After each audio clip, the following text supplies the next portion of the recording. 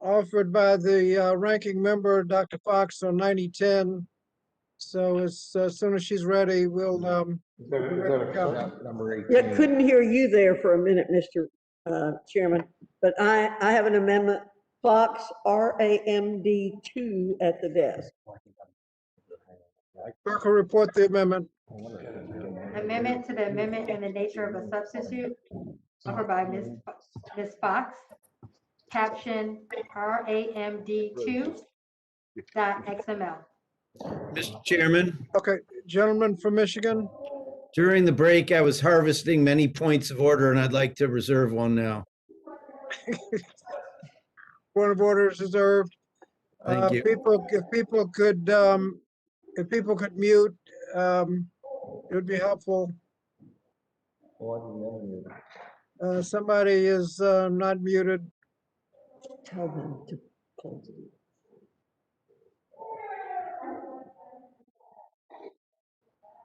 Mr. Chairman, there may be some talking in the outside here. We're getting it shut off. Okay, no problem. Okay, gentle lady from North Carolina is recognized for 5 minutes on behalf of her amendment. Thank you, Mr. Chairman. The two of us have had many conversations over the years about the best ways to reform the Higher Education Act, HEA. No matter what political party was in the majority, at least we agreed we needed to take a comprehensive approach to HEA reauthorization. And I fought alongside you, and others have wanted to make changes in a more piecemeal fashion. Federal student aid is a venture totaling over $120 billion of new money every year in dispersed Pell Grant awards, student loans, and institutional aid programs. Policymakers need to know if this is an effective system. Families need to know if they will receive a high-quality education for their time. Taxpayers need to know if they're getting return on their investment. This means we must consider all the interrelated parts of the HEA to construct an accountability framework that holds all institutions accountable. Sadly, the bill before us today departs from that basic bipartisan consensus to score political points at the expense of low-income, first-generation, and minority students. And for what end? Does the bill seek to measure student learning? Does the bill evaluate all colleges and universities based on the financial success of its students after leaving school? Does the bill make college more affordable? The answer to each of these questions is a resounding no. The legislation before us today takes a flawed accounting gimmick and makes it even worse. The HEA requires for-profit colleges to derive at least 10% of their revenue from sources other than the Title IV student aid. Section 2013 of the bill before us today proposes to modify the 90-10 rule by changing the 90% of the equation from Title IV aid programs to federal funds, a term conveniently not defined. Mr. Chairman, colleagues on both sides of the aisle, adding this provision to the bill is hardly a way to help fight COVID. This bill was supposed to be about immediate relief related to combating the pandemic, not about the Democrat Party's desire to close down a segment of the post-secondary landscape whose purpose is to make the world a better place by educating students. If anything, this 90-10 provision would only exacerbate part of the problem plaguing post-secondary education by forcing colleges to increase their prices or deny students access to education, to comply with an accounting stunt that does not tell us a thing about the quality of the education delivered to the student. And Democrats want to make this ludicrous change in the middle of a once-in-a-century pandemic. But in the spirit of bipartisanship, goodwill, and good faith negotiations, I want to make a compromise offer. My amendment, instead of counting veteran education benefits towards either the 10% or the 90% side of the 90-10 rule, will remove these benefits entirely from the calculation. This way, I solve the concern some Democrats have that for-profit colleges, quote, target, end quote, veteran students because of what they call the GI Bill loophole. This way, there's no loophole. Moreover, my amendment preserves a fundamental truth about veterans' education benefits and how they are, at their core, different than the Title IV student aid programs. Title IV student aid is given. Veterans and military education benefits are earned. We should honor that sacrifice in our lives and in our legislation. Don't just take my word for it. In August 2017, the American Legion adopted resolution number 78, where they resolved that the American Legion expresses its strong support for legislation and federal agency action to ensure better quality and student outcomes for institutions approved for use of Department of Veterans Affairs education benefits by excluding Department of Defense and VA funds from the 90-10 calculation as defined by Section 487A of the Higher Education Act. I wish we were here working together to come up with solutions that work for most Americans. I don't think we should be discussing the 90-10 rule at all, but we are. And that is why I've offered a compromise that addresses my Democrat colleagues' main concern, and it does so while honoring veterans and protecting against overreach by the executive branch. We must come together to hold all institutions accountable, but I'm willing and eager to have that debate within the context of comprehensive HEA negotiation. I urge my colleagues to support this amendment, and I yield back the balance of my time. Gentlelady yields back. Someone seek recognition on the amendment?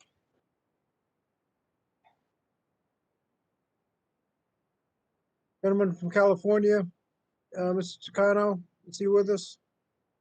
Mr. Chairman, I do seek recognition. I wasn't sure whether Ms. McBath would seek it first, but I'll go sorry. first. Gentleman from California, Mr. Chicano. So, Mr. Chairman, I seek recognition to strike the last word. Gentleman's recognized for 5 minutes. So, Mr. Chairman, the intent of this amendment is twofold. The first intent is to change the provision closing the 90-10 loophole rule, as it is known. And the second intent is to fully exclude the GI Bill benefits from the protections included in the underlying bill. This leaves student veterans vulnerable to exploitation by predatory for-profit schools. As a compromise, I don't see that it's that great an extension of a compromise, because the GI Bill benefits are very generous. They're by far the biggest pot of money that is excluded. So by excluding GI Bill benefits, in effect, what we're doing here is allowing predatory for-profit schools, often of very low quality, to market aggressively to veterans, because their benefits are so generous, among the most generous of education benefits that the federal government provides. And what do they do with these benefits? Well, since they don't have to count it toward the 90%, since it's excluded from that calculation. And what does that mean? Under the 90-10 rule, 90% of the 90% of the revenues coming into a school could be from the federal government. A school has to merely show that 10% are coming from fully paying students from the marketplace. This is not an accounting stunt. This is a very, very generous, I think, allowance for any school, proprietary school out there, to show that their education is worth something, that it actually provides value to a student.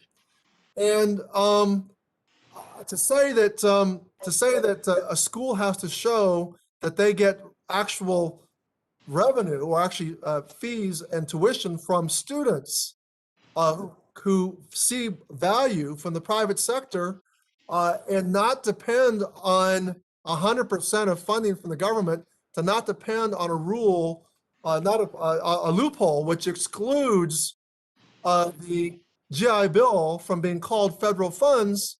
I find the characterization of this being an accounting stunt, that 90-10 is an accounting stunt, this is absurd. This is absurd. The 90-10 rule is about at least forcing these schools to show that 10% of the revenue is coming not from the federal government. And I don't understand why many of my Republican colleagues don't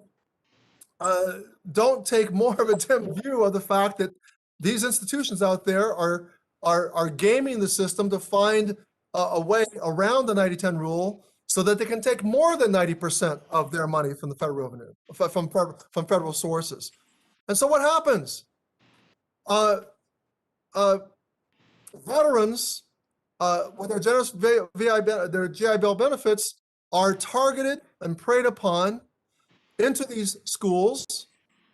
They get drained of their benefits, often handed back certificates or degrees that are unusable in the marketplace. This is simply no way to treat our heroes, no way to treat the people who have served our country so valiantly. So I speak in vehement opposition as chairman of the Veterans Affairs Committee to this amendment, which would drain completely our ability to set aright what needs to happen. Veterans service organizations across the board support the closing of this loophole. Student Veterans of America supports the closing of this loophole because they know that it harms veterans. And what a travesty to use veterans' benefits to increase and empower these shady institutions to prey upon poor people, to prey upon minorities, to expand their ability to recruit them and to drain them of their benefits. I yield back, Mr. Chairman. Thank you. Gentleman yields back. Someone seek recognition on the Republican side. Mr. Chairman, Congressman GT. Gentleman from Pennsylvania, Mr. Thompson. And then Ms. McBath. Thank you, Mr. Chairman. I yield my time to the distinguished ranking member.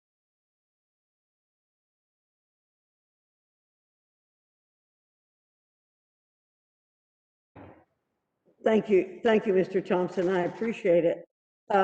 Mr. Chairman, a report just came out today, which I'd like to put into the record, called Collateral Damage. It's published by the Veterans Education Project. It's dated February 21. We just got it today. And it's why an expanded 90-10 rule is a misguided policy for protecting military students. I'm just reading from the executive summary. Our analysis suggests that including military benefits in the revenue limit under the 90-10 rule may indeed reduce the supply of seats for veterans and military students at for-profit institutions. Although these students may end up at public institutions with even weaker student outcomes.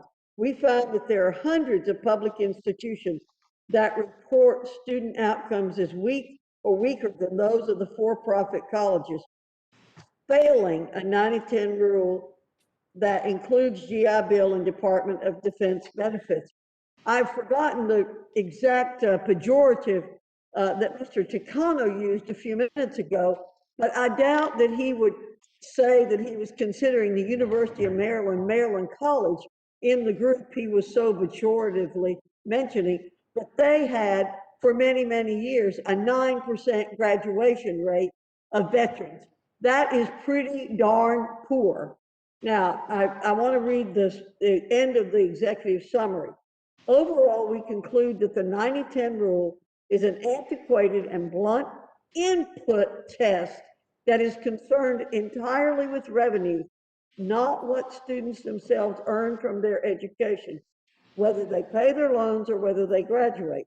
The 90-10 rule is clearly out of step with the movement toward more modern accountability policies in higher education and are based on advanced data systems and student outcomes. Mr. Chairman, my entire career has been based on accountability for what happens in education at all levels. And by the way, Mr. Takano, 100% of the money going into so-called public schools is government money. And you've put up for years with the abysmal failure of public schools, not just at the post-secondary education level, but at the elementary and secondary level. There's nobody in this country who can defend the elementary and secondary schools, and they're getting all their money from taxpayers, and yet we don't give taxpayers a choice. GI Bill benefits also are subject to their own 85-15 rule. 90-10 measures, again, revenue, inputs, not student outcomes. What we need is a system that measures outcomes. We want people to know that when they go to an institution, what their chances are of graduating, what their chances are of getting completing a program that will help them get a job. All segments of the institutions have problems. I worked in 2 segments, what's called higher education. I think that's a misnomer. Don't think we should be calling it higher education because students aren't getting higher order skills. I think we should talk about post-secondary education. But I do think we need to be looking at outputs, not inputs.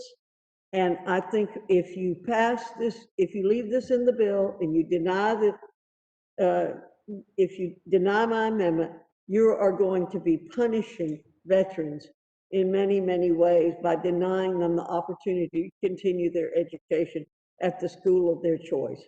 And with that, I yield back.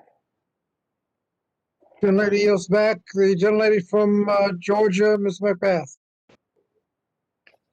Thank you, Chairman, and I move to strike the last word. Gentlelady is recognized for 5 minutes. Thank you. Over the last 4 years, the Trump administration significantly weakened for-profit accountability. And this deregulatory agenda, coupled with state divestment in higher education and enrollment declines at community colleges, leaves me extremely concerned that the fraud and abuse that's been found in the sector during the last recession is just going to still continue to be repeated. And we know that led to the closure of several of the high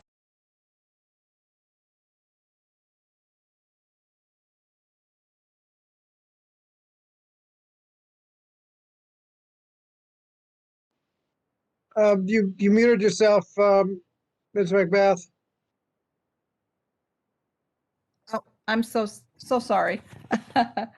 By removing these federal funds from the ratio, this amendment does nothing to ensure the integrity of the federal financial aid system, nor does it remove the incentive to aggressively target student veterans to access their GI Bill dollars. This is not what the 37 VSOs have called for to address the problem. And I will tell you, someone who has a heart to serve our veterans, and under the Trump administration, President Trump did actually sign into law a piece of legislation, the Haven Act, that the bill that I passed, that actually protects our veterans when they are facing the possibility of having to file bankruptcy. I find this very, very disturbing that once again, the men and women who've worked so hard to defend the United States of America, they've given us their time, their talent, their energy, and their lives, that once again, we are looking at the possibility of not giving them every bit of resource that they deserve. And so the time is now to address this abuse of taxpayer dollars and abusing our students. And yes, that means our veterans. And I urge my colleagues to oppose this amendment, and I yield back the balance of my time. The gentlelady's time has expired. Are there others that wish to speak on the amendment? I do, Mr. Chairman. Gentlelady from Oregon. Thank you, Mr. Chairman. I move to strike the last word. Gentlelady is recognized for 5 minutes. Thank you, Mr. Chairman. And I am speaking in opposition to this amendment offered by Ranking Member Fox. This is an issue we've talked about in the committee for some time. This amendment is not going to solve the problem. The American Legion actually opposes this proposal to remove the GI Bill from the equation. In fact, they passed a resolution in 2019 calling for the GI Bill to be counted as federal funds on the 90 side of the equation. The Veteran Education Project report relies on data from different time periods, which compromises its conclusions. It asserts with more certainty than the data can support how many institutions would fail the metric, and selectively uses the metrics that work best to support the thesis that for-profit schools affected by closing the 90-10 loophole have outcomes on par or superior to those with selected public institutions. So I encourage the committee to take a good look at this, oppose this amendment, and let's work together to make sure that we are addressing this in the right way that is best for our students and our veterans. And I yield back the balance of my time. Gentlelady's time has expired. Does anyone else seek recognition? If not, gentleman from Michigan. Gentleman from Michigan.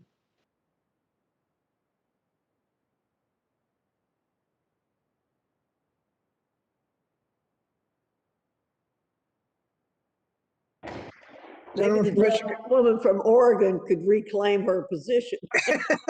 Gentleman from Michigan, withdraw your point of order. You're Yeah, mute. sorry, I withdraw my point of order. Thank you. The question is now on the amendment offered by the gentlelady from North Carolina.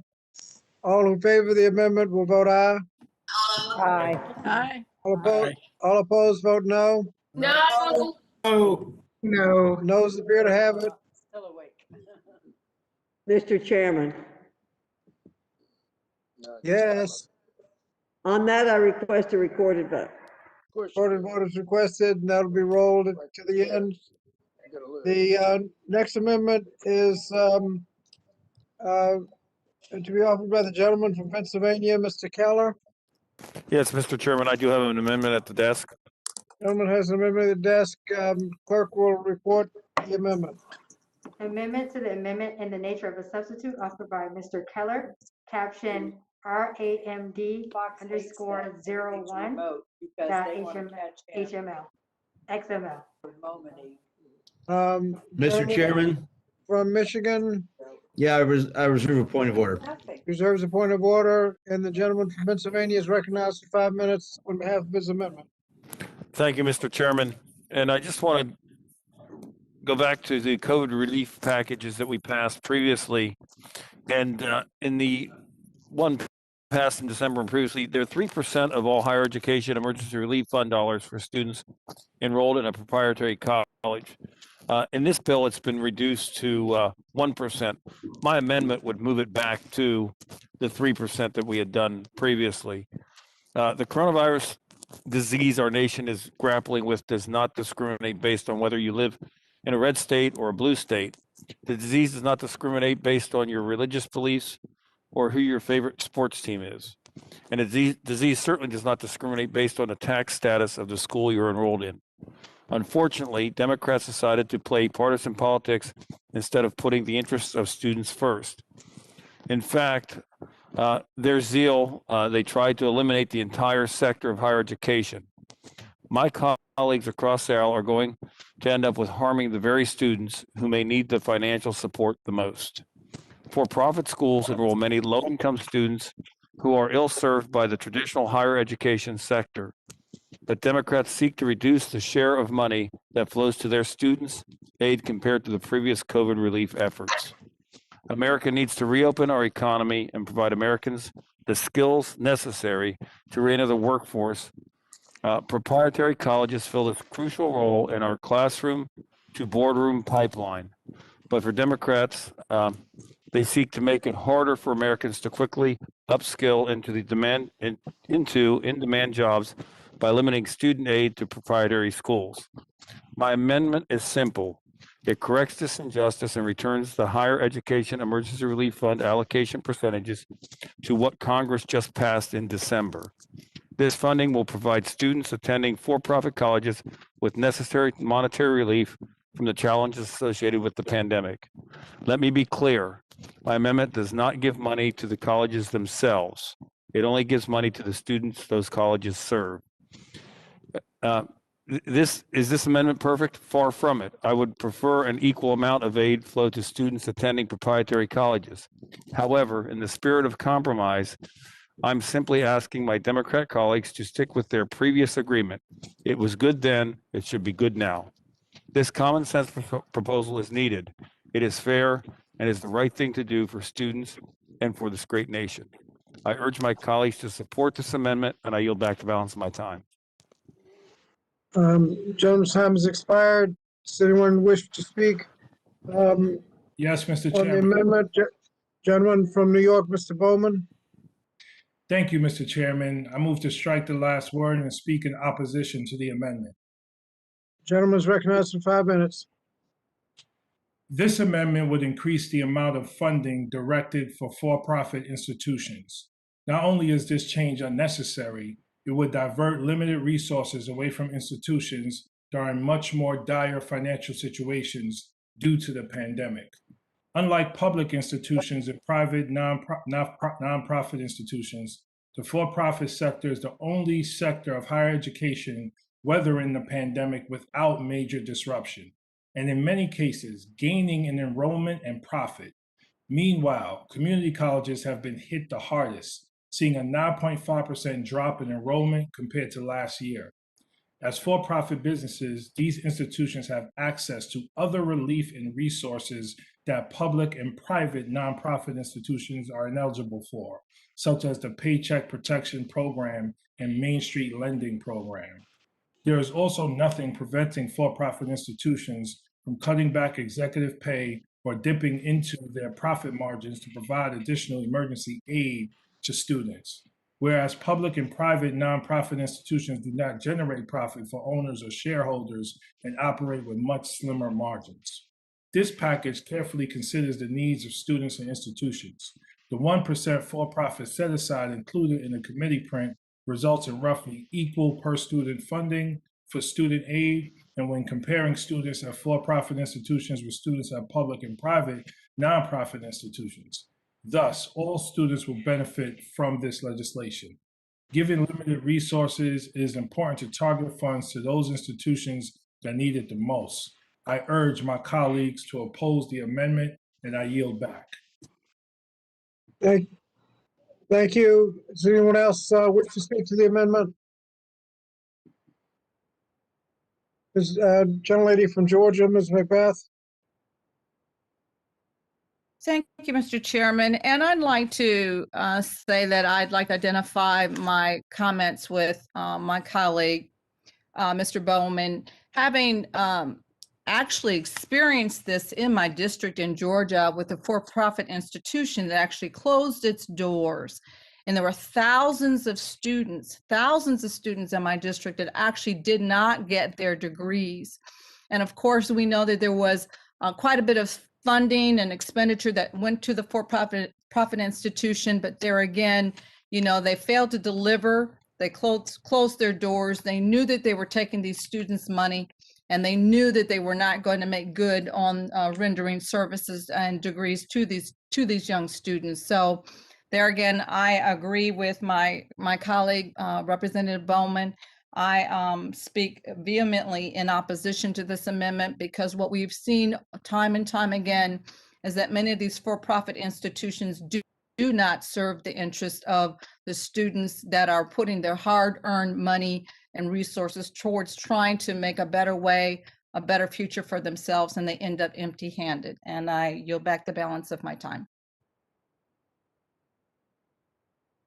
The gentlelady's time has expired. Does anyone else seek recognition? Not the gentleman from Michigan. I withdraw my point of order, Mr. Chairman. Point of order is withdrawn.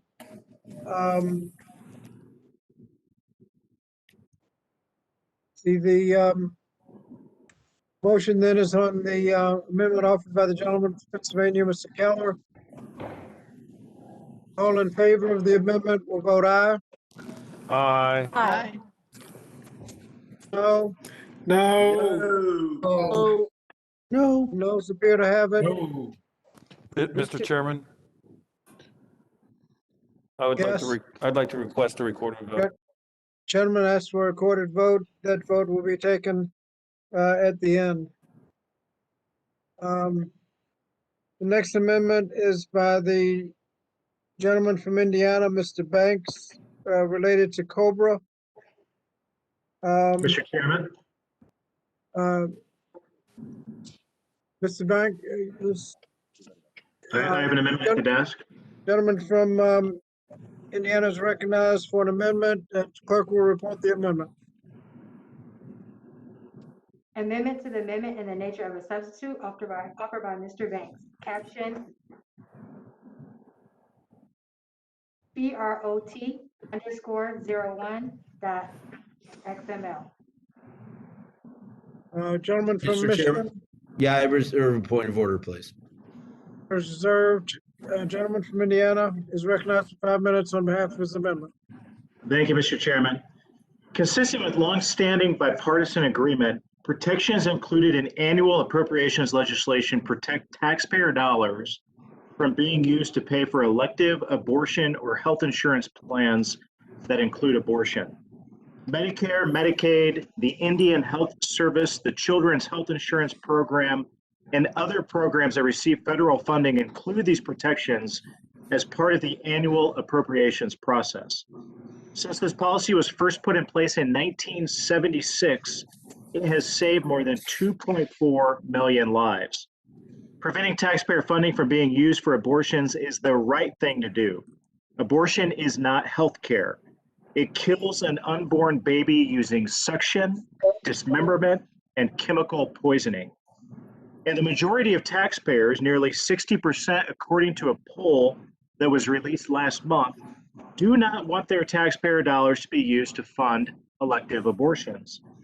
A provision in this bill creates a new government program to cover COBRA cost and does not include these important protections against the use of federal funds for abortion services. Consistent with current law, any federal funds used to subsidize private coverage must include such protections to avoid violating the consciences of taxpayers and ensure that no federal funds are used to pay for elective abortion. This amendment is simple and would do just that by ensuring that any government funds or tax credits provided to cover COBRA premiums include a prohibition on subsidizing abortion services, and I urge my colleagues to support it. With that, Mr. Chairman, I yield back. Gentleman yields back. Does anyone seek to speak on the amendment? Gentlelady from Oregon. Thank you, Mr. Chairman. I move to strike the last word. Gentlelady moves to strike the last word. It's recognized for 5 minutes. Thank you very much, Mr. Chairman. I speak in strong opposition to this amendment. It imposes a burdensome abortion restriction on private employer-sponsored health plans. It threatens access to COBRA coverage for millions of workers. Extending the Hyde Amendment to COBRA coverage would mean that the subsidies could not be used to purchase a plan that includes abortion coverage, putting premium assistance out of reach for workers who need it. Committee Republicans may offer this anti-healthcare amendment and other amendments that seek to score political points, but it always baffles me that this amendments come from people who typically argue for less government. Here I agree, policymakers don't belong in a decision between women and their healthcare providers. Committee Democrats are focused on preserving healthcare coverage through a comprehensive COVID-19 relief package to meet the needs of essential workers, their families, and communities across the country. I want to emphasize, when abortion is restricted or banned, it doesn't go away, it becomes unsafe. The COVID-19 pandemic has already created additional barriers to abortion access for many, especially women of color. For example, cost, transportation, unfamiliarity with the geographic area, and the available services all make accessing abortion difficult. In the United States, the rate of death for women of reproductive age is on the rise. Women are 50% more likely to die in childbirth than they were 30 years ago, and Black women are 3 to 4 times more likely to die than white women. Notwithstanding this reality, access to reproductive care has been under attack and is being needlessly attacked here today. This proposed restriction would create a dramatic expansion of Hyde restrictions into the private employer-sponsored healthcare market. Most plans cannot change the terms of coverage mid-year. Therefore, any requirement to exclude abortion coverage would prohibit those plans from being eligible for subsidies. Additionally, in some states, like my home state of Oregon, for example, plans may be recovered to cover abortion under state law. This restriction could and likely would lead to significant and unnecessary litigation between the states that require coverage and the federal government. The bill we're considering today is about supporting workers and their families through a national health crisis. Families need help now. This amendment does nothing to achieve that goal. I encourage my colleagues to oppose the amendment, and I yield back the balance of my time. Thank you. Gentlelady yields back. Does anyone else wish to speak on the amendment? Mr. Chairman. Mr. Chairman. Just a minute. Gentlelady from North Carolina. Thank you, Mr. Chairman. Mr. Chairman, I sincerely like and respect my colleague from Oregon. But I resent her saying that we offer pro-life amendments and pro-life bills to score cheap political points. There's not a one of us Republicans who offers these amendments and offers the bills to protect innocent life because we're trying to score cheap political points. We hold sincere beliefs that life is sacred from the point of conception to natural death. And we truly believe that violating that moral code is a stain on our entire society and our entire world. Again, I respect my colleague from Oregon, and I hope she doesn't want to malign our feelings on this very, very sensitive subject by making such accusations. It truly does offend me. And I listened carefully to her words, as I always listen to them, because she often has things to say that I agree with. But this is beneath her dignity, and it is unfair to characterize sincerely held moral beliefs in this way. And I want to state that in the strongest possible way for me and my colleagues.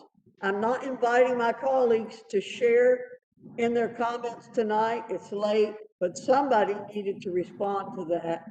And with that, I yield back my time. Gentlelady yields back her time. Did anyone else wish to speak on the amendment? Mr. Chairman. Mr. Chairman. Joe Courtney. Gentleman from Connecticut, Mr. Courtney. Yes, thank you, Mr. Chairman. And, I think Susan Bonamici's point that, this measure is a very short-term emergency program to basically make sure that people stay connected to the healthcare providers that they have under their employer-based health insurance, rather than being pushed off because of the cost of COBRA, which I think all of us know is far beyond the reach of most American workers. And really, this is just a stabilizing sort of proposal, again, in terms of making sure that workers and their families are protected. I think the premise of Mr. Banks's argument, which is that employer-based health insurance has been sort of fly-spec clean of any taxpayer involvement with plans that have abortions, is actually not correct. In fact, if you look at employer-based plans, they are excluded from being taxable. And that's something that Congress did back in World War II. And that is the case today. I mean, the tax exclusion for employment-based benefits is a huge federal subsidy. And you have to go no further than the Congressional Budget Office, which tabulates that huge subsidy year in and year out. I mean, it's something that Milton Friedman, the conservative economist, always pointed to. And in fact, it's true. I mean, keeping those benefits non-taxable involves the federal tax code in terms of making those benefits affordable for employers and workers. So what this COBRA proposal in the rescue plan is seeking to do is simply to preserve the existing health benefits that people have through their work. The mechanics of how this is going to work is that the subsidy is actually going to the employer. It's not going to the worker. The worker is basically going to see the cost of their COBRA out of pocket reduced to 15% of the premium. The employer is going to pick up the rest and then get that back from the federal government in the form of a tax credit. So you could have a company with 200 employees that have been laid off. Some of those people could be very anti-abortion and but work for a firm that provides reproductive women's health coverage. And basically, Mr. Banks' amendment will have the effect of depriving them of the benefit of getting affordable COBRA extension. So again, I think people should really take a deep breath here. This is not this COBRA program is really just taking a very status quo approach to protecting people's health benefits on an emergency basis. Again, with the full understanding that the tax code already subsidizes those benefits, whether they, and many of those plans have abortion coverage. So we're really not extending or expanding abortion rights with this COBRA plan. And in fact, what Mr. Banks's amendment would do is really deprive people of the benefit of this common sense program, which, by the way, the U.S. Chamber of Commerce supports COBRA subsidy. And so, again, it's an amendment that really, I think, would push people off of their employment-based benefits into public programs, cost the taxpayers more, and destabilize the kind of coverage that they have now with their employment-based plan. So again, I respectfully would urge a no vote on this amendment and any other amendments that really seek to interfere with what I think is a really smart way to protect people's health coverage during a pandemic. The worst way that we can sort of move in a public health crisis is to keep sort of restricting people's ability to have their medical bills paid for and protecting their COBRA and making their COBRA benefits affordable is a way of, again, keeping in place the health benefits that workers and their families depend on. And I yield back. Thank you. Gentleman's time has expired. Anyone else wish to speak to the amendment? If not, Mr. Chairman, um, Tim Walberg here. gentleman from Michigan, Mr. Wahlberg. Thank you, Mr. Chairman. And I'll keep it very brief. I applaud the Republican leader for taking her stance. And I also respect my colleagues, and I long for the day that we can be back together in meetings and can see each other's faces and all of the rest. But in the meantime, we're doing work here, and we're talking so much about families and family values and valuing them and labor and workers, and yet the very first right is that right to life. I think it's very appropriate that Mr. Banks offers this amendment. I don't think it takes away opportunities for people to have COBRA, to have cares met. But if we're concerned about education, we're concerned about students, why would we take the lives and encourage insurance programs that continue to devalue life itself, life that we will seek in our best ability to educate and develop for the future of this great country? So I think it's entirely appropriate to push back with this legislation and with this amendment to respond to the issue that the overwhelming majority of people, at the very least, sadly, the only thing they're concerned about is paying for abortion. Nonetheless, I think it is important that we respond to life and support it in any way possible and remove those things that talk about health care, but whose health are we forgetting about? And that's the life of the innocent unborn. With that, Mr. Chairman, I yield back. Gentleman yields back. Does anyone else wish to speak? Gentleman from Michigan. I withdraw the point of order, Mr. Chairman. Mr. Point of order is withdrawn. The question then is on the Banks amendment. All in favor of the amendment will say aye. Aye. Aye. All opposed, say no. No. No. Noes appear to have it. Mr. Chairman, Is it Mr. Banks? ask for a recorded vote. Mr. Banks asked for a recorded vote. That'll be taken at the end. The next amendment will be offered by the gentlelady from Indiana, Ms. Sparks. Mr. Chairman, I have amendments part 001 at the desk. Clerk will report the amendment. Amendment to the amendment in the nature of a substitute offered by Mrs. Sparks of Indiana. Caption Sparks _001 XML.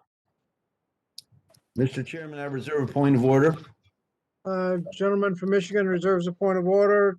Gentlelady from Indiana is recognized for 5 minutes on behalf of her amendment. Thank you, Mr. Chairman and members of the committee. We have a lot of vibrant debate, but hopefully this is one issue we can find some agreement. I know that this committee been a strong supporter of juvenile justice reform, which was passed a few years ago, and the Juvenile Justice and Delinquency Prevention Act was passed.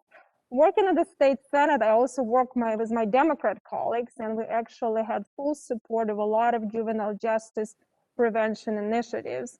We know that this juvenile centers for children need support dealing with the pandemic. According to the Sentencing Project, among detained youth and among staff, COVID-19 cases have been reported in almost all states and territories. That's why I'm offering a common sense amendment that will help these facilities keep children safe and help limit detention in the first place. This amendment would direct $1 billion to Department of Justice to support cleaning improvements to facilities, better testing of detention centers, help facilitate faster vaccinations. And one of very important issues, it's a Title V of the Juvenile Justice and Delinquency Prevention Act, the promise grants, which aim to help keep juveniles out of detention in the first place. We work a lot in the state of Indiana on this issue, and you work a lot on this issue here too. As we all know, an ounce of prevention is worth a pound of cure. These changes will help protect these children and help our communities fight the pandemic. While we're working to reopen schools and an economy, we cannot forget about these children that need additional assistance. And this funding will help to ensure that juvenile facilities and will ensure that we're protecting them and also help at risk youth. And the time and teachers union and students spending a lot in virtual learning, this amendment directs funding to support the Chairman's Promise grants, including in the JJDPDA. This funding will help communities reach struggling students to help the children out of the juvenile justice system and provide them opportunities to succeed through evidence-based program, and local units of governments can partner up for at-risk children and keep them in the juvenile system. And we put billions and billions into school to reopen safely. It's time to support children in juvenile centers and work to prevent struggling students from getting caught up in the juvenile justice system. I really urge my colleagues to support this amendment, and I hope that partisanship and our party affiliation will not preclude it from some good policies that will be great for a lot of these children. I would really appreciate support, and I yield back. Gentlelady yields back. Does anyone wish to be recognized on the amendment? I do, Mr. Chairman. Gentleman from Connecticut, Mr. Courtney. Oh, Kentucky. I'm sorry. A gentleman from Kentucky, Mr. Yarmouth. Thank you, Mr. Chairman. I move to strike the last word. Gentleman's recognized for 5 minutes.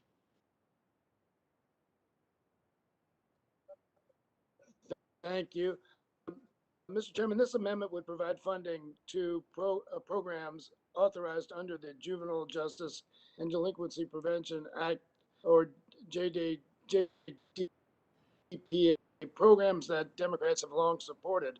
The commitment we are debating today already includes significant funding for vulnerable children and families, including $350 million to support treatment and prevention of child abuse and $450 million to support survivors of domestic abuse and sexual assault. I certainly support the underlying goal of providing additional funds for programs under the JJDPA and agree that we need to provide additional support for these programs. I'm excited to work with my colleagues on a bipartisan basis to provide more funding for these critical programs. However, this reconciliation bill is based on President Biden's robust plan for immediate rescue, which includes billions of dollars for a comprehensive response to the pandemic, including investments to improve access to testing and vaccines. I appreciate the general intent of the amendment to ensure that young people, and particularly those who are court involved, are kept safe and provided with the supports they need to be healthy. I'm confident the reconciliation bill's other provisions and investments will also help fulfill part of the goal of my colleague's amendment. I look forward to working to ensure that no vulnerable population is left behind as the other pieces of this package are implemented. I urge my colleagues to oppose this amendment, and I yield back. Gentleman yields back. Anyone else wish to be recognized on the amendment? Mr. Chairman, I would like to be recognized. Okay, just a minute. Anybody on the other side? If not, gentleman from New York, Mr. Bowman. Mr. Chairman, I move to strike the last word and speak in opposition to the amendment. Gentleman's recognized for 5 minutes. This amendment denies relief funds to K-12 schools unless the state educational agencies notify governors and state and local legislative entities of the maintenance of effort and maintenance of equity requirements associated with K-12 education relief fund, and the governor approves. This is another bad faith effort on the part of our Republican colleagues to delay critical fees. Would the gentleman suspend for a minute? Which are you speaking to this to the amendment offered by the gentlelady from Indiana? I believe I am, sir, but I may have been mistaken. Let me double check with my team.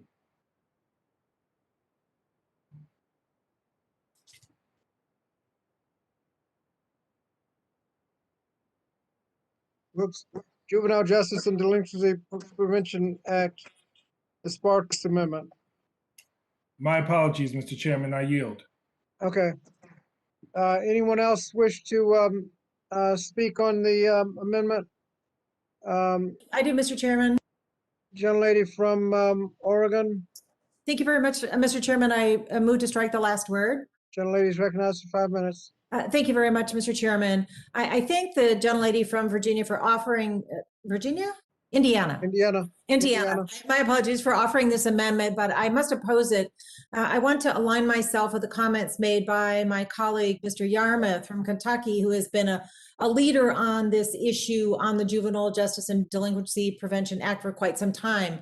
As the chair of the Civil Rights and Human Services Subcommittee, I invite the gentlelady from Indiana and others to work with us. This is typically a bill that has had bipartisan support, does go through the committee. It is good policy. However, for the reasons that Mr. Yarmouth spelled out, this is not going to be in this reconciliation bill, which already has plenty of other provisions that are addressing prevention. But I do encourage everyone to participate in the work of the committee and the subcommittee as we do work on the Juvenile Justice and Delinquency Prevention Act. So again, I oppose the amendment, but appreciate the interest in the issue, and I yield back the balance of my time. Gentlelady yields back. Anyone else wish to speak on it? Mr. Chairman, Michelle Steele from California. Gentlelady from California is recognized. I want to yield my time to Congresswoman Swartz. Thank you, Mr. Chairman, members of the committee.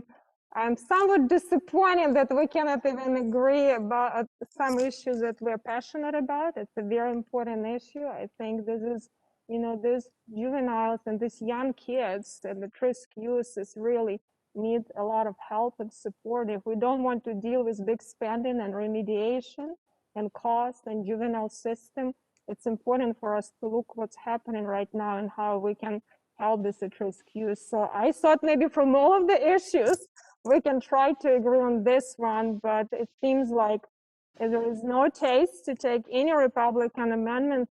It's unfortunate to me. I'm somewhat disappointed. We might try it again, but I hope my colleagues can change their mind and still support this amendment because it's really helpful and it's very needed. There are a lot of funds provided for a lot of other causes, so it doesn't seem like we should forget about juvenile assistance. So I yield back the balance of my time. And gentlelady yields back.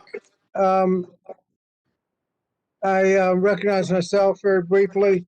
One of the problems with waiting the last minute to have an amendment is it's kind of hard to fit $1 billion into legislation. But I can assure you, you've got strong support on this side of the aisle to have something like this passed as soon as we get to the Juvenile Justice and Delinquency Prevention Act. So save your speeches. We're going to hopefully all be on the same side on the next go round. I yield back. Anyone else want to be recognized? If not, gentleman from Michigan. I withdraw the point of order, Mr. Chairman. Point of order is withdrawn. Question is now is the amendment offered by the gentlelady from Indiana, Ms. Sparks. All in favor, say aye. Aye. All opposed, say no. No. Noes appear to have it, Mr. Chairman, I would like to request a recorded vote. and a recorded vote is requested. The next amendment that we'll go to is offered by the gentleman from Michigan, Mr. Wahlberg. DOL funding. Mr. Chairman, I have a minute at the desk. Gentlemen, if clerk will report the amendment.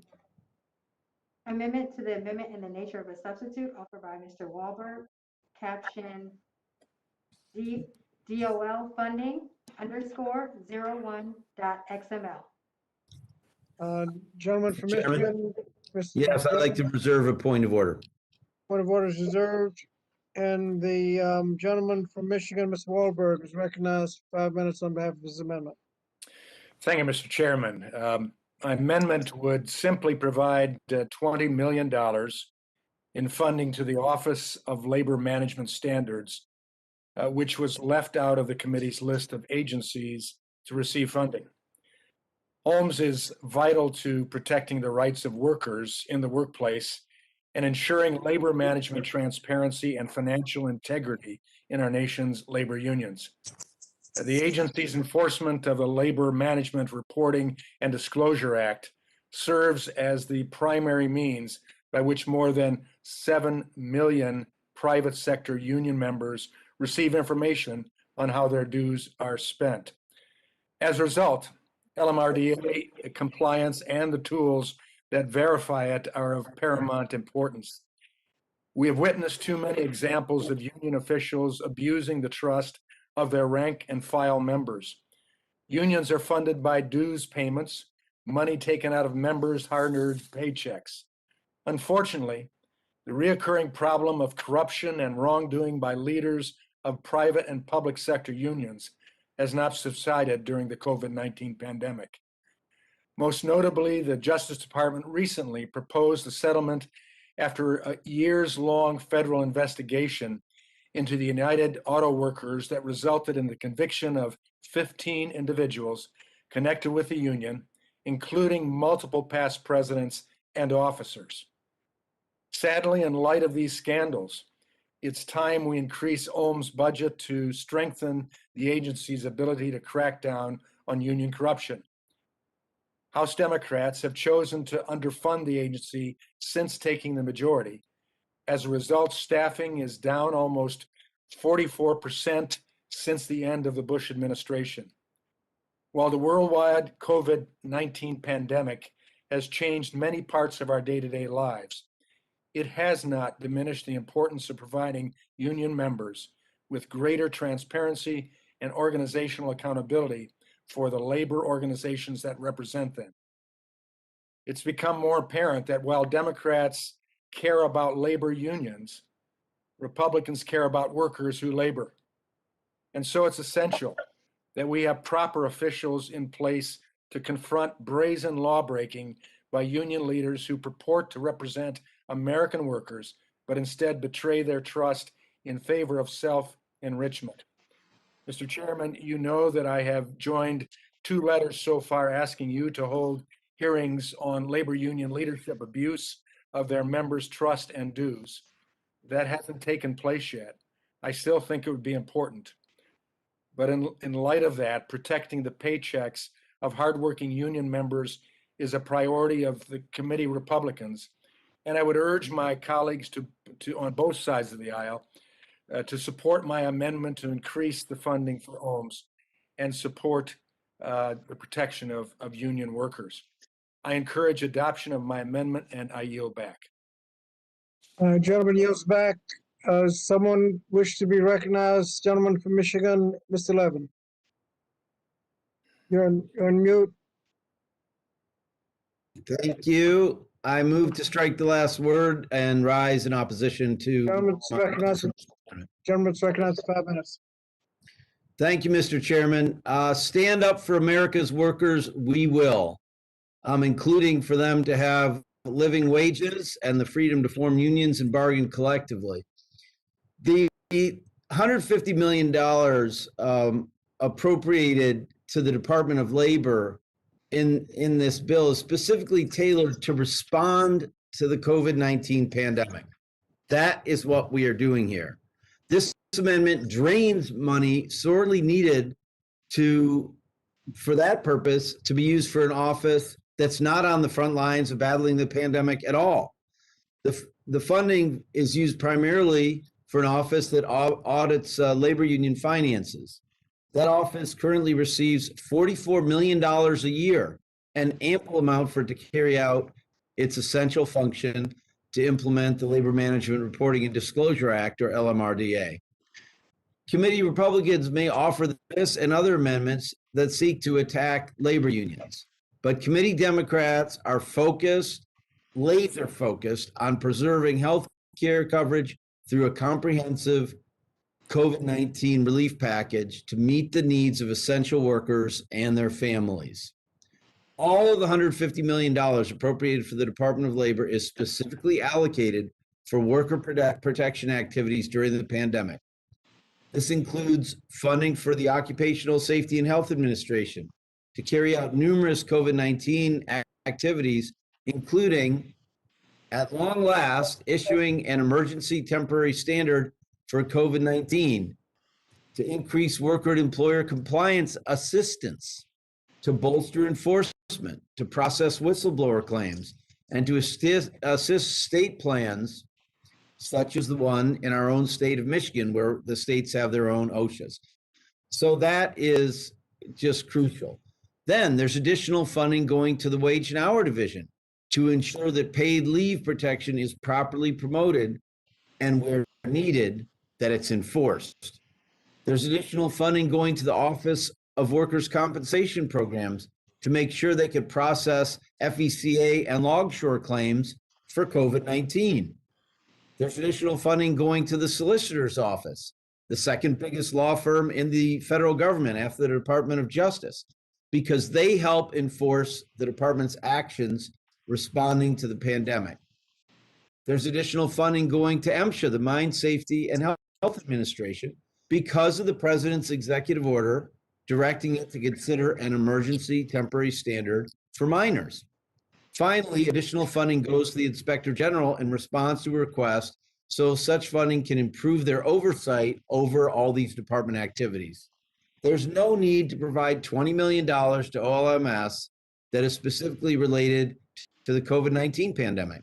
This is nothing more than an ideological attack seeking to undermine unions. My colleague claims that this amendment is a response to an investigation into corruption at the UAW, the United Auto Workers, and Fiat Chrysler Automobiles. However, that investigation ended in a settlement with the Republican-appointed U.S. attorney in December 2020, and no government entity claimed that it needed more funding to carry out any activities. Moreover, that investigation had nothing to do with the pandemic.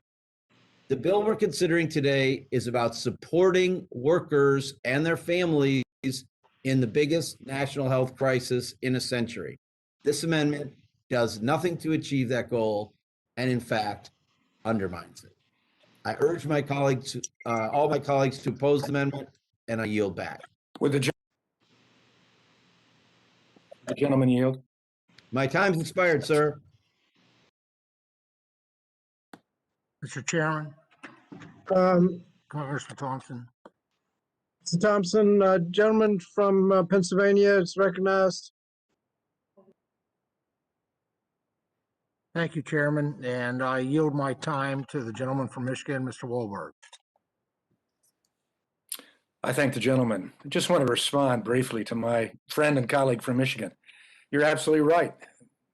That case was settled. Thankfully, we had a strong attorney looking into it and forced the hand. But if we have this type of money going toward COVID and in the union coffers to deal with COVID issues, I think there's even a higher priority that we have an investigative team that's there to look and make sure that those dollars are expended for the appropriate entities and appropriate aspects of the COVID-19. It wasn't only union dues that were the problem that we saw take place with union leadership, with multiple going to jail, presidents of the unions as well. And so as you've been trying for the past number of years to reduce the dollars going to OMS to do the oversight work of how funds are expended, I would think we want to make sure that COVID-19 relief dollars were watched as well. And so we don't brush it off just like that. There's concern that the rank and file know that dollars that are going for specific purposes meet those purposes. And I yield back. Will the gentleman yield? I've yielded already. Okay.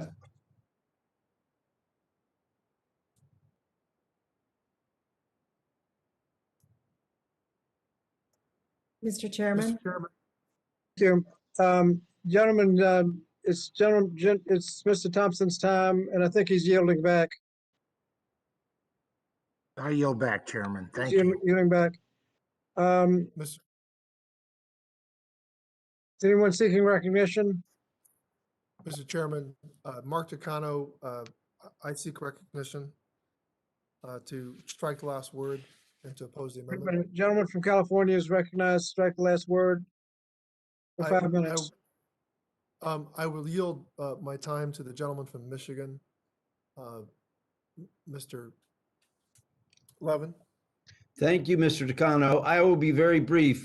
No, this money isn't going to union coffers. It's going to the U.S. Department of Labor to carry out its functions. So I agree with Mr. Wahlberg that we should carefully monitor the expenditures of taxpayers' money. And I wish he had support, I want to point out that we have strong oversight of the CARES Act. And we have a committee led by our majority whip, Mr. Clyburn, overseeing that. I fully support that, but that's nothing to do with what your amendment is.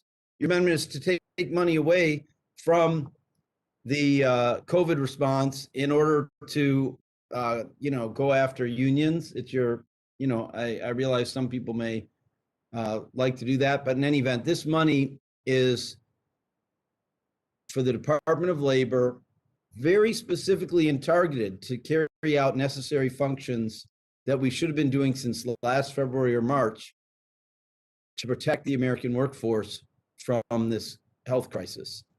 And I thank Mr. Takano for giving me those seconds, and I yield back to him. Mr. Chairman, I yield back the balance of my time. Gentleman yields back. Does anyone else wish to be recognized?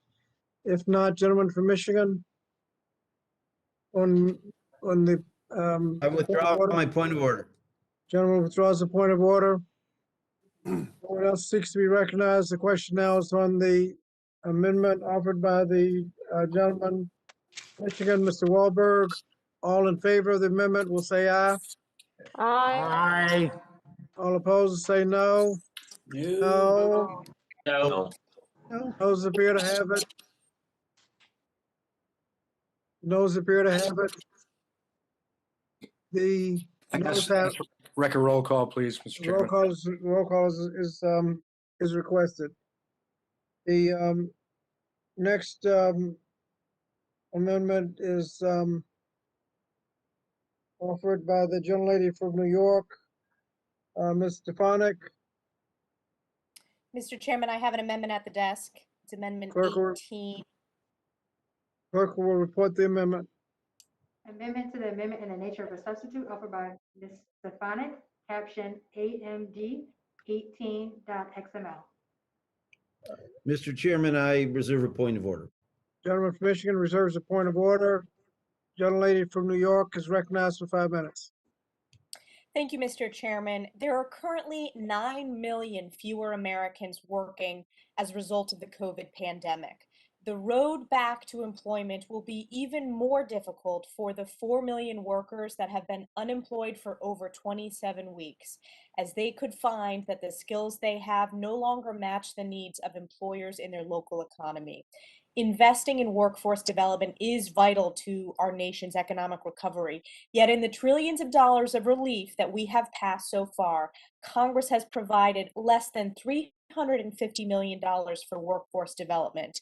And while this bill today before us allocates nearly $40 billion for higher education institutions, it fails and invests $0 in workforce development, which would reconnect millions of unemployed Americans with the dignity and purpose found in a meaningful career and job.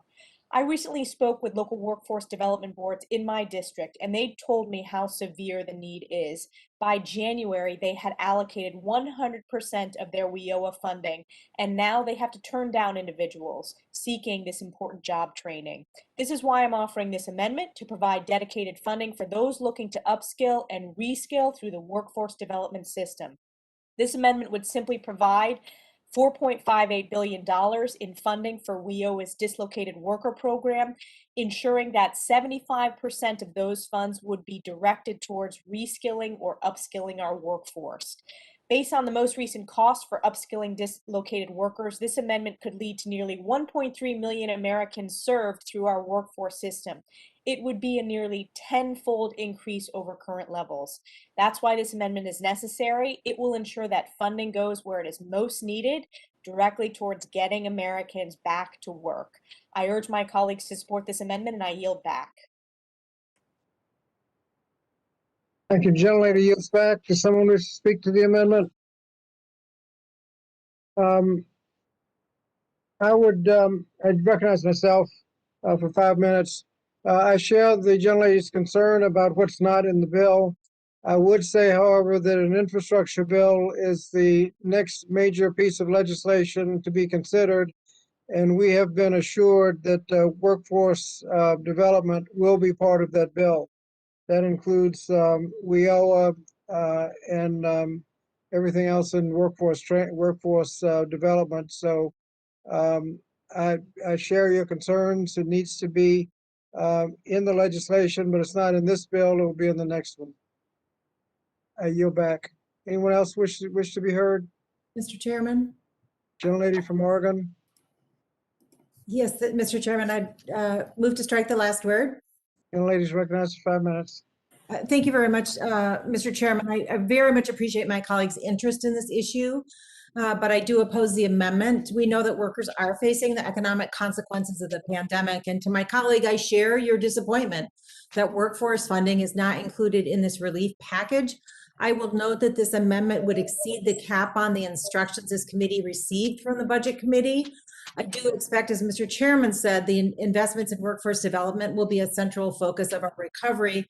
In fact, Chairman Scott and I recently introduced the Relaunching America's Workforce Act with several of our Education and Labor Committee colleagues to invest $15 billion in our nation's workforce system. I encourage my colleague from New York and any other Republican colleagues to join us in our efforts and co-sponsor this bill.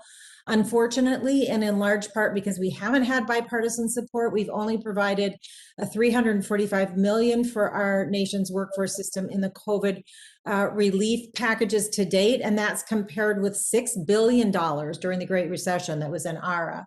So we do desperately need these investments to help people get the training and support services they need to find good paying jobs, which is why I'm leading a call for the workforce title in the upcoming recovery infrastructure package, working with Mr. Chairman and others. So I hope we can secure bipartisan support in these efforts. We know how important it is for people to get the skills they need to upskill or transition, as so many people have lost their jobs. So again, I urge my colleagues to oppose this amendment, but I do encourage everyone to work with us going forward on this important issue, and I yield back the balance of my time.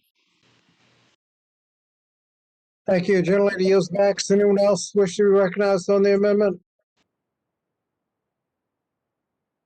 If not, gentleman from Michigan, Thanks, Mr. Chairman. I move to strike the last word. gentleman's recognized for 5 minutes. I will be brief. I want to salute Suzanne Bonamici's leadership. I'm one of her others. I'm one of her peeps on this, and the chairman's. I want to just pour on the bipartisan love here with my colleague, appreciating your intent, where you're going. We need to get going with workforce funding, and please join with us in working on it when we're not facing these caps, and we got to get it done. And with that, I yield back. Gentleman yields back. Does anyone else wish to be heard? If not, gentleman from Michigan, Mr. Levin, on the point of order. I withdraw it, Mr. Chairman. Thank you. Does anyone else wish to be heard? If not, the question is on the Stefanik amendment. All in favor will say aye. Aye. All opposed, no. No. Mr. Chairman, I request a recorded vote. No. Recorded vote is a recorded vote is requested, and that'll be rolled to the end. Ms. Stefanik, do you have another amendment? Yes, Mr. Chairman, I have an amendment at the desk. This is amendment number Stefanik RAMD 04.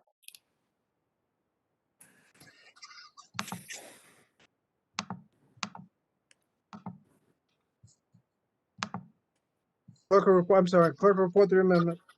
Amendment to the amendment in the nature of a substitute offered by Ms. Stefanik, caption amends com /RAMD_04.xml.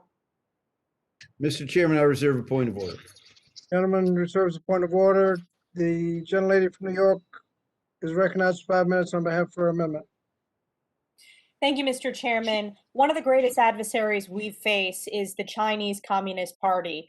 The CCP is antithetical to our values in the United States. This is an authoritarian communist regime that has been engaged in widespread human rights abuses for decades, from the dark days under Chairman Mao to the current mass surveillance of their population to enforce social credit scores and loyalty to the Chinese Communist Party. It is also a fact that the Chinese Communist Party has committed genocide, where Muslim Uyghurs and other minorities are subject to forced labor, imprisonment, torture, and forced sterilization. The United States must clearly counter this dangerous regime. And institutions of higher learning that continue to engage in partnerships affiliated with the Chinese Communist Party are ignoring genocidal acts in favor of monetary gain. This does not represent who we are as Americans or our American values. The Chinese Communist Party makes no secret their goal to supplant the US as the world's leading superpower, and one way they attempt to do this is through academia. They are engaged in systemic influence operations throughout higher education, where they poison the well of free thought and expression by using coercion and attempts to censor critical views of China. We have seen time and time again the Chinese Communist Party will do everything possible to steal our intellectual property and research, compromise our professors, and even recruit individuals on campus for espionage. We value our institutions of higher education as forums for open thought and expression and incubators for innovation and learning. The Chinese Communist Party sees them as the opposite, forums for communist brainwashing and censoring speech, and unfortunately a marketplace for intellectual theft. Just yesterday, we learned that President Biden is revoking common sense bipartisan measures put in place under the previous administration that increased transparency of contacts and transactions, higher education institutions have with Confucius Institutes. This is of grave concern. This is of bipartisan concern that we've discussed extensively on this committee and the House Armed Services Committee over the past few years. My amendment is simple. It prevents taxpayer dollars from the underlying bill's Higher Education Emergency Relief Act from going to institutions that currently have a partnership with any entity owned, controlled, or organized under the laws of the Chinese Communist Party. We cannot continue to look the other way as the Chinese Communist Party continues to jeopardize our institutions of higher learning. I urge my colleagues to support this amendment, and I yield back the balance of my time. Thank you. I'd recognize myself to speak against the amendment. This amendment prohibits funding to institutions of higher education that have a partnership with an entity, as she said, owned or controlled by the Chinese government. While many of my colleagues have expressed concerns over the transparency of Confucius Institutes, I'd like to remind them that we did include a provision in the FY21 National Defense Authorization Act that requires the Secretary of Defense to prohibit funding to institutions with Confucius Institutes unless the Secretary determines that the contracts robustly protect academic freedom. To deny this critical funding to institutions and students in order to just for some reason also harms our Asian and Asian American communities in the United States.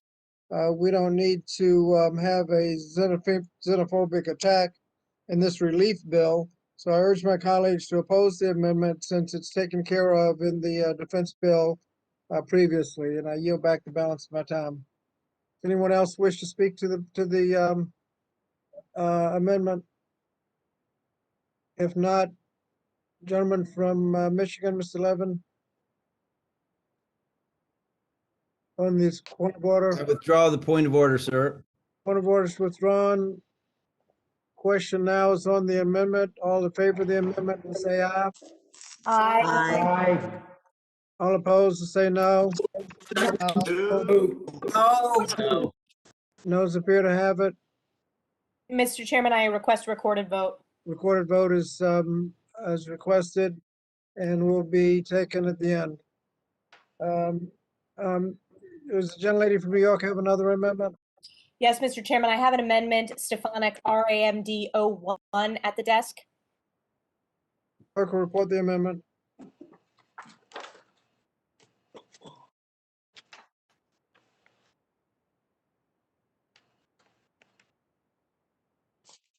I have amendment STEFAN_001.XML. Is that correct? Yes, that's correct.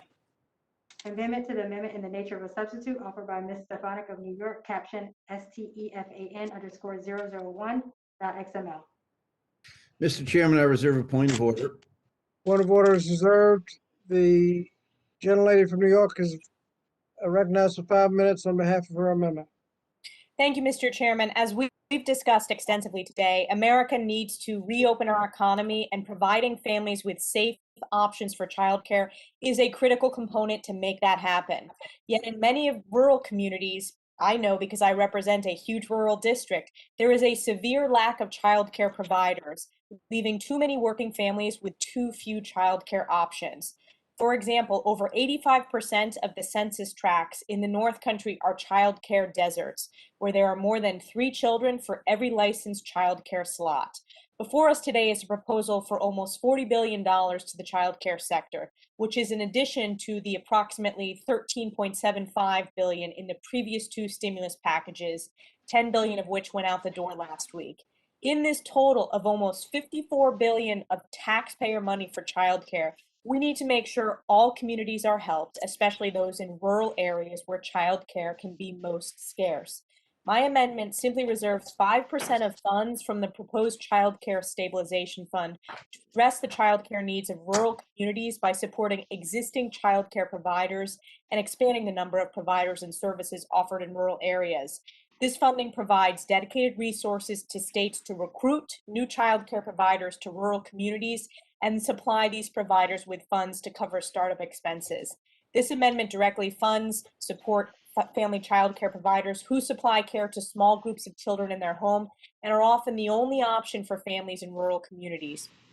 Also, childcare during non-traditional hours, such as in the evenings and during weekends, is also needed by many working families. With my amendment, funds would be available to help childcare providers offer these extended hours to accommodate varying schedules of hardworking families. All these measures would greatly benefit families in rural regions and allow them to return to work with their children in safe, caring environments. I urge my colleagues to support this amendment, and I yield back the balance of my time. Gentlelady yields back. Does anyone seek recognition on this amendment? I do, Mr. Chairman.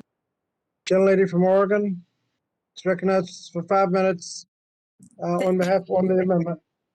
Thank you, Mr. Speaker. I move to strike the last, or Mr. Chairman, I move to strike the last word and speak in opposition to the amendment. Gentlelady is recognized for 5 minutes.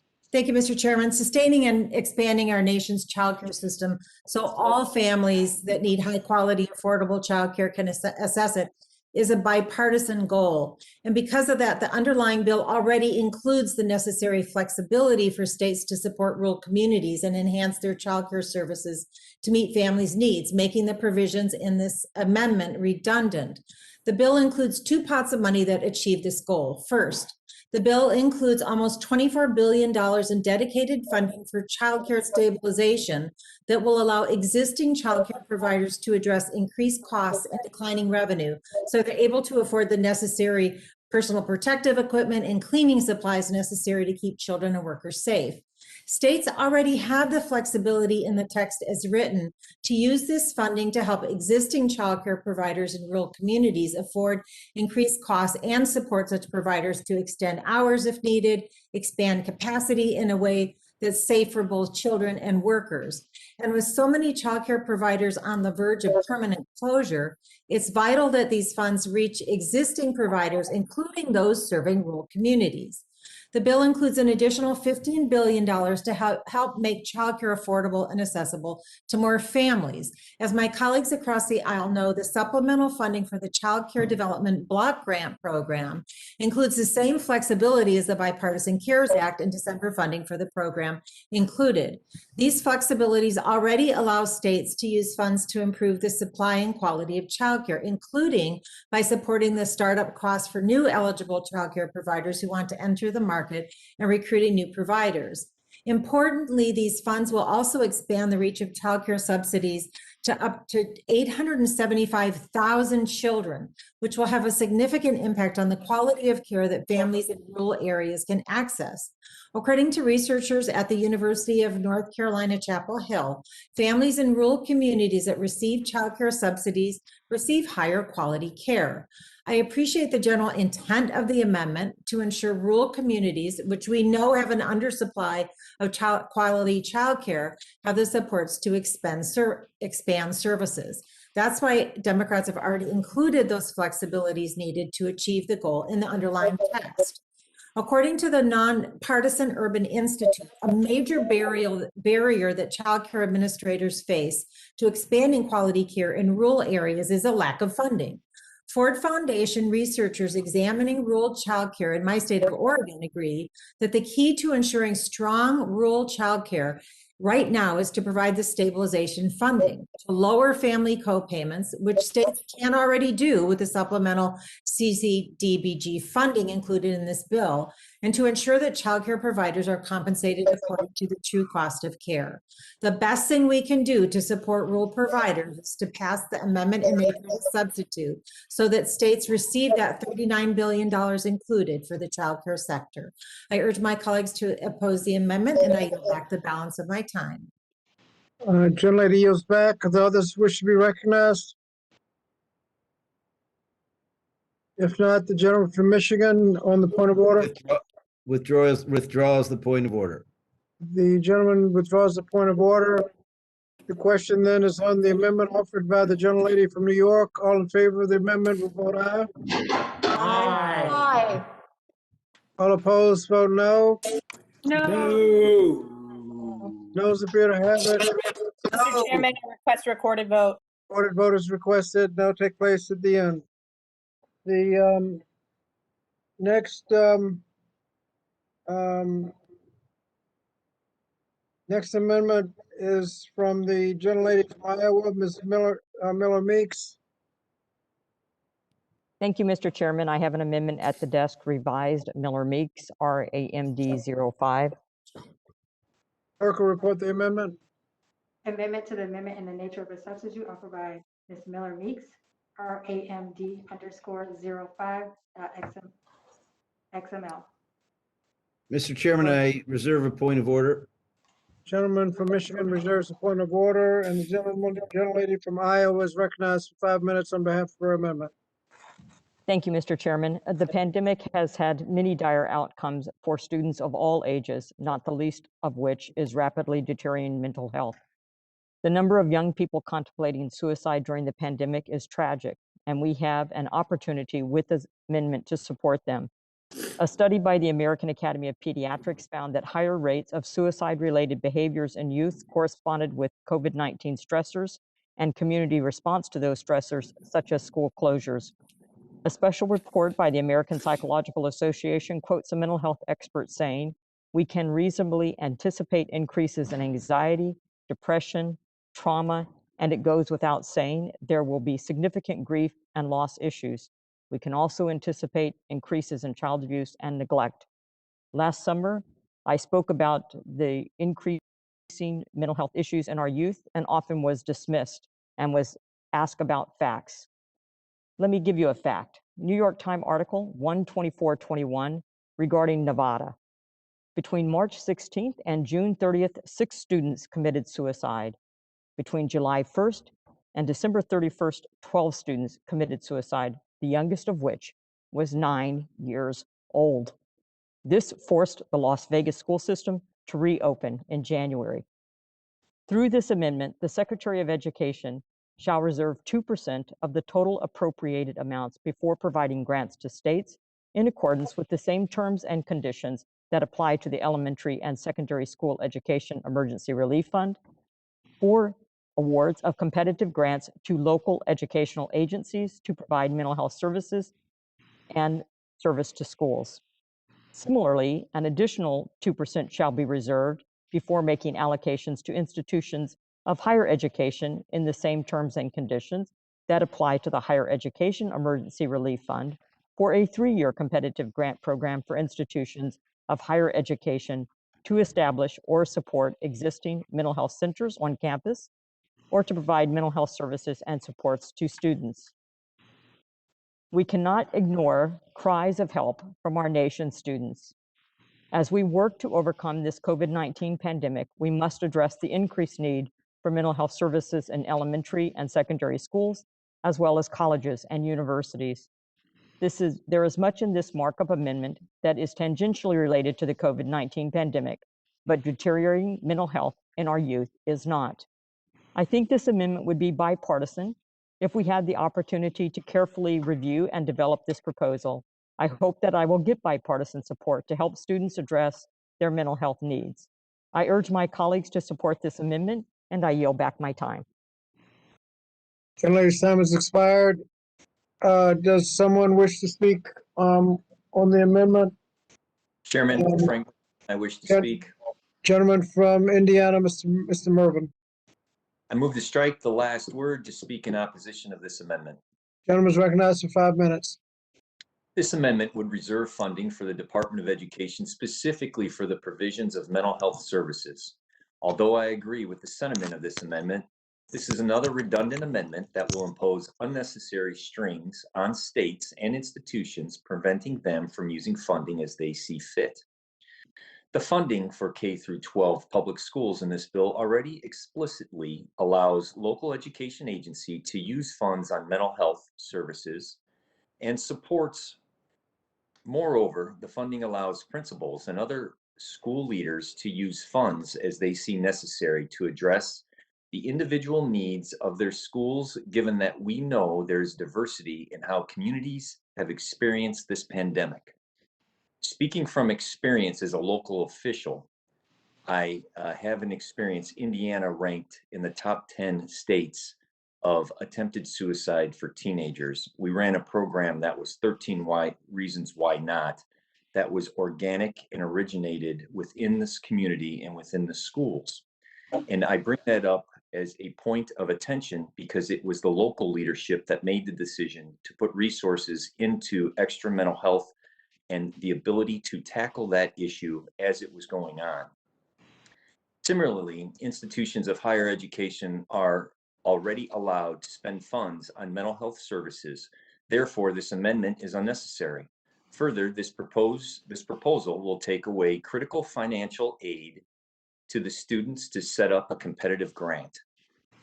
In the middle of a pandemic, it is not a good time to run competitive grants, which take time to set up and get out the door. Students need help now, and the fastest way to provide help to them is through the funding of this bill as is. As was stated earlier, let's let the states and the locals decide their priorities. I strongly urge my colleagues to oppose this amendment, and I yield back my time. Gentleman's time has expired. Someone else seek recognition? Mr. Chairman, I seek recognition. Gentleman from New York, Mr. Bowman. Yes, thank you, Mr. Chairman. I move to strike the last word and speak in opposition to the amendment. Gentleman's recognized for 5 minutes. This is yet another amendment introduced in bad faith from my colleagues across the aisle. We are in the midst of a mental health crisis, one that should be taken seriously and requires committing resources to finding evidence-based solutions. However, this amendment would only derail the process of providing schools with the resources they need to serve our students. As written, the bill under consideration provides flexible funding that schools can use to address the mental health needs of their students, both for our K-12 schools and for institutions of higher learning. This flexible funding will not only help hire mental health professionals, but also provide the direct resources students need to help stabilize their lives. Removing the stresses related to poverty or facing elevated risk of COVID-19 transmission will significantly improve the mental health of students across the country. Creating the conditions to allow schools to open safely will significantly improve the mental health conditions for students across the country. This is why we must promptly distribute resources from this bill to those who need it more. To make sure we can get these vital resources to students as quickly as possible, I urge my colleagues to oppose the amendment, and I yield back.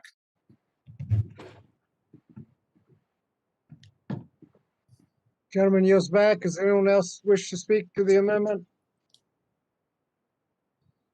If not, gentleman from Michigan. I withdraw the point of order, Mr. Chairman. Thank you. Question is on the amendment offered by the gentlelady from Iowa. All in favor of the amendment will say aye. Aye. Aye. Opposed, say no. No.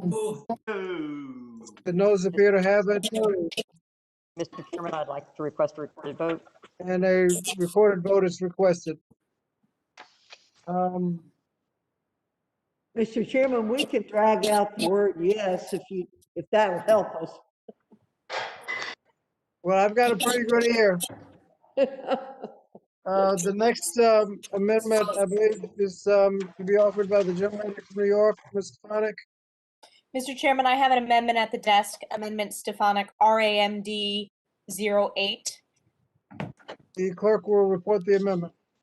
Amendment to the amendment in the nature of a substitute offered by Ms. Stefanik. Caption RAMD_08.xml. The Mr. Chairman, I reserve a point of order. is that Mr. Morelli? Yes, sir. We fooled you. Yeah. Point of order is reserved, and the gentlelady from New York is recognized. Thank you, Mr. Chairman. Since the start of the COVID pandemic, Congress has provided over $36 billion of taxpayer funds in emergency relief for students and institutions through the Higher Education Emergency Relief Fund.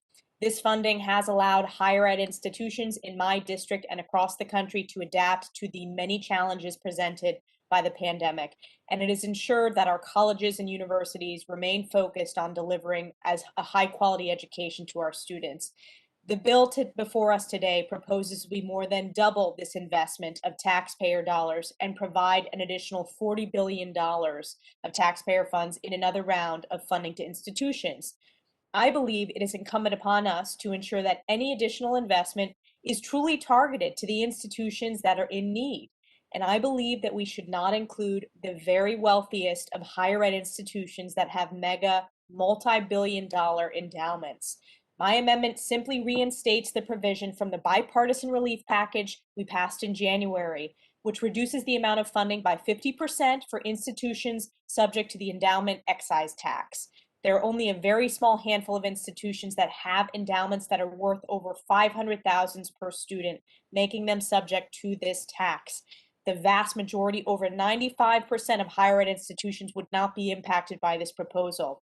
Additionally, what's important is my amendment ensures these institutions use all of their remaining funds provided to them on grants to students, sanitation, PPE, and other health and safety measures, making it so the students and staff at these colleges and universities are not impacted and still receive the support they need. And this amendment redirects the funding saved by reinstating this provision. We reinvest that into community colleges, providing these institutions with that little extra funding on top of their general allocation so they are equipped to continue to serve our students and communities during these challenging times. I urge my colleagues to support this common sense bipartisan amendment that's based upon the bipartisan bill we passed in December, and I yield back the balance of my time. Thank you. Gentlelady's time has expired. I recognize myself in opposition to the move to the amendment. At a time when institutions are experiencing declines in enrollment and students need additional support, this amendment continues the Trump administration's attack on highly selective institutions of higher education by limiting funds to institutions subject to the endowment tax. There seems to be a misunderstanding about how some endowments actually function. Much of the funding is from donors and given for a specific purpose, such as research. Many of the institutions subject to the tax are major research institutions with hospitals and medical schools that are on the front lines of responding to the pandemic. Further, these institutions are serving a critical role as we work to vaccinate our entire population as quickly as possible. Lastly, this provision directly harms students. Institutions such as Georgetown use the entirety of the CARES funding to provide financial aid to students. Restricting funding to these institutions harms their students, in particular their low-income students. We need to provide additional relief to institutions and students as soon as possible. So I call on my colleagues to reject this amendment and yield back the balance of my time. Does anyone else wish to speak on the amendment? If not, the gentleman from New York on the point of order. Yes, Mr. Chair, I withdraw my point of order. Point of order is withdrawn. If no one else is seeking recognition, the question is on the amendment offered by the gentlelady from New York. All in favor of the amendment will say aye. Aye. All opposed will say no. No. The noes appear to have it. Mr. Chairman, I request a recorded vote. Recorded vote is requested, and that will be held at, they'll be rolled to the end. The next amendment is from the gentleman from Virginia, Mr. Good. Gentleman from Virginia is Mr. recognized to Chairman. offer an amendment. Mr. Chairman, I have Amendment Good, RAMD 07 at the desk. The gentleman from Virginia has an amendment at the desk. Clerk will report the amendment. Amendment to the amendment in the name Got audio of open now. Mr. Good, Virginia, caption RAMD_07.XML. Gentleman from New York, Yes, Mr. Chair, I reserve a point of order. point of order is reserved. Gentleman from Virginia is recognized for 5 minutes on behalf of his amendment. Mr. Chairman, Congress has come together numerous times over the course of the past year to assist the countless Americans who've been in dire need over the course of this pandemic. While I'm disappointed that today's process is not reflective of the other bipartisan agreements that we have passed, there's one problem in particular that I would like to highlight with this legislation before us today. Currently, there's no restrictions on the Higher Education Emergency Relief Fund to ensure that these taxpayer dollars can only be provided to American citizens. My amendment aligns Higher Education Emergency Relief Fund requirements with those student aid requirements already included in the Higher Education Act and clarifies that only United States citizens may receive higher education emergency relief funding. It's irresponsible not to ensure that we're targeting these funds to Americans first and foremost. For the single mother who's working to put herself through school, or the factory worker taking classes between shifts, these funds are desperately needed and may be a lifeline for gaining skills that will lead to a better job. Not ensuring that every penny is flowing to these citizens is just plain wrong. While the majority may not agree that there are actually limited taxpayer funds, there are. And we should ensure that it's the citizen taxpayers that benefit from this aid. My amendment would do just that, and I urge my colleagues to support it, and I yield back. Thank you. The gentleman's time has expired. Does someone wish to be recognized on the amendment? Gentlelady from Florida. Mr. Chairman, I move to strike the last word, and speak in opposition to his amendment. Gentlelady is recognized for 5 minutes. This amendment would strike the provision that allows institutions of higher education to determine who is eligible for emergency financial aid in an effort to prevent undocumented students from accessing needed relief. In a cruel and unnecessary decision, former Secretary Betsy DeVos imposed restrictions on who could receive emergency financial aid under the CARES Act with this very goal in mind. All students should have access to the needed financial relief to continue to weather this pandemic and pay for basic needs such as food, housing, technology, healthcare, and other unexpected expenses that have risen during this unprecedented crisis. This amendment is not only callous, it hurts our recovery. It hurts our recovery efforts, and it is estimated that more than 200,000 DACA recipients are working as doctors, nurses, teachers, and other critical frontline workers to protect the health and safety of all of us and all of our communities. They are integral to our communities and our economies, and we must provide them with access to the same relief as every other student receives. I urge my colleagues to oppose this amendment, and I yield back.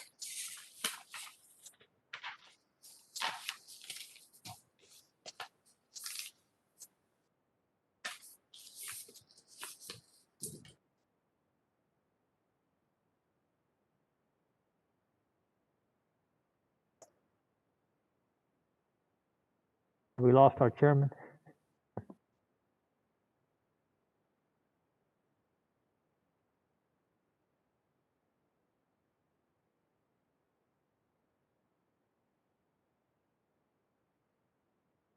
I'm sorry, does anybody else seek recognition? Gentleman from Arizona, Mr. Grijalva, do you seek recognition? Thank you. Thank you, and I wish to speak against the amendment and strike the last word in opposition to the amendment. Say again. Thank you very much, and let me associate myself with Ms. Wilson's comments. This amendment is will negatively at the outset impact 450,000 undocumented students enrolled in higher education who are experiencing the same disruptions and economic hardships as their peers. COVID-19 doesn't differentiate between students, and neither should the relief that's being provided in the work that we're doing today with this reconciliation. COVID-19 has led to a greater economic insecurity for DACA students, TPS students, DED recipients, and undocumented students as a whole. These students need emergency aid to cover basic needs, such as food, housing, course material, technology, healthcare, childcare, and other expenses related to the disruptions in higher education. I think given the needs of all of this student population at each institution of higher education, I believe that this amendment is wrong. It is cynical, and above all, at a time when we should be reaching the greatest amount of people with support, both in dealing with the pandemic as a health issue and as an education issue, as an attainment issue, and as an employment issue. This is no time to be putting artificial restrictions on. The greater the access, the better to control this pandemic, and the better footing we will be economically going forward. With that, and I urge a no vote and yield back. Gentleman's time has expired. Does anyone else seek recognition? Mr. Chairman. Who's seeking? Is anyone on the other side seeking recognition? If not, gentlelady from Washington, Ms. Jayapal. Thank you, Mr. Chairman.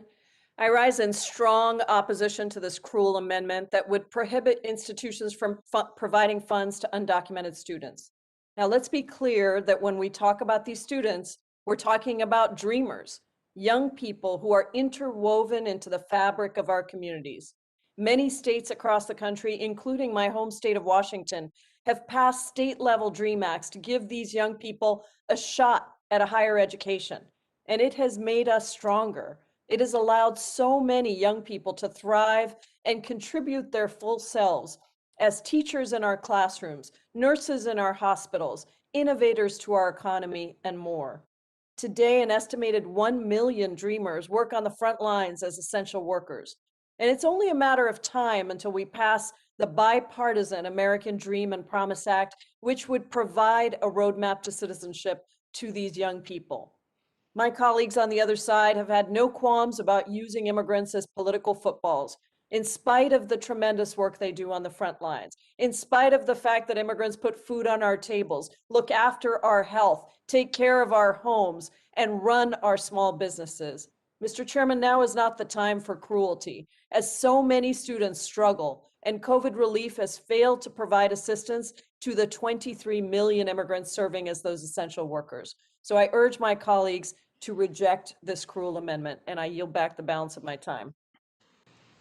Gentlelady yields back. Does anyone else seek recognition on the amendment? Mr. Chairman, Madison Cawthorn, I request recognition. Gentleman from North Carolina, Mr. Cawthorn, recognized for 5 minutes.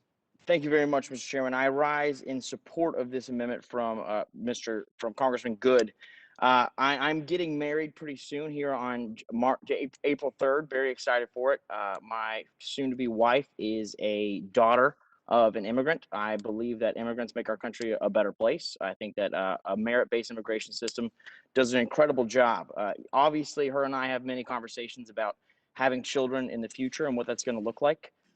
And I owe a burden of debt and a burden of responsibility to those future children and the next generation that's already alive here all over the United States of America, to give them the greatest country that I possibly can. And facing the debt and the economic crises that we are facing in this country, if we continue to saddle them with more and more debt, it's cruel, and it's something that I believe we should all oppose.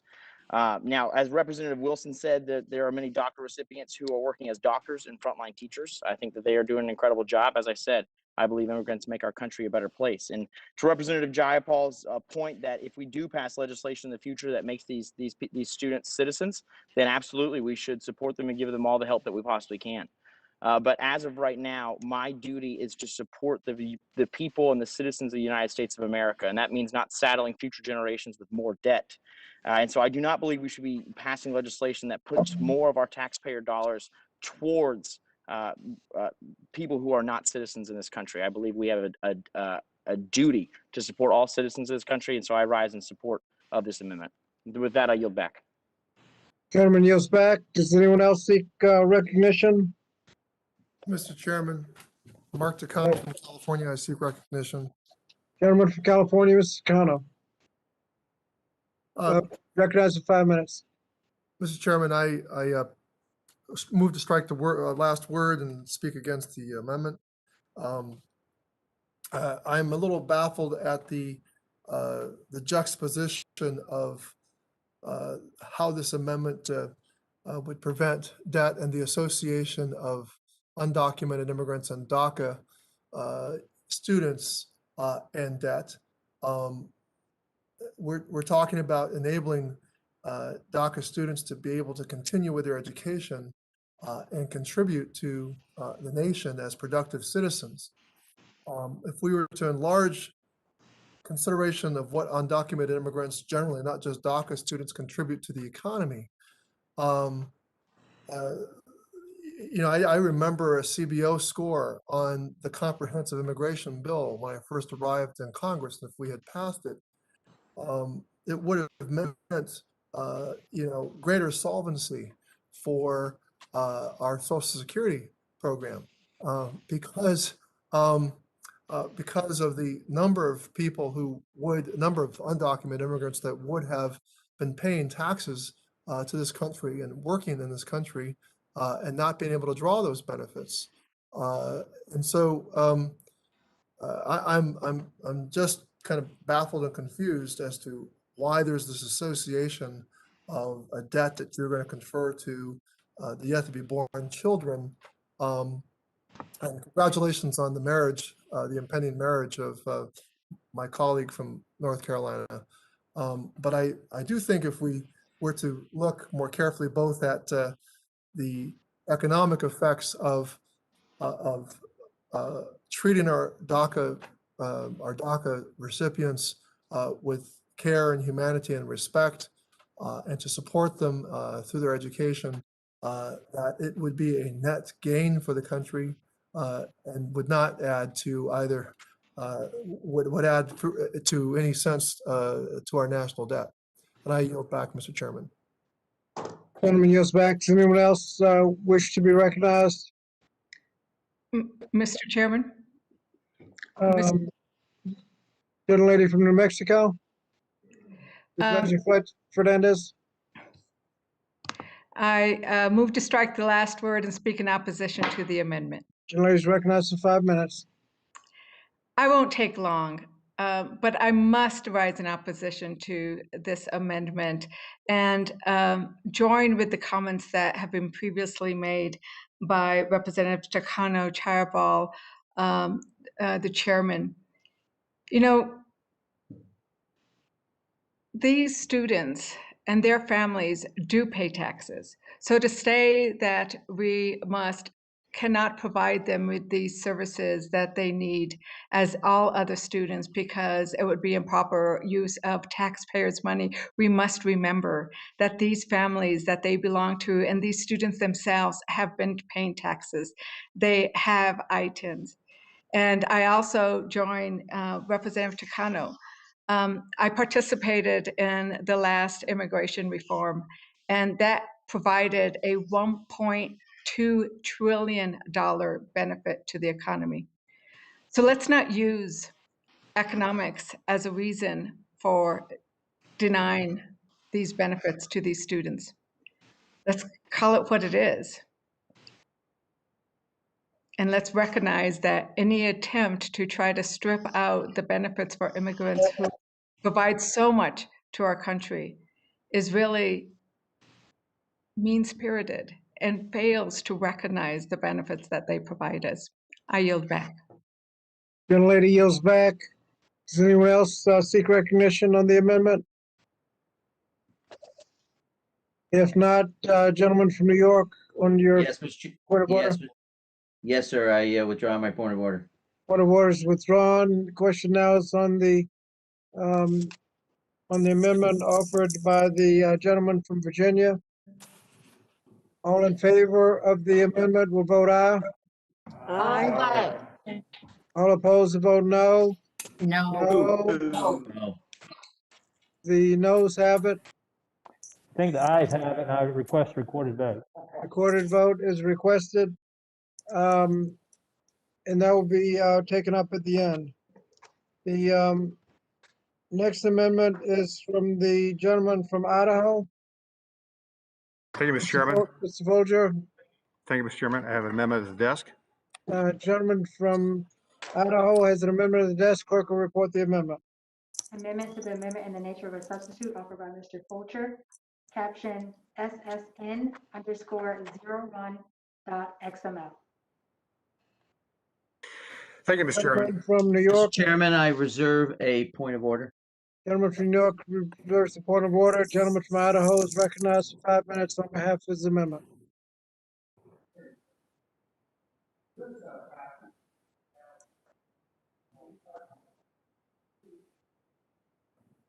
Gentleman from Idaho. Thank you, Mr. Chairman. This package establishes an 85% premium reduction for individuals enrolled in COBRA, the continuation coverage, and reimburses employers for this cost through the payroll tax credit. Now, my amendment would ensure that taxpayer dollars or tax credits for COBRA coverage in this legislation will only go to those with lawful immigration status. Mr. Chairman, America is a nation of laws, and regardless of the previous conversations, citizenship is the basis for those laws, and rightfully so. American law doesn't apply the same outside of our borders as it does within our borders. And citizenship comes with privileges. It also comes with some costs.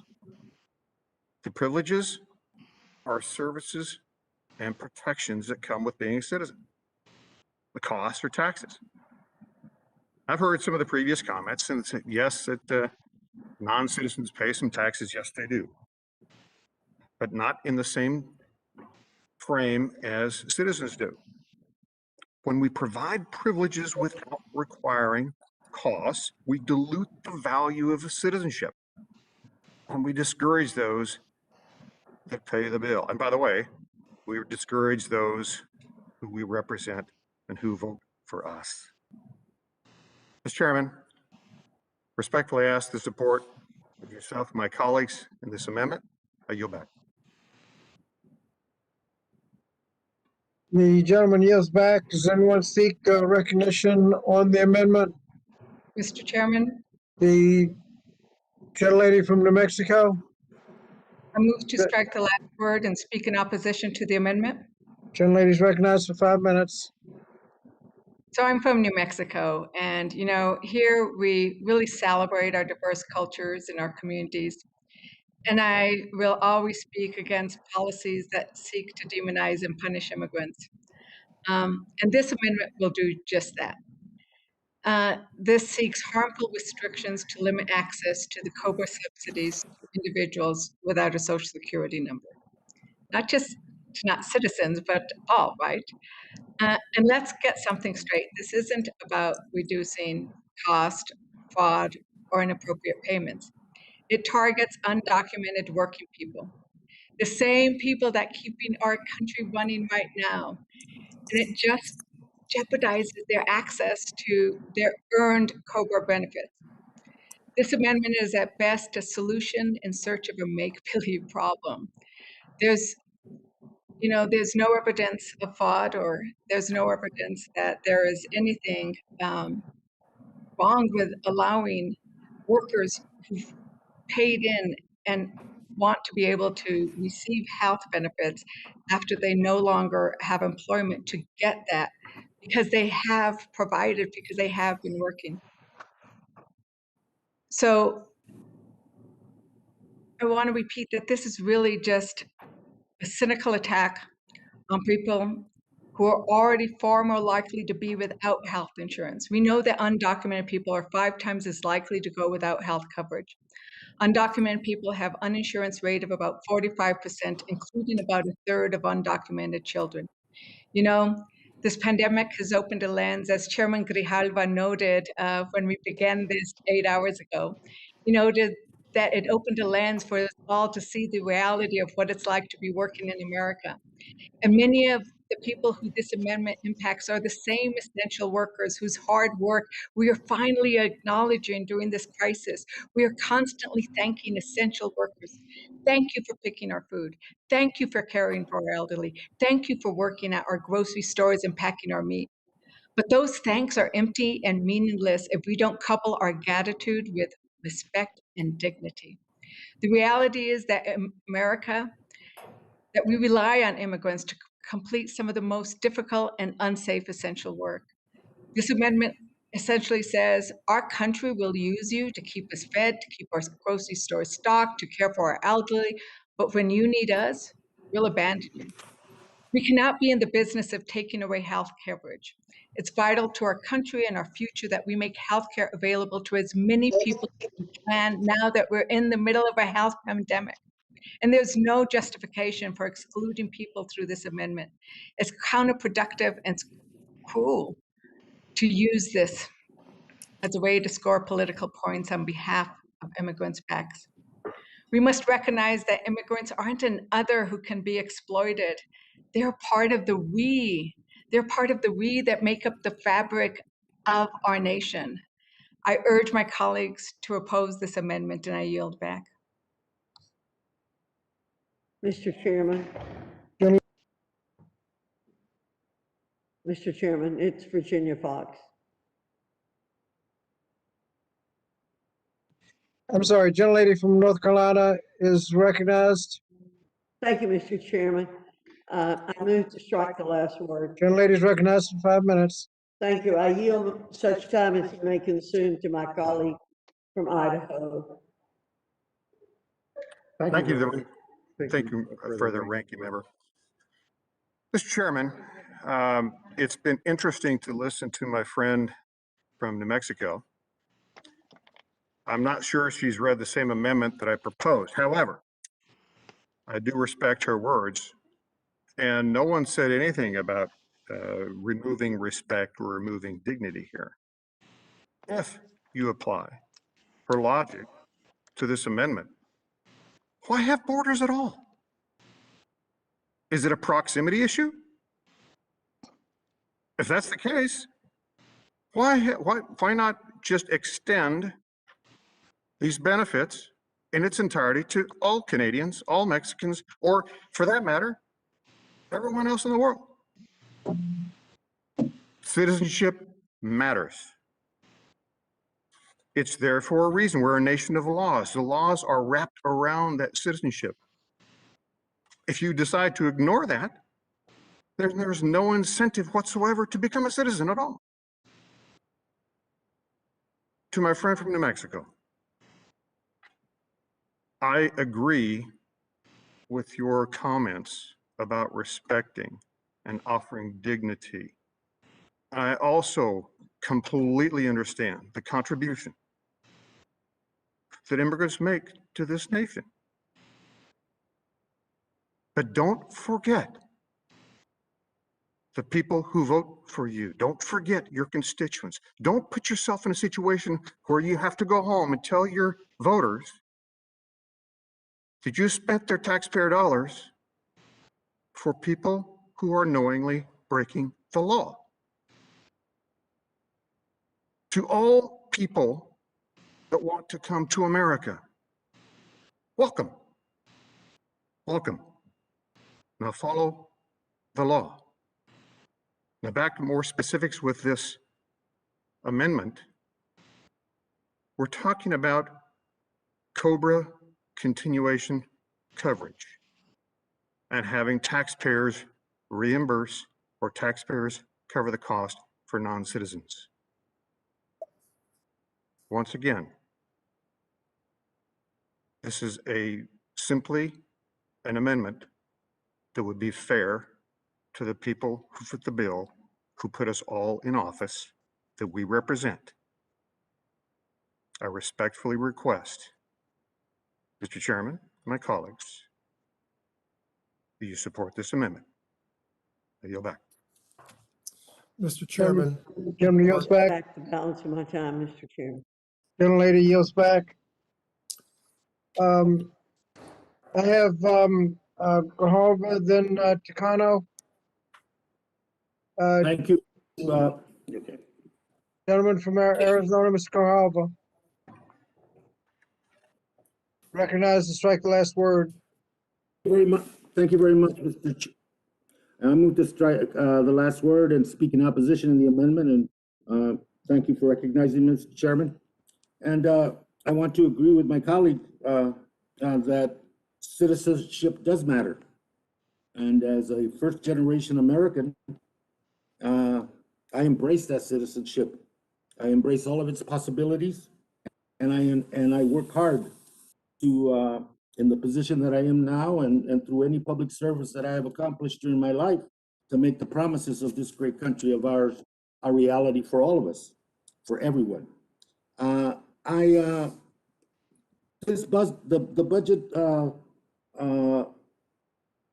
budget reconciliation that we're going through today is a response to a mired crisis, an intense crisis of health, work, and the economy that affects all Americans and all residents of this country. And in the budget reconciliation markup today in discussion, we talked about healthcare, how this budget reconciliation deals with prevention, treatment, inoculation against the COVID. We've talked about today, particularly about education and the key role that it plays in not only socializing, but educating generation after generation. We've talked about minimum wage and what that does to lift people out of poverty, childcare, extension of health coverage to conquer this COVID pandemic, and the economic issues that we confront. But also in this markup, we've traveled the well-worn path of gotchas and expedient talking points by my Republican colleagues. What have we heard about today in the middle of this very important and critical discussion on budget reconciliation that must move forward? We've talked about union bosses and corrupt unions, and educators are to blame for the schools not opening. Talking point. The sanctity of life, which I agree with, but making abortion a central point of the discussion today. Talking point. That educators are the primary reasons why our schools are not open. Talking point. China bashing, but not Russia bashing. I guess that affinity still has some tolerance for my Republican colleagues. And of course, the tried and true immigrant bashing, undocumented individuals, blended families. When in doubt, it seems that my colleagues on the other side of the aisle revert to the cynical ploy of making immigrants a scapegoat for whatever the issue might be behind us. But at this time of this COVID pandemic, this economic distress, this amendment would impose harmful restrictions on individuals who need to keep access to quality health care during this ongoing pandemic due to their immigration status. It places harmful restrictions on COBRA that will do serious damage to our COVID-19 public health response efforts during a time of unprecedented challenges. Nearly 13 million undocumented workers who make up 8% of our nation's workforce are concentrated in jobs that generally cannot be done remotely. Many undocumented individuals are serving on the front line of the pandemic in critical occupation, helping their communities not only weather this crisis, but also work through the recovery. In addition to not having a usual source of care, undocumented individuals may face increased barriers to accessing COVID-19 testing or treatment due to higher uninsured rates. Without eligibility for many relief programs from the federal government, this unprecedented crisis has left these communities even more vulnerable. And as stated before, 4 out of 10 undocumented individuals are uninsured, forcing patients to delay or skip their care. And at this time, as we fight against COVID-19 and seek to meet the challenge of COVID-19 prevention, the needs of these communities have to be taken into account. They have been disproportionately left behind, disproportionately affected by the pandemic, both in infection and mortality, and it is critical to expand access to healthcare to as many people as we can. To not do that, we do at our own peril, citizen or not. I urge my colleagues to oppose this amendment. And Mr. Chairman, I yield back. Gentleman yields back. Does anyone else wish to seek recognition? I think, Mr. Chairman, I move to strike the last word. I'm sorry, I don't see who it is. Mr. Chairman, it's Madison Cawthorn from North Carolina. Okay, gentleman from North Carolina is recognized for 5 minutes. Thank you very much, sir. You know, I believe one of the greatest issues we are facing in this country is extremism. And we can argue about the percentages, but I believe there's, 5% on the far left and 5% on the far right who I would define as extremists. And you know what? The reason that people become extremists is because extremism feels good. They blame every single issue they have in their life on somebody else. On the very fringe left, a lot of people say that every issue they've ever faced in their life is because of the oppressive conservatives in this country. Whereas some people on the very far right blame all of our issues on immigrants coming into this country. And some of the Republican talking points that we've heard over the last few decades has made us seem xenophobic and aggressive. And when Representative Fernandez was talking about treating people with more empathy, I agree. I believe that we do need to revamp our immigration process, make it work better for other people. But I must say that the reason extremism is incorrect and why we must resist it is because the number one guiding principle we must have is personal responsibility. And I believe in our country right now, it's time for us to take personal responsibility of our budget. And if we are going to be spending money while we are in such a terrible economic crisis, it needs to be for our citizens, the people who we are responsible for taking care of, the people who elected us, the people who we are supposed to be here to represent. And so I rise in support of this amendment because, as I stated on the last amendment, I believe that every single dollar we are spending during this economic crisis in our country should be spent to help the American citizens, the people who we are here to serve. Of course, in my personal capacity, I want to help everybody I can, regardless of who they are. I have a very large agricultural area in my district. And so I understand that many immigrants work on those areas with H-2B visas and other people who are undocumented. And I think that we need to find some ways to help that system and revamp that system. But until such time as these people are citizens, I do believe that we have a duty to represent and to support only American citizens. I believe we spend far too much on foreign aid, and I believe if we're spending money to help support illegal immigrants who are in this country right now, then I believe that it's an incorrect way and irresponsible of us as representatives of American citizens. With that, I yield back. Gentleman yields back. Gentleman from California, Mr. Chicano, and then Ms. Jayapal. Mr. Chicano. Mr. Chairman, I move to strike the last word and speak against the amendment. Gentleman's recognized for 5 minutes. Mr. Chairman, I just want to bring this back to what is that issue here. We seek in this COVID relief package to provide people who have lost their jobs the ability to get subsidized COBRA so that they can continue their health insurance. And we're talking about people who are working in the middle of this pandemic, people who are often doing difficult jobs. If we want to talk about extremism, I think it's rather extreme that you would deny somebody who was working the ability to be able to continue being covered by health insurance. We're talking about emergency measures to reduce the suffering of people who are here in America. And there are undocumented people here in America.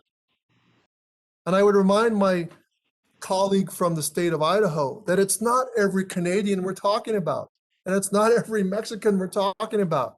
We're talking about the people that are here in America, who are contributing to our economy now, who are paying taxes. And yes, they are all paying taxes on the same basis as American citizens, and they are not receiving the the programmatic benefits of paying those taxes. And actually, Social Security and many other programs that immigrant taxes pay into, the payroll taxes pay into, the local property taxes and so forth, they're not receiving in proportion what they're contributing. They're not receiving back. And actually, if we were to separate American citizens in quotation marks, they're making a net gain off of these undocumented immigrants. So, you know, there are many lawyers who are on this committee. If we could decide to enforce every law to the letter. But I hardly think that we do that. I don't know that justice would be served. And is it just that is the law being used justly? The invocation of that we have to obey the laws, and we're a country of laws, that we seek to impose cruel conditions on people who are working, and simply the intent of what we try to do here is to provide that person with a way to retain their health benefits. Let's bring it back to what we're trying to do here. We're not saying let's give health benefits to every Canadian and every Mexican, as was suggested earlier. That was a great exaggeration. We're simply trying to help as many people as possible who are in our country get through this pandemic moment. And can we try to not be cruel to one another and get along? So, Mr. Chairman, I strenuously oppose this amendment. It does come from a cruel place. And all this talk about only funding American citizens is just another way to create resentment against a group of people in our country, undocumented people in this case. And that is not a place we want to actually be if we're going to climb out of this moment intact as decent human beings. I yield back the balance of my time, sir. Gentleman yields back. Does anyone else seek recognition on the Republican side? If not, gentlelady from Washington, Ms. Jayapal. Thank you, Mr. Chairman. I move to strike the last word. Gentlelady's recognized for 5 minutes. Thank you, Mr. Chairman. This amendment would impose harmful restrictions on individuals that are in need of financial assistance to maintain health coverage during the ongoing pandemic due to their immigration status. It places harmful restrictions on COBRA that will do serious damage to public health and to our hospitals during a time of unprecedented challenges. Undocumented immigrants are serving on the front lines of this pandemic in critical occupations, helping their communities not only weather this crisis, but also work towards recovery. However, given that undocumented individuals and families often lack access to healthcare through other programs and are ineligible for many relief programs from the federal government, this unprecedented crisis has left those communities even more vulnerable. According to the Kaiser Family Foundation, undocumented individuals are 5 times as likely to be uninsured, with an insurance rate of about 45%, including about 1/3 of undocumented children. Lack of health coverage forces patients to delay or skip needed care, which in turn exacerbates the spread of COVID-19 and places further strain on our doctors and hospitals who are already reeling from the effects of the pandemic. So it's especially important that we make healthcare available to as many people as we can. There's simply no justification for excluding people through this amendment, which is a counterproductive and cruel effort to score political points at the expense of people's health. Mr. Chairman, I am an immigrant. I'm a first-generation immigrant. I came to the United States when I was 16 years old by myself. My parents had $5,000 in their bank account, and they used it all to send their child across the ocean to another country, the United States of America, because they believed that this was the place I was going to have the best education and the brightest future. It took me 17 years of being on a whole alphabet soup of visas and trying to do everything I could legally to get into the system, but our system is broken. And I've spent 20 years of my life working on trying to reform our immigration system, changes that have been blocked because of the way in which Republicans have continued to use immigrants as political footballs. So if my colleagues want to talk about what's fair, then how about we recognize that undocumented immigrants are actually subsidizing the Social Security benefits of our seniors?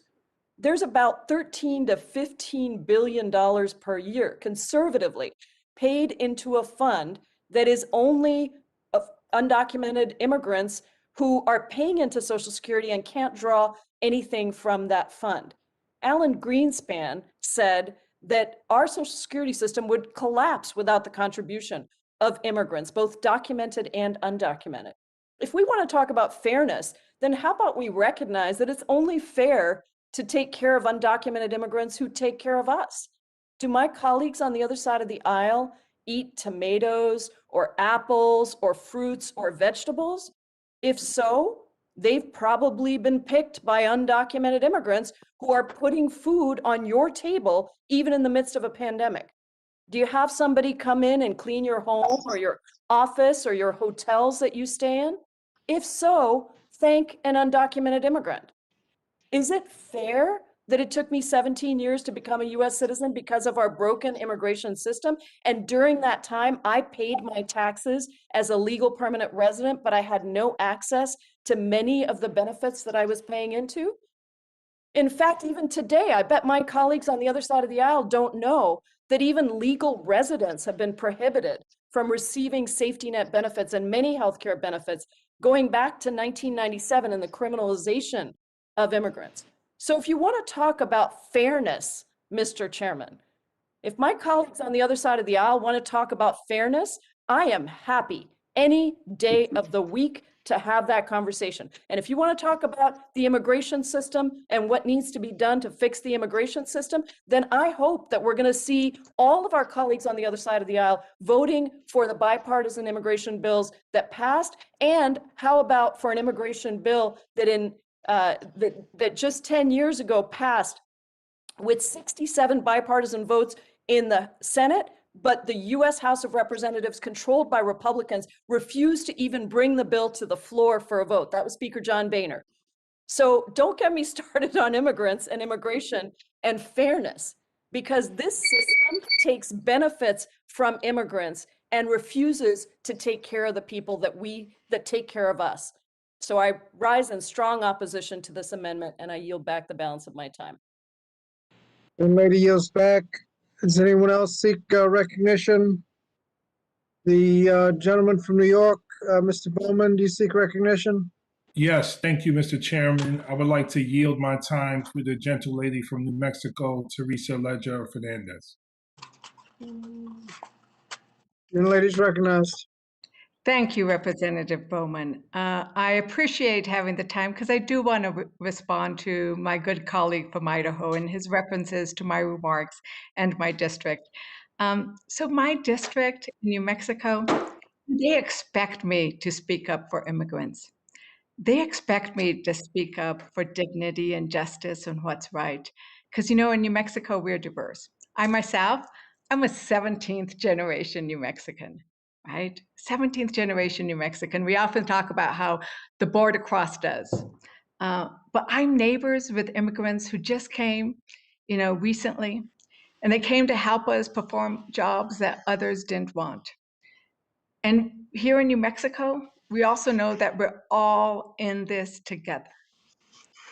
And that if we don't treat each other with dignity, and if we don't make sure everybody has access to healthcare, we are risking all of our community. And that's what we're trying to do with this bill, is make sure that we keep all of our community safe and that we don't let the attacks on immigrants in order to score political points, that we don't let that distract us from what our goal needs to be, which is keeping everybody safe, crushing the pandemic, and recovering from the economy. You know, as Representative Cawthorn noted, immigrants are picking crops in his district, but yet he's okay with the idea that they will not support them when they lose their job and they just want to keep their health insurance. As Representative Kano appropriately noted, this is about, the amendment is about eliminating the ability of workers who had health insurance and simply want to keep their health insurance when they lose their job. So there are workers in the United States working now, and they are entitled to have COBRA. And we are going to be providing COBRA subsidies to everybody else, but we want to single out those who are undocumented, but who paid their taxes and who've done the work we want to do. And this amendment would single them out and say, no, you can't get it. And that is what is wrong with this. It is using something that is not about what we're doing here. It's using about whether or not we should have immigration in this country, what level should it be at, how should we treat each other. We're using that as an excuse to do something here in this amendment. So what, you know, my good colleague from Idaho talked about with citizenship and membership and all of that, that has nothing to do with his amendment. His amendment is solely about the COBRA subsidies and the harm that it will entail. And I am doing what my constituents want me to do and standing up for the dignity of those immigrant workers so that they are entitled to their COBRA subsidies. And I ask all my colleagues to vote in opposition to this amendment. I yield back. Thank you. The gentleman's time has expired. Gentlelady yields back to Mr. Bowman. Mr. Bowman's time has expired. Any other, anyone else want to be recognized on this amendment? If not, the gentleman from New York on the point of order. Yes, Mr. Chairman, I withdraw my point of order. Point of order is withdrawn. The question now is on the amendment offered by the gentleman from Idaho, Mr. Folger.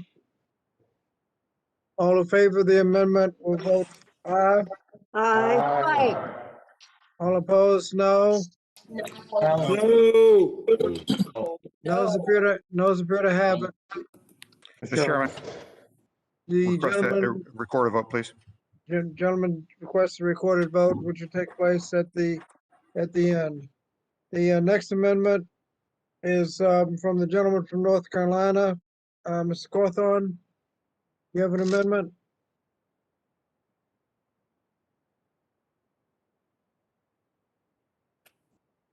Mr. Cawthorn with us here. Gentleman from North Carolina, do you have an amendment?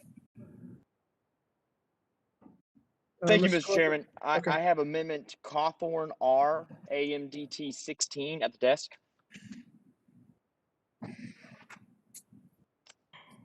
Clerk will report the amendment. Amendment to the amendment in the nature of a substitute offered by Mr. Cawthorn of North Carolina, caption RAMD_16.xml. Thank you, Clerk. Gentleman from New York, Mr. Chairman, I reserve a point of order. point of order is reserved, and the gentleman from North Carolina is recognized for 5 minutes on behalf of this amendment. Thank you, Mr. Chairman, for the opportunity. Schools nationwide, as we all know, have struggled to provide quality instruction to students during the pandemic, especially rural schools like the ones in Swain County, North Carolina, in my district, that educate around 2,000 students across a 528 square mile region. The schools in my district often manage with fewer resources and have harder to reach students. Rural schools have faced unique challenges since the COVID-19 outbreak. They have contended with students totally isolated from the resources typically accessed through school and facing more challenges than ever in obtaining necessary tools for their student success. Education technology can enhance student outcomes and lift burdens from teachers trying to reach their students. This amendment would increase funding for the Elementary and Secondary Schools Education Relief Fund, or ESSER, in order to offer grants to rural schools districts so they can obtain much needed education technology. Under ESSER, education technology includes hardware, software, and connectivity resources that can mean a world of difference connecting students and teachers with the tools they need to be successful, even during the disruptions of COVID-19. Now, why does this matter? Well, let me tell you. Recently, during my campaign for Congress, I met with a constituent from my district, a working single mother who has to take her child to the parking lot of McDonald's to use their Wi-Fi every single night after she gets off work just so her child can complete his schoolwork. Her dedication to her son's education is admirable, but let me be clear, her struggle should never happen in America. We have the world's greatest economy. We can provide for our next generation of leaders and workers. Without access and connectivity to Wi-Fi or rural broadband, children are lagging behind in school. How can we, in good faith, allow this to happen? When the start of the solution is right here, bipartisan policymaking is possible. Let this be the beginning of that. I am reaching my hand out across the aisle to help our students all across this country.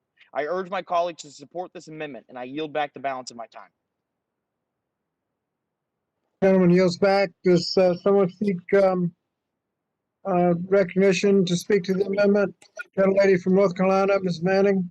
Yes, thank you, Mr. Chairman. I move to strike the last word and speak in opposition to this amendment. Lady is recognized for 5 minutes. This amendment would increase the amount of funding in the K through 12 Relief Fund by $2 billion for rural education technology. I'm glad to see that my colleague from North Carolina shares my view of the value in the federal government delivering federal relief to help schools reopen safely. The gentleman's amendment, however, is duplicative and therefore unnecessary.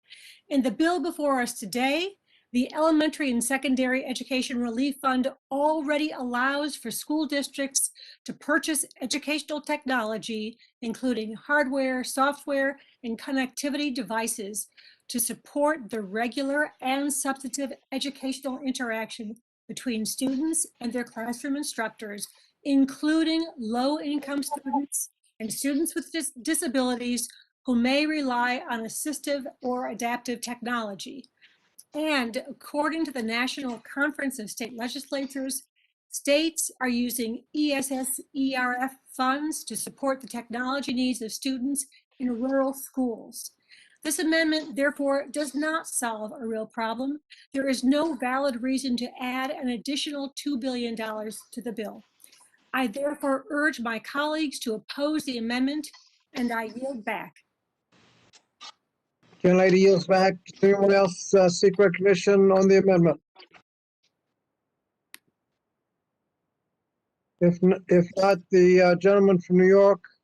Yes, Mr. Chairman, I withdraw my point of order. Point of order is withdrawn. And the question is on the amendment offered by the gentleman from North Carolina. All in favor of the amendment will say aye. Aye. All opposed, no. No. No. Noes appear to have it. Mr. Chairman, I'm pretty sure the ayes had it, but I'll request a recorded vote, brother. Recorded vote is requested. That'll take place at the end. The next amendment is offered by the gentleman from Virginia, Mr. Good. Mr. Chairman, I have Amendment Good, RAMD 010 at the desk. Clerk will report. I have good _ 010.xml. Is that correct? That's correct. Amendment to the amendment in the nature of a substitute offered by Mr. Good of Virginia. Good, caption good _ 010.xml. Mr. Chair, I reserve a point of order. Gentleman from New York reserves a point of order, and the gentleman from Virginia is recognized for 5 minutes on behalf of his amendment. Mr. Chairman, my amendment would redirect $270 million that this legislation currently appropriates to subsidizing the arts and humanities and applying it instead towards meeting the needs of rural communities' education efforts. Reasonable people can debate the appropriateness of spending hard-earned taxpayer money on the arts during more normal times when our nation is enjoying its typical prosperity. It's not reasonable, however, that we would even consider spending such an astronomical amount of taxpayer money at this time on subsidizing the arts and humanities and legislation that is purportedly intended to address efforts to combat the virus or help Americans through these difficult and unprecedented economic times. This committee should be putting suffering rural communities before the desires of coastal elites to subsidize the arts. Students forced to stay home in rural communities are suffering, not only due to the current constraints on their academic and social development, but also because many lack access to sufficient connectivity for distance learning. A recent report, in fact, conducted by the Common Sense Media and the Boston Consulting Group found that 12 million children do not have the connectivity that they need for distance learning. This problem is most prevalent in our rural communities, and so I ask my Democrat colleagues to put our rural communities before their desire to subsidize the arts during these extremely challenging times.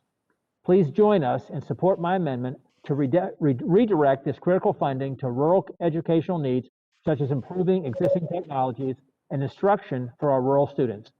I think we can all agree this would be a better use of $270 million of hard-earned taxpayer money. And I yield back. Thank you. The gentleman's time has expired. The who seeks recognition on the amendment? I do, Mr. Chairman. Was it gentlelady? I couldn't.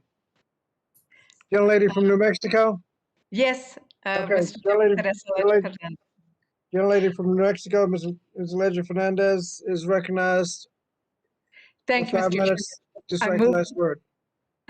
I move to strike the last word, speak in opposition to the amendment. And you recognize for 5 minutes. Thank you. I am quite supportive of my colleague, Representative Good's support for our rural communities. I am from our rural communities. They are in my soul and blood and in mi corazón, as we say here. But I believe his intent to punish the arts as a mean to achieve support of our rural communities is not the direction I think we should go. Because this amendment would remove critical funding for the National Endowment for the Arts and the National Endowment for the Humanities. Remember, these institutions open the door for people to fall in love with who we are as a people, who we are as Americans, what our nature is like, what we are like inside of us. Remember what that poem felt like when we heard it at the inauguration? Those are the things that the arts do. They also document, preserve our history and culture. And our cultural understanding of each other's beautiful communities, you know, those in Representative Good's district as well as mine, is key as we move to heal and create unity in our country, right? 1 in 10 New Mexicans makes their living off of the cultural and creative economy. Our artists, writers, photographers, musicians, and folkloristas are the heart of our communities. Many of them live in our rural areas and provide economic vitality to their communities. They give us so much joy, and now their families are also suffering, and we need to help them. It's imperative that this bill include the funding for the NEA and the NEH. My Republican colleague has laid out perhaps a false choice with his amendment, because we are funding rural schools in the Elementary and Secondary Education Relief Fund. And, you know, that's important to me because, as I said, I come from and have lived in rural communities. And I came to Congress to create opportunities for those lands that I love. And I can assure you that as Democrats all support that. And indeed, you know, the chairman's legislation provides this funding and has already provided $67.5 billion in aid to the Elementary and Secondary Education Relief Fund, which has gone to rural schools. So this bill puts us on a path to create opportunity for rural opportunities. But I remind everybody, Americans across all walks of life and all kinds of jobs need our help. And so we can support our rural schools and the artists, photographers, writers, and others in our community who need help and bring us such joy through their work. So I say, let's defeat this amendment and continue to support all those who need our help, including those like in New Mexico who depend on the cultural and creative economy. I yield back. Gentlelady yields back. Does anyone else wish to be recognized on this amendment? I do, Mr. Chairman.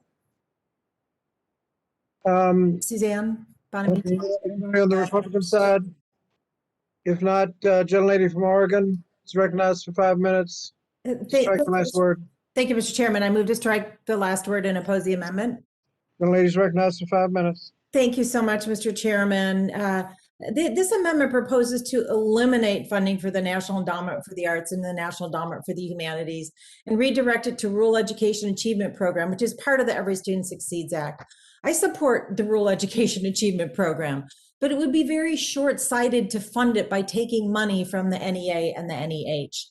As someone who strongly supports well-rounded education that includes the arts and humanities, I've worked with both the NEA and the NEH during my time in Congress.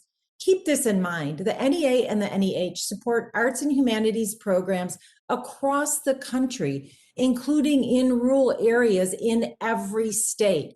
In fact, when I had Mr. Trump, President Trump's chair of the NEA, Chair Carter, to visit in Oregon, we visited arts and cultural institutions in rural parts of my district. The programs that are funded by the NEA and the NEH support jobs in our communities and also leverage local dollars. And importantly, the arts and humanities enlighten us and connect us, and we need that now. They help us look at things in new ways, and they inspire creative, critical thinking, which we need more of to solve the many challenges we have as a country. I urge opposition to the amendment, and I yield back the balance of my time. Gentlelady yields back. Does anyone else seek recognition? Mr. Chairman. Just anybody on the Republican side? If not, the gentleman from California, Mr. Sakano. Mr. Chairman, I move to strike the last word and speak in opposition to the amendment. Gentleman's recognized for 5 minutes. Very quickly, Mr. Chairman, I associate myself with the remarks made by my colleague from the state of Oregon. The National Endowment for the Arts and the National Endowment for the Humanities reserve at least 40% of their allocations for state councils for the humanities and state councils for the arts in all of the 50 states and the territories, as well as direct grants to local communities, including local rural communities. I will note that I was a participant when I was a teacher in many of the National Endowment for the Humanities teaching seminars. And I'll name a few places that where I attended the seminar. One was at the at KU in Lawrence, Kansas, and the other was in a very rural part of Minnesota, Collegeville, Minnesota, in central Minnesota. Both those universities received grants from the National Endowment for the Humanities to help teachers who, by the way, were by and large from the rural Midwest. So it is a mistake and a mischaracterization of funding that goes to the National Endowment for the Humanities and the National Endowment for the Arts as for the coastal elites. Far from it.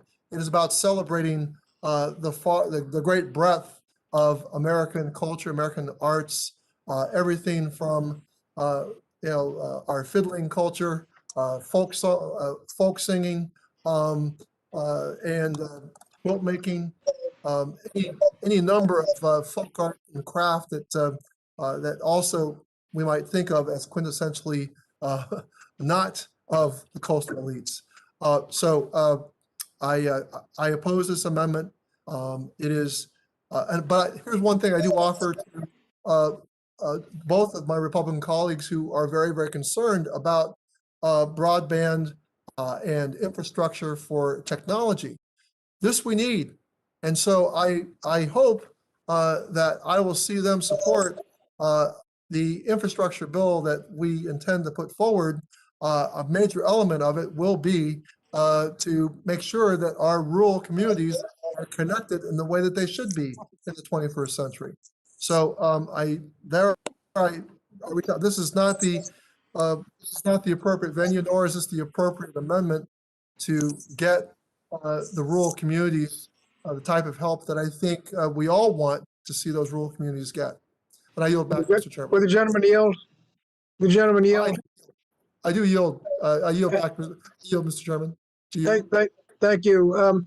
I just point out that the arts have been particularly hurt during the pandemic. You can't have recitals, you can't have exhibits or any kind of performances. And so they've been really hurt, and the more money is needed for the arts and humanities, not less. So I appreciate the comments made by my colleagues, and I yield back to the gentleman. Mr. Chairman, thank you for that. You made a point that I neglected to actually cover, which is it's, often people do not recognize, even in rural communities, the role that arts can play in terms of economic development. My colleague from New Mexico remarked about how 10% of the economy comes from creators, artistic creation. But there's so many ways in which rural America, small town America, can capitalize on the power of place, the power of the unique place that they occupy, and who would have thought that Bransford, Missouri, would become the place that it has become, but for the attraction of country music. So I put it to you that I agree with you, Chairman Scott. The arts should not be looked down upon as something that's divorced from economics. Actually, it could be the source of great economic development. I yield back. Thank you. Anyone else seeking recognition on the good amendment? Ms. Gentlelady from North Carolina, Ms. Adams. Thank you, Mr. Chair. I wish to strike the last word. Speak Gentlelady's recognized. Thank you, Mr. Chairman. I just wanted to put my 2 cents in here as a visual artist myself, as an artist educator of 40 years. I just want to say that, children love the arts like they love ice cream. And the National Endowment for the Arts fund all 50 states, money coming down through not only the state, but to our local communities. The arts are what make us human. If you can see me, you see some of my collection behind me, but I would also say that what we have in this bill does provide support for the rural communities, and our chairman is correct in the sense that artists and performers, whether visual or performing artists, have certainly taken a major hit in this pandemic. So we don't need to be stripping money from the National Endowment for the Arts because they're the ones who provide that funding, again, for every state. They don't discriminate. All 50 states receive that funding in all those communities. And much of what they do involve helping children. Many children go to school to participate in the arts, and they do well, and they continue to perform, and there's some academic remedies for them as they study the arts and so forth. And then, as someone has already said, it is an economic boost for communities across this country, and we want to continue to make sure that those artists and the work that they do survive. But more than that, our communities really need the arts, whether we're visual storytellers, whether we're doing that through visual work that we might make with our hands, or performances, whether you're singing or dancing or acting. All of those things are so important. So I just wanted to add that, and I appreciate all of the comments that my colleagues have added to the worth and the value of the arts. They do make us human. With that, Mr. Chairman, I'll yield back. Lady yields back. Does anyone else wish to be heard on the amendment? Mr. Chairman, I rise to strike the last word. Gentleman from North Carolina, you recognized for 5 minutes. Absolutely, and I genuinely appreciate, Mr. Chairman, you're saying that the arts have been gravely hurt by the pandemic without the ability to have recitals, without the ability to have any showcasing of their arts. Representative Takano, I know in your office on the 4th floor in Canton, you have a beautiful chandelier, something I do enjoy getting to look at when I roll past it. And I do enjoy taking in art, and I agree that it is something that makes us human. But I will tell you, I don't see a necessity to add more funding to the National Endowment for the Arts to fix this problem. I think that the main way we can actually fix this problem is just by reopening our schools. Then we could have more recitals. Then the arts could have, as you were saying, Representative Chicano, it could be an incentive for economic growth in some towns. And so I genuinely believe that the best way we can do this is to push to open up our country again, to open up our schools again. And I don't think adding more funding to the National Endowment for the Arts is the way to do it. And with that, I yield back. Thank you. The gentleman's time has expired. Anyone else seek recognition? If not, the gentleman from New York on the point of order. Yes, Mr. Chairman, I withdraw my point of order. Point of order is withdrawn. The question now is on the Good Amendment. All who favor the Good Amendment will vote aye. Aye. All opposed, vote no. No. The noes appear to have it. I would like a recorded vote, please. Recorded vote is requested. That'll take place at the end. At the end. The next, the gentlelady from Iowa, Ms. Miller Meeks. You have an amendment? Thank you, Mr. Chairman. Thank you for the levity, our colleague from Michigan. Mr. Chairman, I have an amendment at the desk, Miller Meeks Dole Fund 2. Clerk will report the amendment. Amendment to the amendment in the nature of a substitute offered by Ms. Miller Meeks. Caption DOL Fund 2.xml. Mr. Chairman? The gentleman from New York. Yes, sir. Mr. Chairman, I reserve a point of order. Point of order is reserved, and the gentlelady from Iowa, Ms. Miller Meeks, is recognized for 5 minutes on behalf of her amendment. Thank you, Mr. Chairman. This amendment provides OSHA with an additional $30 million in funding for the agency's compliance assistant efforts in order to support employers, including small business owners, in complying with OSHA guidelines and standards related to protecting workers from COVID-19. Hello. The Democrats' amendment in the nature of a substitute includes increased funding for OSHA with specific focus on money allocated for agency enforcement efforts. While holding bad actors accountable through enforcement is a necessary part of ensuring workplace safety and health, it is critical that Congress focus its efforts on ensuring that OSHA proactively support employers and their workers in efforts to comply with OSHA COVID-19 guidelines and standards. I've had the opportunity to visit with multiple employers within my district, both those in meatpacking, manufacturing, health, and these employers have gone to extraordinary efforts to provide for the safety of their employees, which would rival those that are here in Congress. As carried out by the agency throughout the pandemic, compliance assistant efforts can include supporting OSHA's on-site consultation program, develop detailed industry-specific guidance, answering employers and workers' real-world questions through industry-specific webinars, creating educational videos, and other outreach efforts. Since the very beginning of the pandemic last year, employers have worked around the clock to operate under evolving state and local mandates, CDC and OSHA guidelines, and industry-recognized best practices to protect their workers and operate safely. Businesses, including those that are struggling to stay afloat, have already invested billions of dollars to implement comprehensive safety precautions specific to their workplaces and educate their workers on the new safety protocols.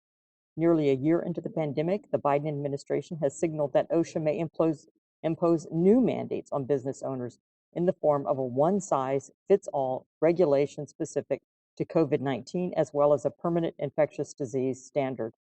This heavy-handed approach gives no consideration to the substantial efforts and cost and investments employers have successfully made to keep their workplaces safe. It is critical that Congress steps in to provide additional money to provide needed compliance assistance to these businesses, especially the small businesses in rural communities. I urge my colleagues to adopt this amendment and support OSHA's compliance assistant efforts to help business owners protect their workers and reopen and continue to operate the economy safely. I yield back my time. The lady yields back. Does someone seek Recognition on the amendment. Mr. Chair, Gentlelady from North Carolina. Gentlelady from North Carolina. Ms. yeah, strike. Adams. Thank you, Mr. Chair. Strike the last word, speak in opposition to the amendment. Gentlelady's recognized for 5 minutes. Thank you, Mr. Chair. First, I'm confused about the amendment because the committee print provides 150 million in total. So if Ms. Miller Meeks intends to add an additional 30 million to the 150 million allocated for the Department of Labor, that would violate our budget instructions. I'm very concerned about this because I do chair workforce protections. But so if she intends to restrict 30 million of the 75 million allocated for OSHA in the committee print to employer compliance assistance, then this amount will frustrate OSHA's need to protect workers from COVID-19.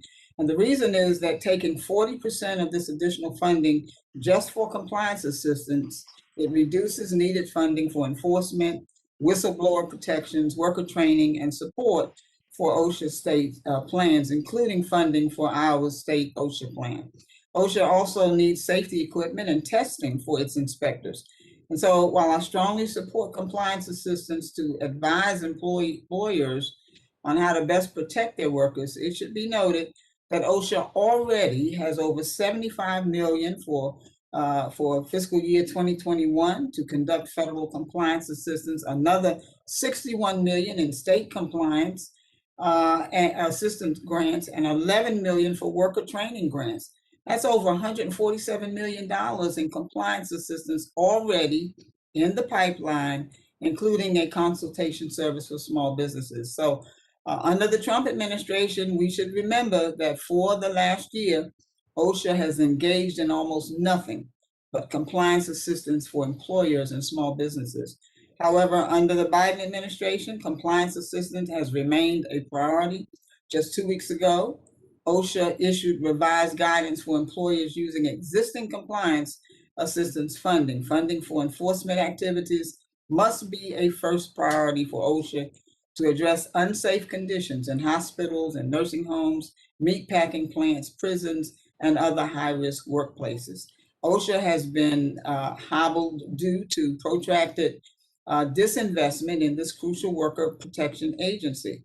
Currently, OSHA has the lowest number of inspectors in the last 40 years, at the same time that the hazards workers face is higher than at any time in the agency's history of 50 years.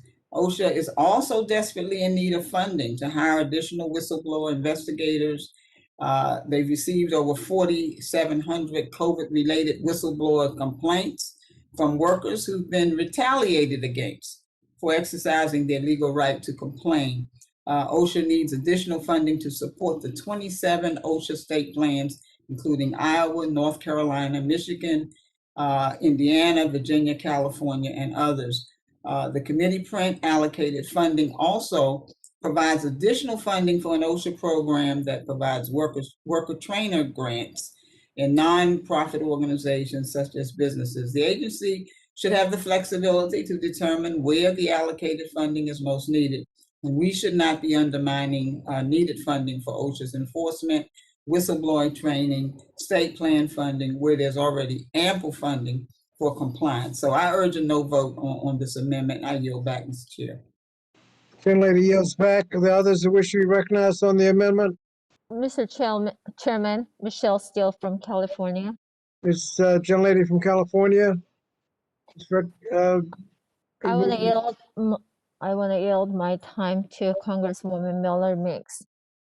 She's recognized for 5 minutes. Thank you, Mr. Chair, and thank you, Representative Steele.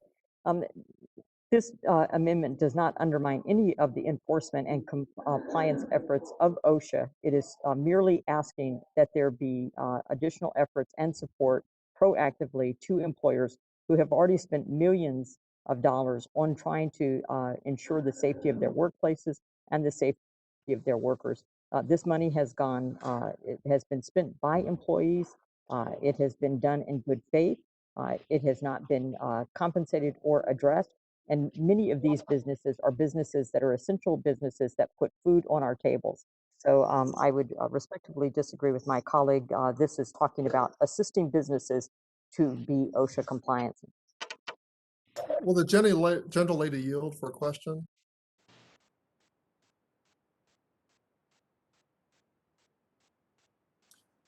Mark Takano of California. I'm asking the gentle lady to yield Yes. to question. You say, ma'am, that that this will not divert any money away from enforcement, but my colleague from North Carolina pointed out that she's confused about where this $30 million is coming from. Is it an additional $30 million you're adding into it? Because if you are, it would violate our budget instructions. Yes, it's an additional 30 billion. Okay, well then, million, excuse me. it would violate our budget instructions, and that's why I couldn't support it. So I yield back. Does anyone else seek recognition on the amendment? If not, the gentleman from New York. Mr. Chairman, I withdraw my point of order. Point of order is withdrawn. The question is on the amendment offered by the gentlelady from Iowa. All in favor will say aye. Aye. Opposed, say no. No. No. Noes appear to have it. Mr. Chairman, I request a recorded vote. Recorded vote is requested, and that will take place at the end. Next, gentlelady from Indiana, Ms. Sparks, do you have an amendment? Yes, Mr. Chairman, I have amendments part 06 at the desk. Clerk will report the amendment. Amendment to the amendment in the nature of a substitute offered by Mrs. Sparks of Indiana, caption Sparks_06.xml. Gentleman from New York, Yes, Mr. Chair, I reserve a point of order. point of order is reserved, and the gentlelady from Indiana is recognized for 5 minutes on behalf of her amendment.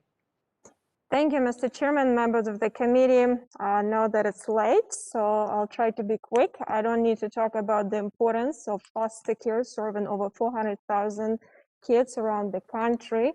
I also don't need to talk a lot about challenges in foster care. You can just Google recent articles in New York Times talking that foster care was always tough. COVID-19 made it tougher.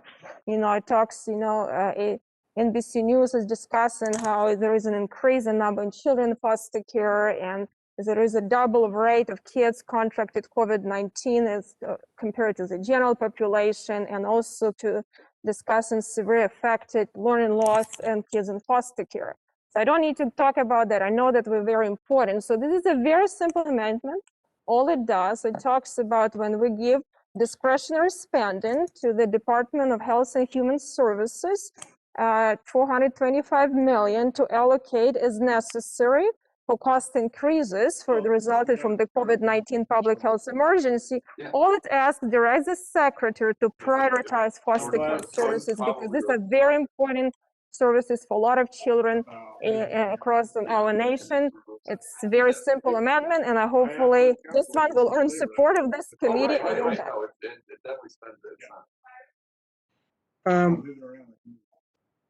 Thank you. If people would mute their devices if they're not talking, it would be helpful. The gentlelady's time has expired. Does someone seek recognition on the amendment? Gentlelady from Georgia. Mr. Chairman, I do. Uh, Thank you so much, Mr. Chairman. Thank you. I move to strike the last word and speak in opposition to the amendment. Gentlelady's recognized for 5 minutes. Thank you. This amendment is a solution truly in search of a problem. The Administration for Children and Families, or ACF, administers several programs for children and for families, including programs that target resources to our most vulnerable children by responding to and preventing child abuse and neglect, providing early childhood care and education to low-income families, and supporting children and youth experiencing homelessness. Throughout the pandemic, these programs have provided critical support to ensure that children continue to receive an education and have a safe place to sleep at night. The staff who work at these programs continue to interact with families each and every single day to ensure that children are safe and that the parents have the resources that they need to support their families. As such, they have incurred increased costs attributed to the need to acquire personal protective equipment and cleaning supplies to mitigate the COVID-19 pandemic. This amendment seeks to prioritize foster care programs in receiving these funds. Although we all agree that foster care plays a really important role in helping our most vulnerable children, that program has received significant supplemental funding already in the prior COVID relief bills.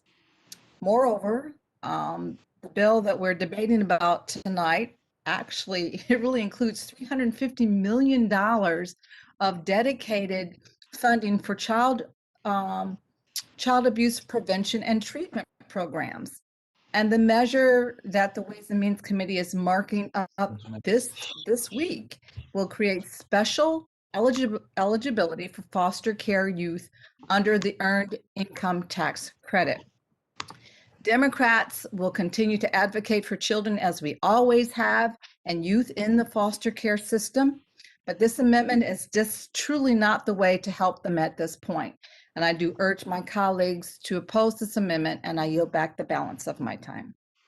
Gentlelady yields back. Are there others who wish to be recognized on the amendment? If not, gentleman from New York on his point of order. Yes, Mr. Chair, I withdraw my point of order. The point of order is withdrawn, and the question is on the amendment offered by the gentlelady from Indiana. All in favor of the amendment will say aye. Aye. All opposed, say no. No. No. No. Noes appear to have it. The noes have it, and the Mr. Chairman, I would like to request a recorded vote. and a recorded vote is requested, and that will be rolled to the end. Amendment is also from the gentlelady from Indiana. Do you have another amendment? Yes, Mr. Chairman, I have amendments part 003 at the desk. The clerk will report the amendment. Amendment to the amendment in the nature of a substitute offered by Mrs. Sparks of Indiana. Caption Sparks_003.xml. The Mr. Chair, I reserve gentleman from New York. Yes, sir, I reserve a point of order. Gentleman from New York reserves a point of order, and the gentlelady from Indiana is recognized for 5 minutes on behalf of her amendment. Thank you, Mr. Chairman. Members of the committee will try it again. Hopefully we can get some support for this very simple amendment. As we all know, this pandemic affected seniors in long-term care significantly. We have a lot of people who died in long-term care due to this pandemic, and we have to start dealing with nursing facility and with the care. So all this amendment is doing is asking what is done to make sure that all of these funds that we're providing are used appropriately, to make sure that there is no fraud and abuse, to make sure that there are quality control, compliance audits, and it doesn't ask them to do, all it asks to do what is done by a variety of departments who spend this money to make sure that these funds are appropriately spent and we have some quality control. And if there is something else we need to do, we can assess it. So all it asks to report what is done. Very simple amendment. Hopefully I can get support of this committee, and I yield back. Gentlelady yields back. Someone seeking recognition on the amendment?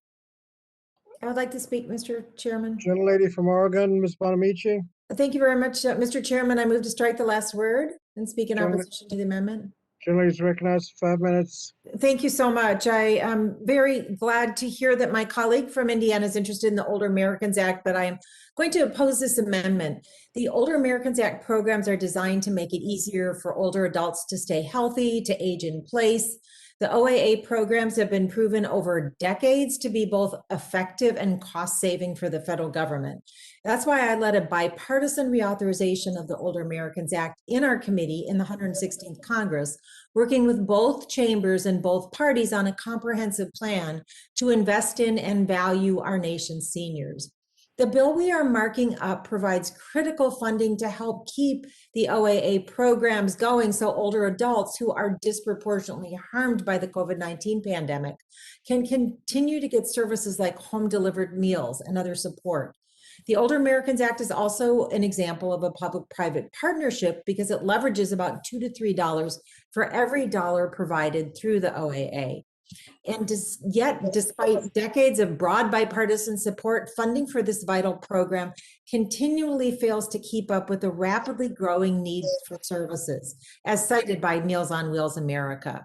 Before the pandemic, the GAO reported that 8 out of 10 low-income food insecure seniors were already not receiving the home delivered or congregate meals they need. Now, 9 in 10 local Meals on Wheels programs report that there is unmet need for home delivered meals in their community. And though I truly value the importance of oversight and accountability when it comes to taxpayer dollars, the OAA funding is already subject to oversight based on the bipartisan OAA statute. In this instance, my colleague amendment is not only unnecessary, it would make it harder for service providers to spend their time helping our most vulnerable Americans stay healthy and keep food on the table. So I urge my colleagues to oppose this amendment, and I yield back the balance of my time. Gentlelady yields back. Does anyone seek recognition on the amendment? If not, the gentleman from New York. Mr. Chairman, I withdraw my point of order. The point of order is withdrawn. The question now is on the amendment offered by the gentlelady from Indiana. All in favor of the amendment will vote aye. Aye. Opposed? No. No. Those appear to have it. No. Mr. Chairman, I would like to request the recorded vote. Recorded vote is requested. The next amendment is also from the gentlelady from Indiana. You have an amendment, Mr. Chairman, I have amendment part 006 at the desk. the clerk will report the amendment. Amendment to the amendment in the nature of a substitute offered by Mrs. Sparks of Indiana, caption Sparks _ 006.xml. The gentleman from New York. Yes, Mr. Chairman, I reserve a point of order. Gentleman from New York reserves a point of order, and the gentlelady from Indiana is recognized for 5 minutes on behalf of her amendment. Thank you, Mr. Chairman. Members of the committee will try another transparency amendment just to make sure that we're transparent and know what we're doing and our states are not doing. So it's a very simple amendment. All it does that when our state governments get the money from this bill, that they notify some of the strings attached, that the state legislature and governor are aware what strings are coming with it, but also that they can follow the rules that we ask them to follow. I think it's very important to do. And if there is a process, some states have a process for approval, some don't, but there is no process. It doesn't require any additional approval, nothing. Just merely to make sure that we are very transparent with our state. And if we ask them to commit for a few years to follow some rules and laws, they're aware in the state legislature, when governor wears an agency just don't get these grants, and then the states cannot follow the law. So it's very simple, very transparent. I hope we can support this one, and I yield back. Gentlelady yields back. Does anyone seek recognition on the amendment? Yes, Mr. Chairman. Gentleman from New York. Mr. Chairman, I move to strike the last word and speak in opposition to the amendment. Gentleman is recognized for 5 minutes. This amendment denies relief funds to K-12 schools unless the state educational agencies notify governors and state and local legislative entities of the maintenance of effort and maintenance of equity requirements associated with K-12 education relief fund, and the governor approves.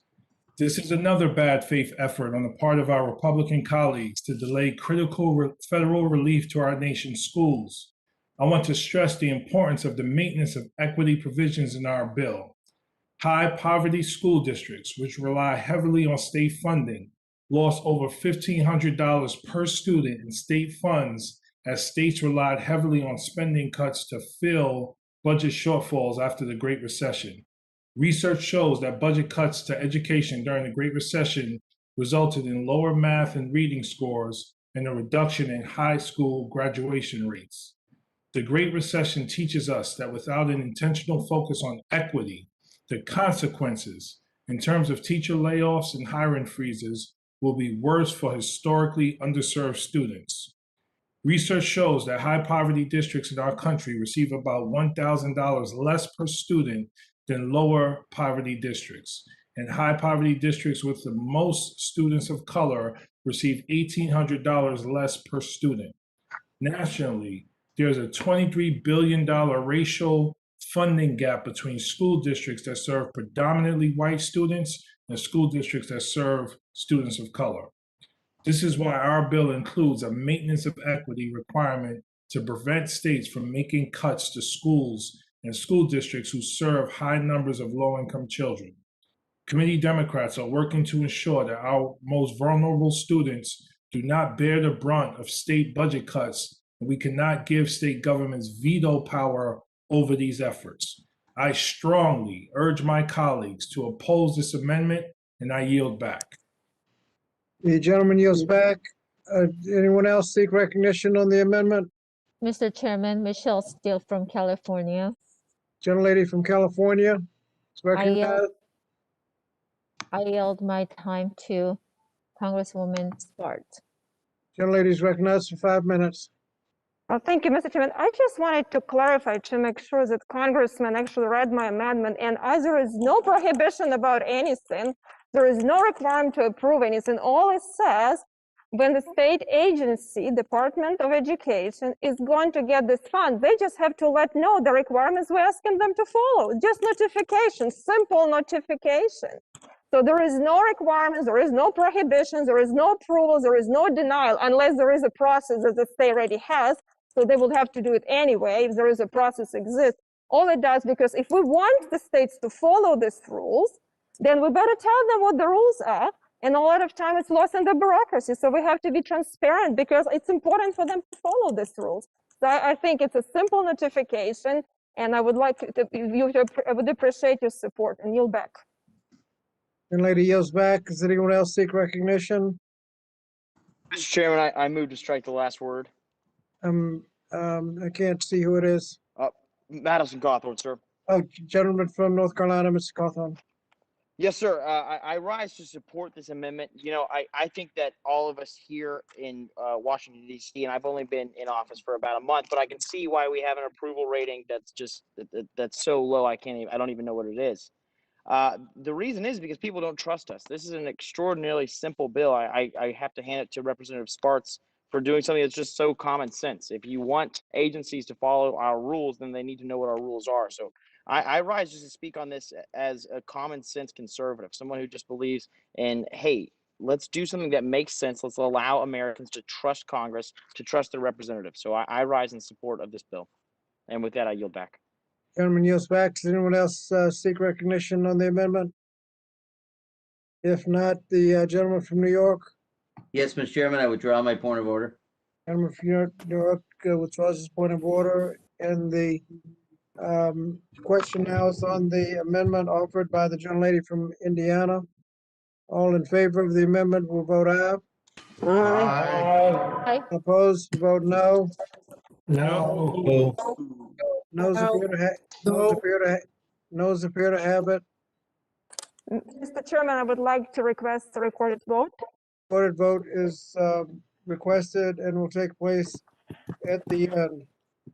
I understand we have one more amendment from the gentlelady from Indiana as the last amendment. Thank you, Mr. Chairman. I have amendment Sparks 008 at the desk. The clerk will report the amendment. Amendment to the amendment in the nature of a substitute offered by Mrs. Sparks of Indiana. Caption, Sparks, _008.xml. Gentleman from Chairman? New York, Yes, sir. I reserve a point of order. gentleman from New York reserves a point of order, and the gentlelady from Indiana is recognized for 5 minutes on behalf of her amendment. Thank you, Mr. Chairman, members of the committee. I'm going to be brief. It's a very simple amendment. We provide some fund for Inspector General to perform audits and oversight of usage of funds. All it does is asking what they've done, what kind of performance, what audits they've done, what kind of oversight they've done. All it does is report back to us.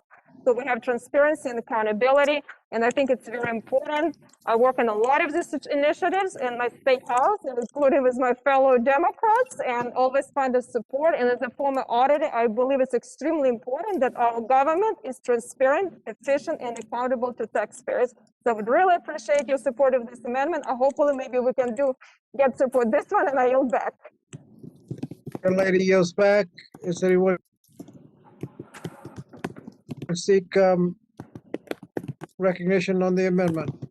The Mr. Chairman, Haley Stevens here. gentlelady from Michigan. Thank you, Mr. Chairman. I move to strike the last word and speak in opposition to this amendment. The gentlelady is recognized for 5 minutes.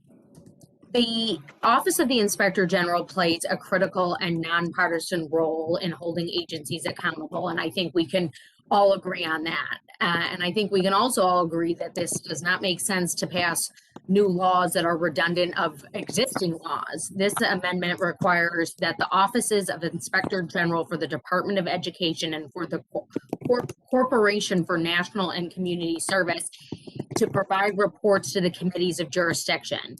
So the problem with this amendment is that it's already required by law in Section 4 of the Empowerment Act of 2016, which states that, quote, whenever an inspector general issues a recommendation for corrective action to the agency, the inspector general shall submit the document making the recommendation for corrective action to, end quote, amongst others, quote, again, the congressional committees of jurisdiction, end quote.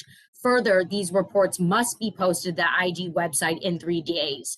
We included funding in the amendment in the nature of the substitute in order to make sure that the OIGs have the resources they need to carry out its audit and investigation authorities and to comply with these disclosure requirements. So I appreciate my colleagues' interest in the work of the inspectors general, and I urge her to join us in voting yes on the amendment in the nature of the substitute before us for the consideration. And I also encourage my colleagues to vote no on this redundant amendment. And before I yield back, Mr. Chair, I would just like to reflect on the concluding amendment that we have received this evening. I think over 30 amendments to mark this markup that we are participating in. Is that it is absolutely exciting to hear colleagues engaging and speaking very frequently in bipartisan actions. And my colleagues on the Democratic side have provided case and bill after bill that we are doing, that we invite you to join us on workforce development, on education and empowerment, on solving our big challenges. And the reason why we are in this place, and let this be a marker in the first 100 days of the new administration that we find ourselves in, that change is not going to wait. We are not going to wait to provide people with the resources and the assurances that they need to make it through this pandemic. In the 116th Congress, it was 9 months. We call it COVID relief. It is COVID triage, a public health imperative of our very lifetime.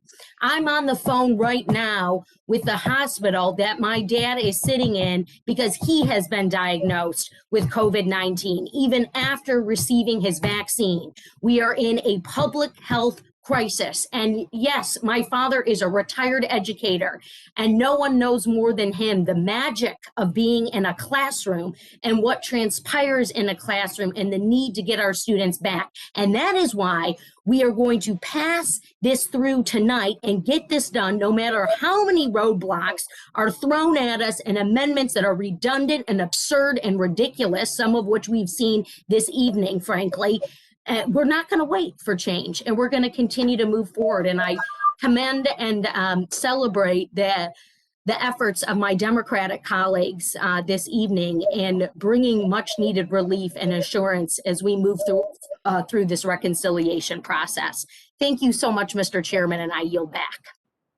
Thank you. Anyone else seek recognition on the amendment? If not, the gentleman from New York, Yes, Mr. Chairman, I withdraw my point of order. point of order is withdrawn, and the question now is on the amendment offered by the gentlelady from Indiana. All in favor of the amendment will say aye. Aye. All opposed, say no. No. No. Noes appear to have it, Mr. Chairman, I would like to request a recorded vote. and the vote is, recorded vote is requested. We will now be voting on, that's the last amendment. Are there any other amendments? Okay, we'll now be voting on the amendments, and, yeah. And, staff will be conferring with, Republican staff to see whether or not, we can vote on some of these en bloc. We have the right to vote on each one, individually, which would probably run us a couple hours. So let's, see if there can be any en bloc amendments. And, just, Hold on, please. Let me just stop for you. and so we'll delay for just a second while the staff confers.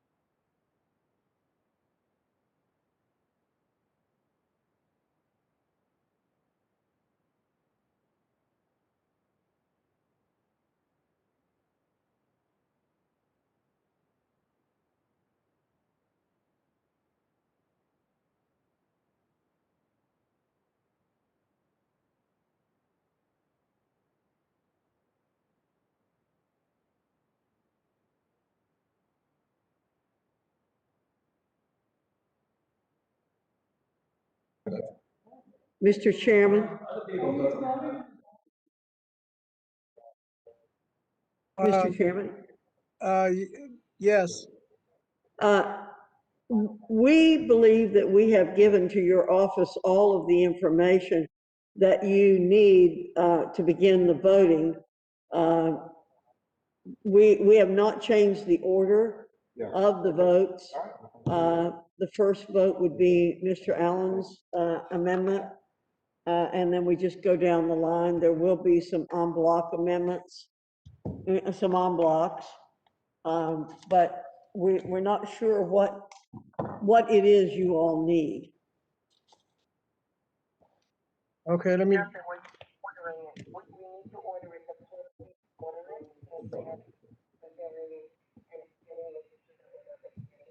I'm sorry, I couldn't understand that. they're putting the votes in order, and they'll be ready in just a few seconds.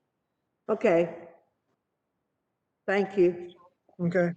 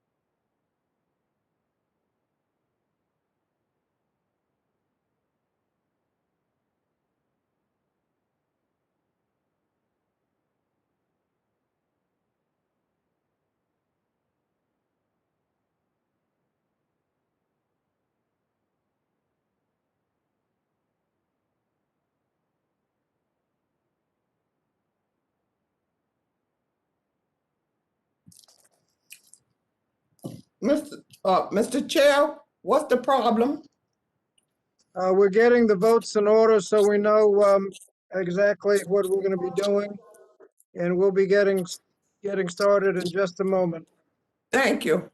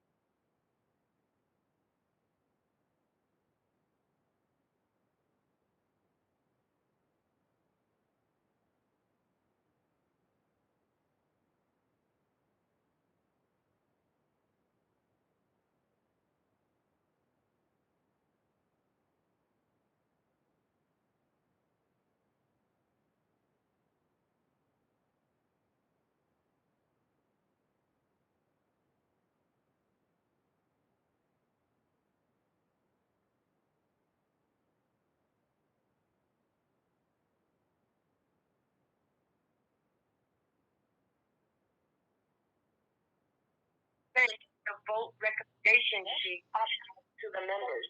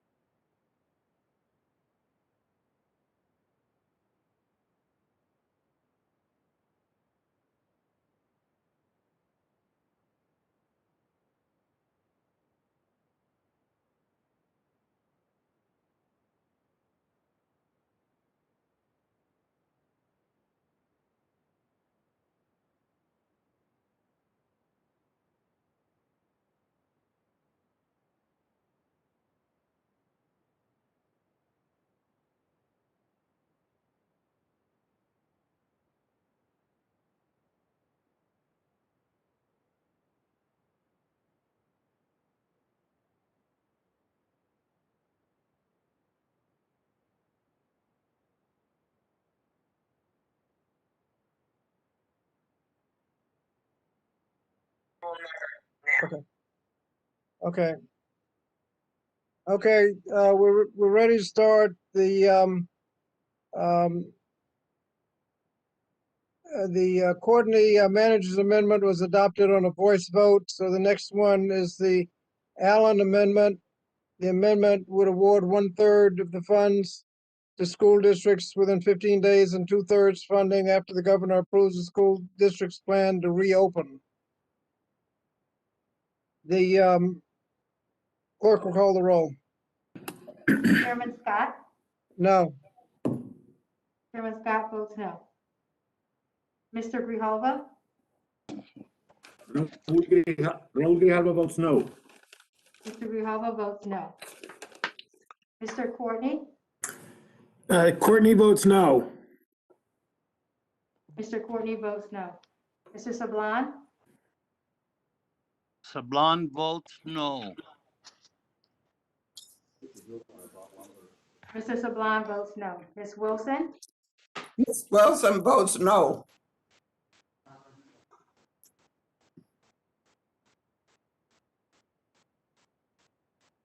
Ms. Wilson votes no. Ms. Bonamici? Bonamici votes no.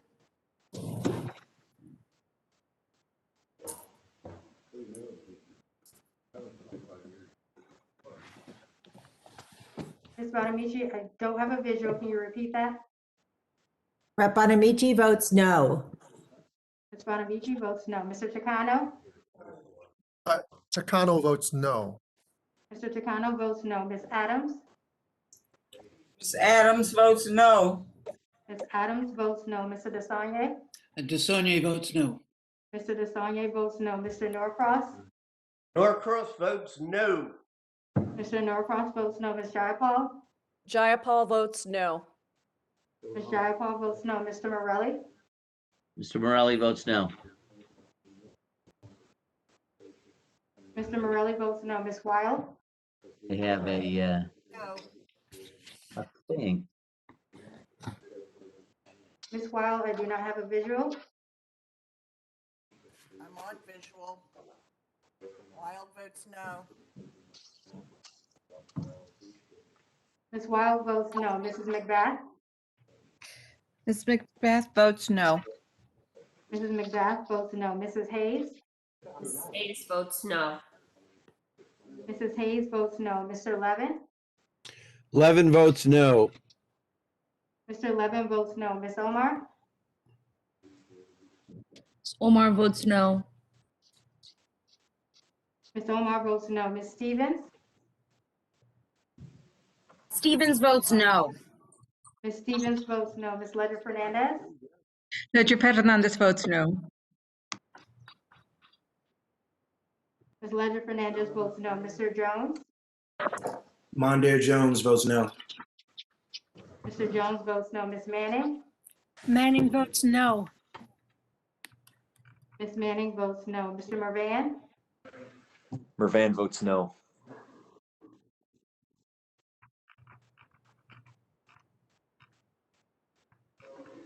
Mr. Mervan votes no. Mr. Bowman? Bowman votes no.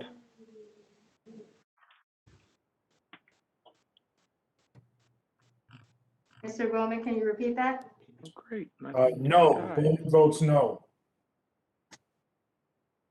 Mr. Bowman votes no. Mr. Pocan? Pocan votes no.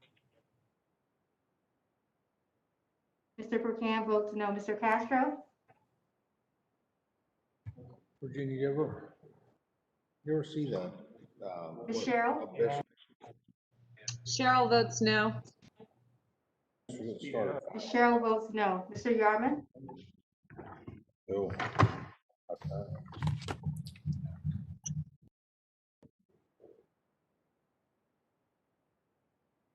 Mr. Espaillat? Espaillat votes no. Mr. Espaillat votes no. Mrs. Fox? Mrs. Fox votes yes. Mrs. Fox votes aye. Mr. Wilson?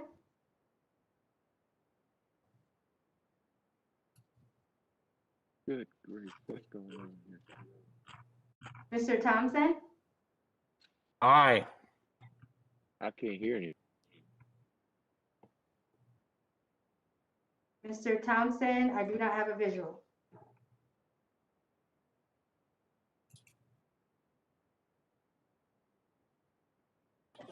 I don't look that good after midnight. Aye. Mr. Thompson votes aye. Mr. Wahlberg? Mr. Wahlberg votes aye. Mr. Wahlberg votes aye. Mr. Grossman?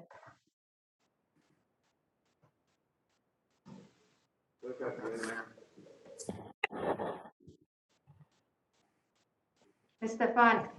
Stefanik votes aye. Ms. Stefanik votes aye. Mr. Allen? Glenn Grossman votes aye too. Mr. Allen votes aye. Mr. Allen votes aye. Mr. Grossman, can you repeat your vote? Yeah, aye.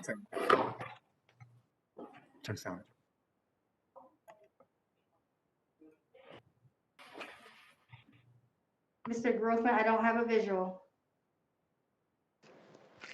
Aye. Mr. Grossman votes aye. Mr. Banks? Yes. Aye. Aye. So here's your list. You're going to be aye on everything. Mr. Banks, repeat that? Banks votes yes. Mr. Banks votes aye. Mr. Comer. Comer votes yes. Mr. Comer votes aye. Mr. Fulcher. Aye.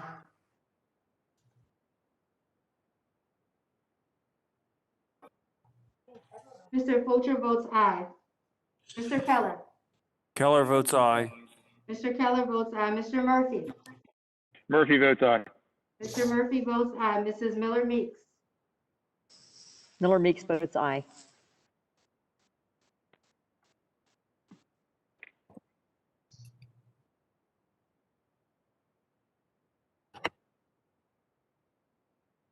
Mrs. Miller Meeks. Mrs. Miller Meeks votes aye. Mr. Owens. Burgess Owens votes aye. Mr. Owens votes aye. Mr. Good. Good votes aye.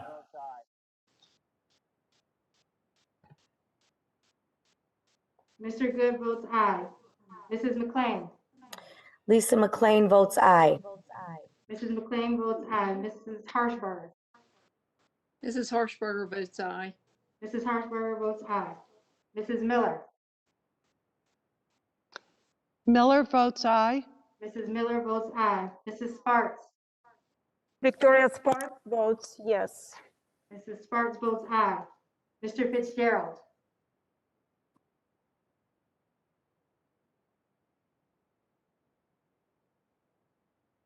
Mr. Cawthorn. Cawthorn votes aye.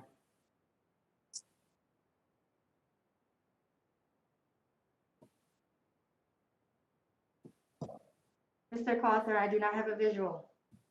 Cawthorn votes aye. Mr. Cawthorn votes aye. Mrs. Steele. Steele votes aye. Mrs. Steele votes aye.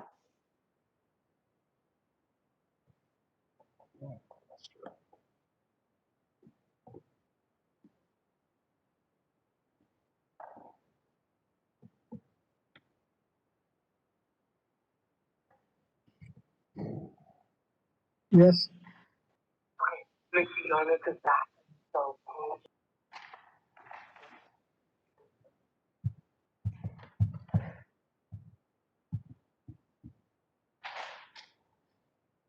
Could the clerk call the names of those that did not respond to the first roll call? That's your court's position. Mr. Castro. No, because it's in the article that they cite in the brief. Is that Mr. Yarmouth. not? Votes aye. Votes nay. I'm sorry. Votes no. Mr. Yarmouth votes no. Mr. Wilson.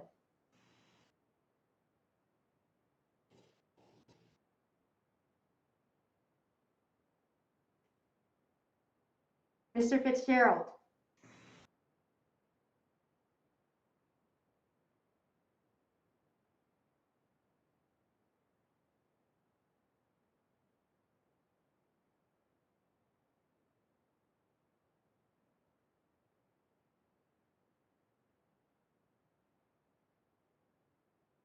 I think we need to raise the minimum Aye. wage so we can hire some more workers to get this done.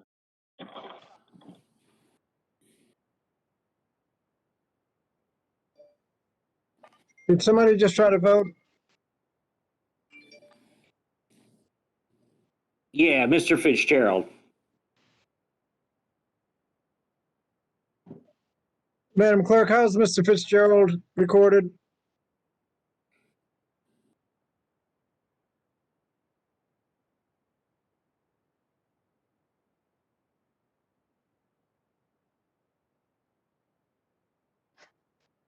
My apologies. I thought it was unmuted. Mr. Fitzgerald is not recorded. Mr. Fitzgerald. Aye. Mr. Fitzgerald votes aye.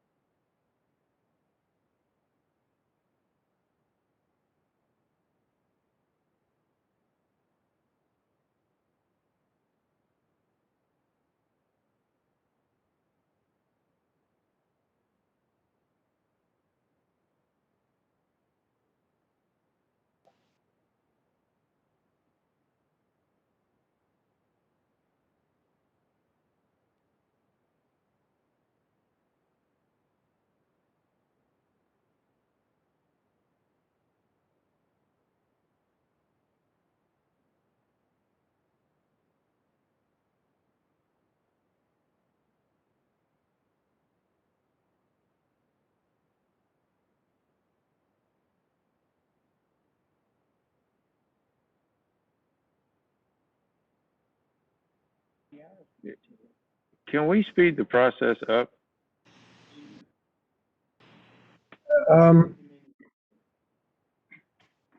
The clerks have to confer to make sure they have the same numbers. The clerk will report. It ain't that hard. You can put your amendments on blocks, sir. Clerk will report. Mr. Chairman, on this vote, there are 21 yeas, 27 nays. 21 ayes, 27 nays. The amendment is not adopted. The next amendment is, what do we have for the next amendment? The next amendment is the Murphy Amendment, which prohibits funding to school districts unless in-person instruction is available to subgroups of students. The Murphy Amendment. Clerk will call the roll. Chairman Scott? No. Chairman Scott votes no. Mr. Grijalva? Grijalva votes no. Mr. Grijalva votes no. Mr. Courtney? Courtney votes no. Mr. Courtney votes no. Mr. Sablan? Sablan votes no. Mr. Sablan votes no. Ms. Wilson? Well, Ms. Wilson votes no. Ms. Wilson votes no. Ms. Bonamici? Bonamici votes no. Ms. Bonamici votes no. Mr. Takano? Takano votes no. Mr. Takano votes no. Ms. Adams? Adams votes no. Ms. Adams votes no. Mr. Desagne? Desagne, no. Mr. Desagne votes no. Mr. Norcross? Norcross votes no.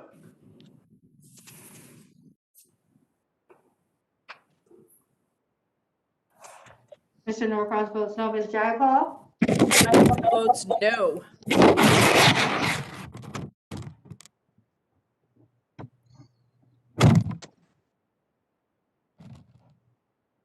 Ms. Jayapal votes no. Mr. Morelli?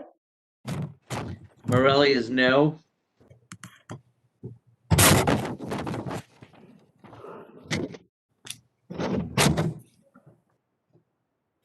Mr. Morelli, can you repeat that? Yes, Mr. Morelli is no.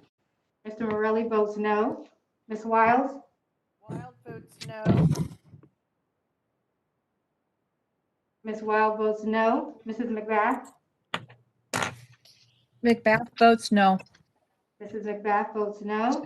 Mrs. Hayes? Mrs. Hayes votes no. Mrs. Hayes votes no. Mr. Levin? You're muted, sir. Sorry, Levin, no. Mr. Levin votes no. Ms. Omar?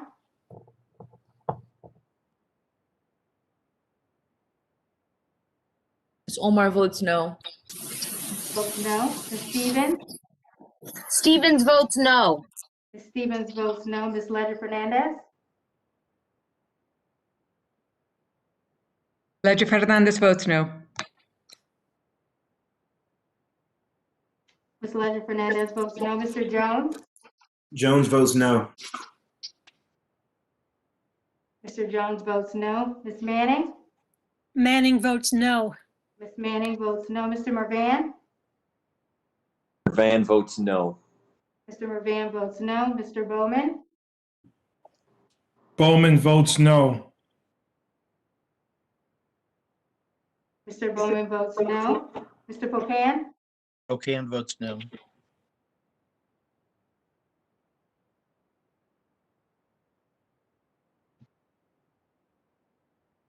Mr. Pocan, I do not have a visual. I'm here, all right.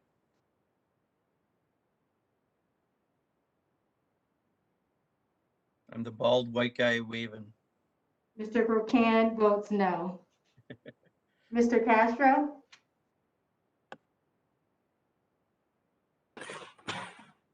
Ms. Cheryl? Cheryl votes no. Ms. Cheryl votes no. Mr. Yarmouth? Votes no. Mr. Yarmouth votes no. Mr. Espaillat? Espaillat votes no. Mr. Espaillat votes no. Mrs. Fox? Fox votes aye. Mrs. Fox votes aye. Mr. Wilson?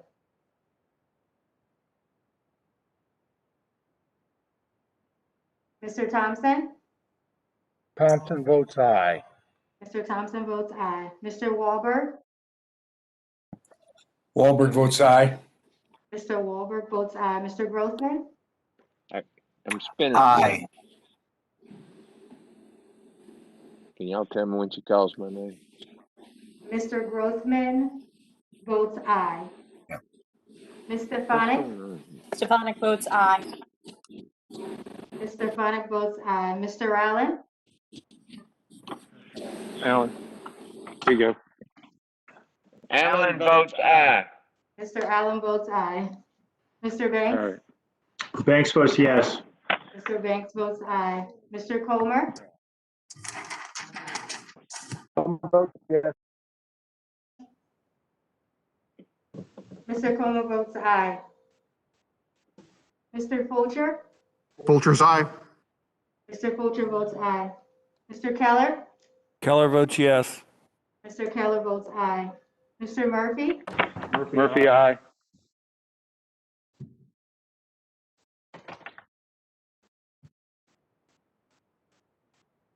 Hello? Mr. Murphy, I do not have a visual. I'm looking right at you. I can see me. Everybody else can see me. Mr. Murphy votes aye. Mrs. Miller Meeks? Miller Meeks votes aye. Mrs. Miller Meeks votes aye. Mr. Owens? Burgess Owens, yes. Mr. Owens votes aye. Mr. Good? Good, yes.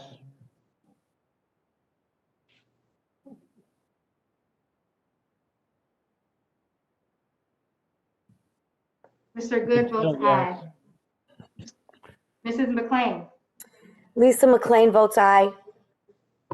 Mrs. McLean votes aye. Mrs. Harshbarger? Harshbarger votes aye. Mrs. Harshbarger votes aye. Mrs. Miller? Miller votes yes. Mrs. Miller votes aye. Mrs. Sparks? Sparks votes yes. Mrs. Sparks votes aye. Mr. Fitzgerald?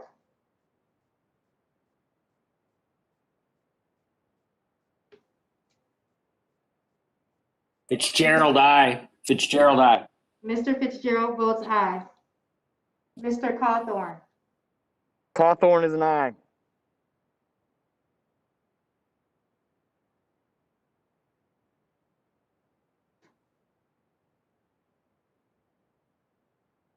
Mr. Cawthorn votes aye. Mrs. Steele? Steele votes aye.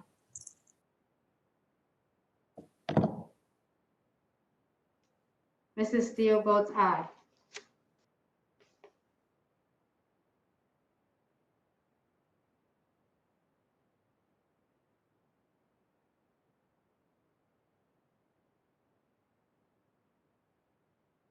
Mr. Chair, are you going to block some of the amendments?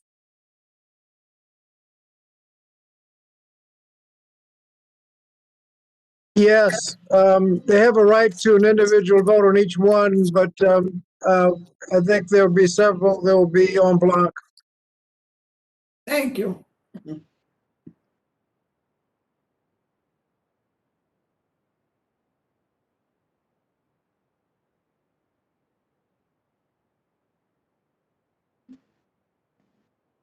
There's going to be 26 votes.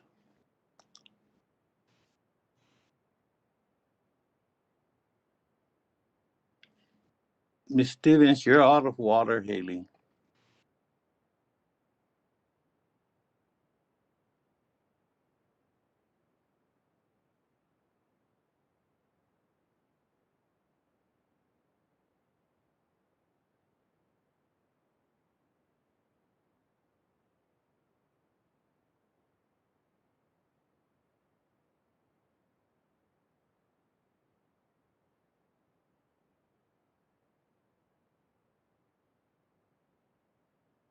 The clerk will report.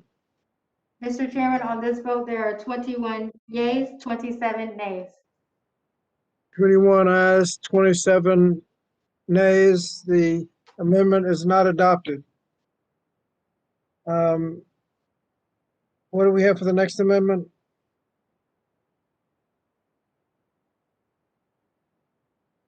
Oh, Representative Steele.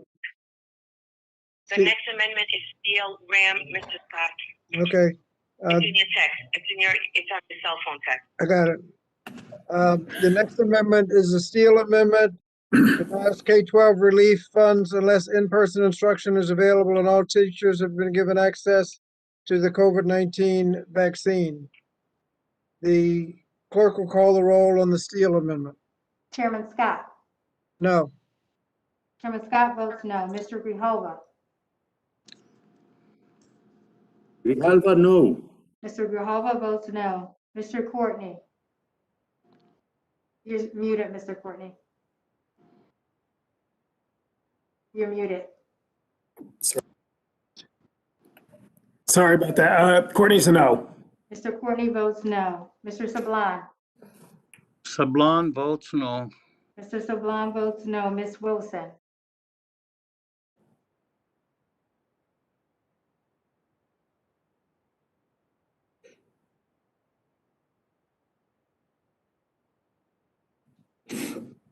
Ms. Bonamici. Bonamici votes no.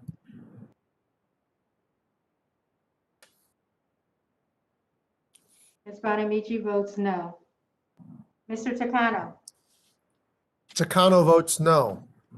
Mr. Takano votes no. Ms. Adams. Adams votes no. Ms. Adams votes no. Mr. DeSagne. DeSagne, no. Mr. DeSagne votes no. Mr. Norcross. Norcross votes no. Mr. Norcross votes no. Ms. Jayapal. Jayapal votes no. Ms. Jayapal votes no. Mr. Morelli. Morelli is no. Mr. Morelli votes no. Ms. Wild. Wild is no.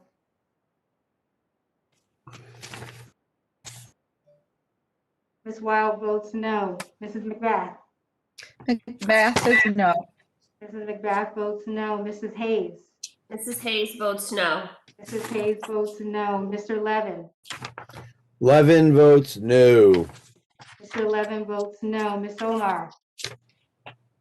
Omar votes no. Ms. Omar votes no. Ms. Stevens. Stevens votes no. Ms. Stevens votes no. Ms. Ledger Fernandez.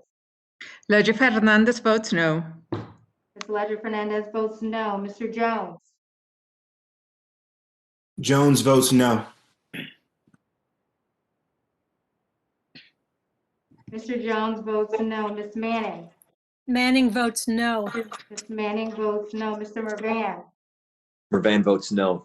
Mr. Mervan votes no. Mr. Bowman. Bowman votes no. Mr. Bowman votes no. Mr. Pocan. Pocan votes no.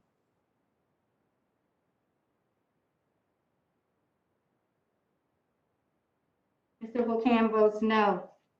Mr. Castro. Ms. Cheryl. Cheryl votes no.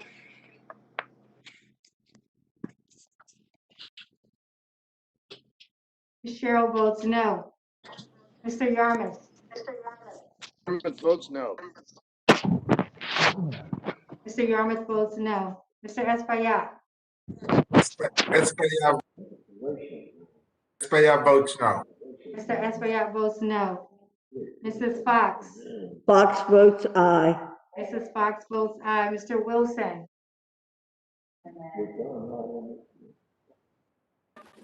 Mr. Thompson. Thompson votes aye. Mr. Thompson votes aye. Mr. Wahlberg. Wahlberg, aye. Mr. Wahlberg votes aye. Mr. Grossman. Do I need to help you out again? Yep, aye. Mr. Grossman votes aye. Ms. Stefanik. Stefanik, aye. Ms. Stefanik votes aye. Mr. Allen.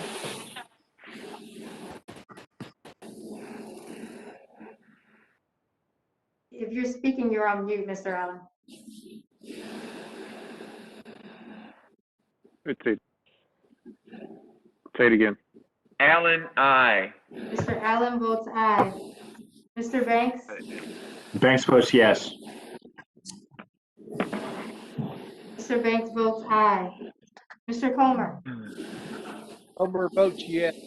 Mr. Comer votes aye. Mr. Fulcher? Fulcher's aye.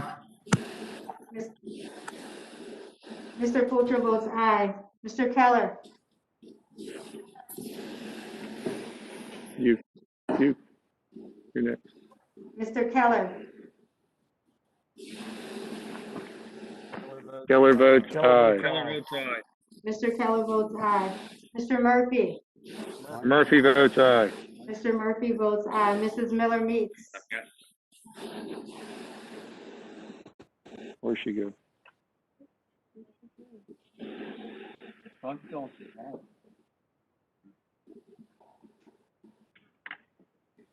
Mr. Owens?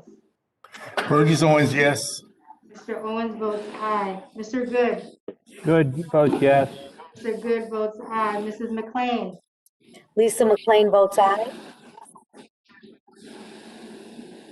Mrs. McLean votes aye. Mrs. Harshbarger? Harshbarger votes aye. Mrs. Harshbarger votes aye. Mrs. Miller? Miller votes yes.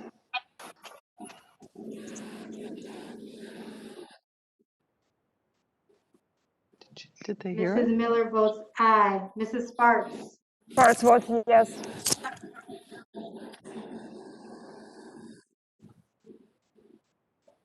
Mrs. Sparks, I do not have a Sparks visual. vote yes. Mrs. Sparks votes aye. Mr. Fitzgerald? You just muted yourself, sir. Fitzgerald votes aye. Say it again, Mr. Fitzgerald. Fitzgerald, aye. Mr. Fitzgerald votes aye. Mr. Cawthorn? Votes yes.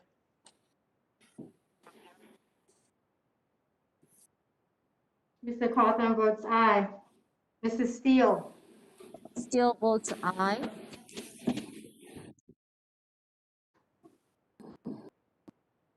Mrs. Steele votes aye.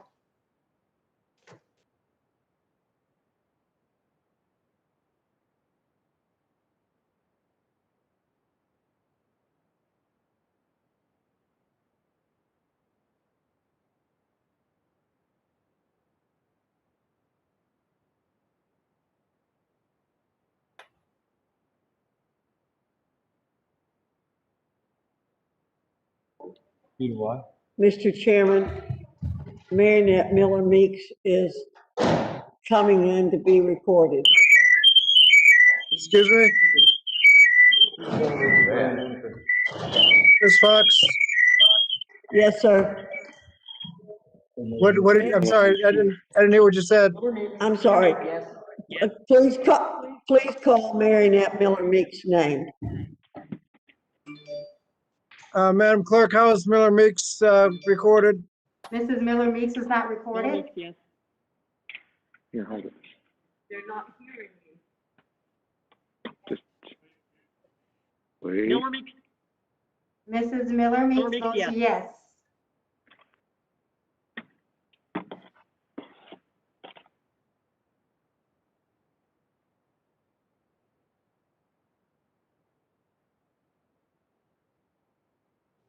Yes?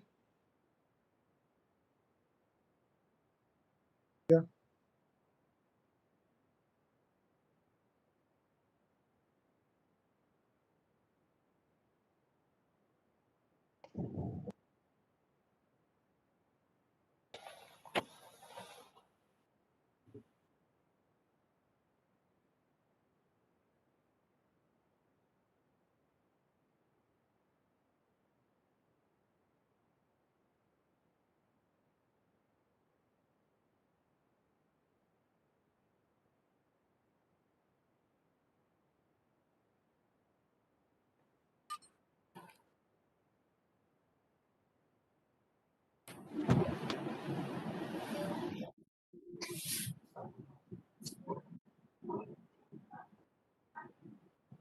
do? How did they ever survive Hollywood Square? Gregorio, they had a 2 for $4 deal at the Walgreens, so I actually do have more water.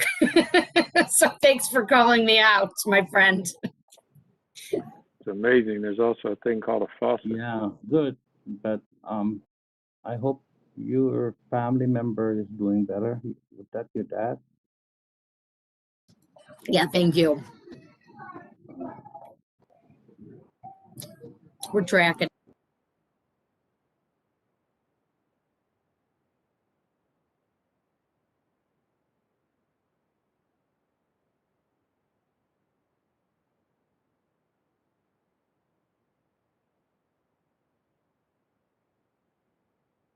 Mr. Chairman, if you're speaking, you're on mute. Clerk will report. Mr. Chairman, on this vote, there are 21 yeas, 26 nays. There are 21 ayes, 26 nays. The amendment is not adopted. The next amendment, I understand there's a change in the, that was the Steele amendment. Is, the Miller amendment is not going to be next. Wait a minute. Hello, is the Miller amendment going to be next? The Miller Meeks amendment is next, but you want to pause for the change to reflect the change of the oddball skirt? Well, let's, when we get to it, we can do it.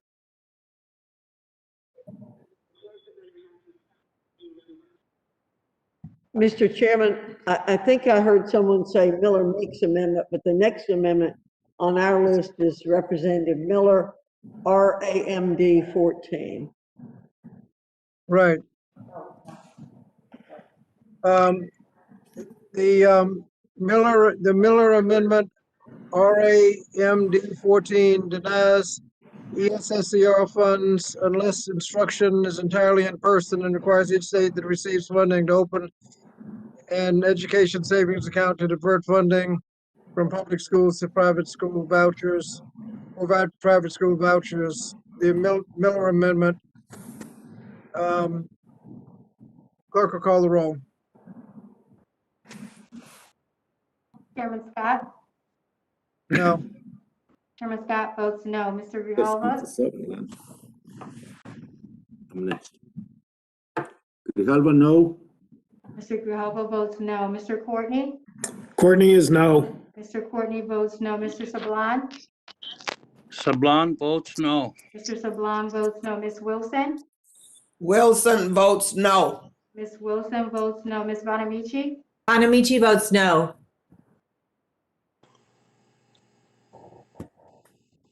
Ms. Bonamici votes no. Mr. Takano? Takano votes no.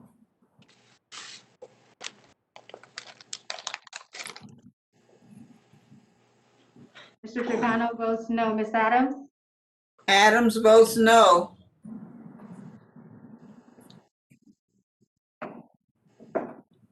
Ms. Adams votes no. Mr. Desagne? Desagne, no. Mr. Desagne votes no. Mr. Norcross? Norcross votes no. Mr. Norcross votes no. Ms. Jayapal? Jayapal votes no. Ms. Jayapal votes no. Mr. Morelli? Morelli is no. Mr. Morelli votes no. Ms. Wiles? Wild is no. Ms. Wild votes no. Mrs. McBath? McBath votes no. Mrs. McBath votes no. Mrs. Hayes? Votes no. Mrs. Hayes votes no. Mr. Levin?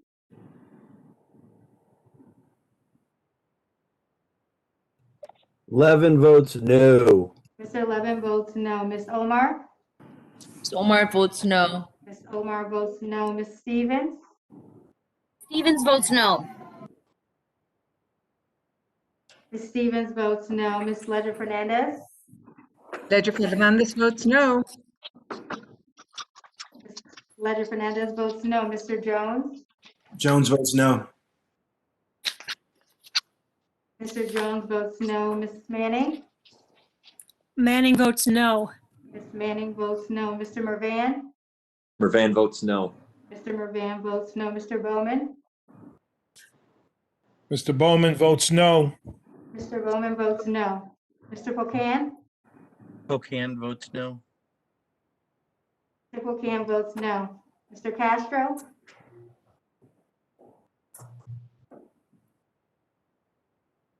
Ms. Cheryl? Cheryl votes no. Ms. Cheryl votes no. Mr. Yarmouth? Votes no. Mr. Yarmouth votes no. Mr. Espaillat? Votes no. Mr. Espaillat votes no. Mrs. Fox? Fox votes yay. Mrs. Fox votes aye. Mr. Wilson? Mr. Thompson? Thompson votes A. Mr. Thompson votes aye. Mr. Wahlberg? Wahlberg, aye. Mr. Wahlberg votes aye. Mr. Grossman? Aye. Mr. Grossman votes aye.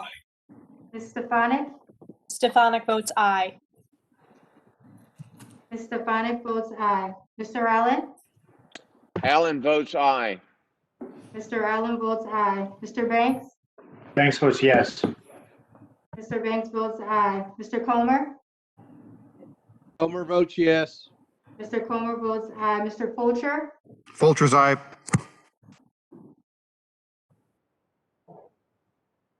Mr. Fulcher votes aye. Mr. Keller? Keller votes yes. Mr. Keller votes aye. Mr. Murphy? Murphy, aye. Mr. Murphy votes aye. Mrs. Miller Meeks? Miller Meeks, aye. Mrs. Miller Meeks votes aye. Mr. Owens? Burgess Owens, yes. Mr. Owens votes aye. Mr. Good? Good votes yes. Mr. Good votes aye. Mrs. McLean? McLean votes aye.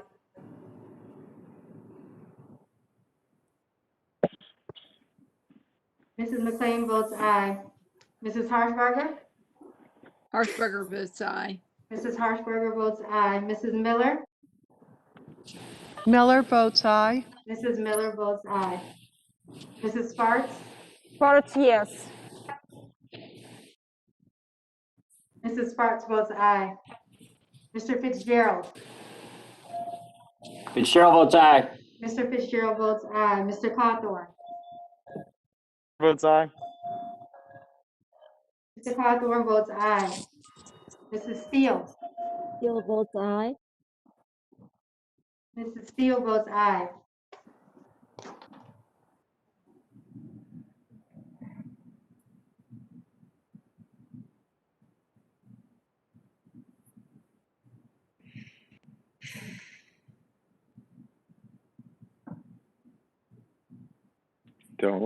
Don't, you never know about the way these things are being counted.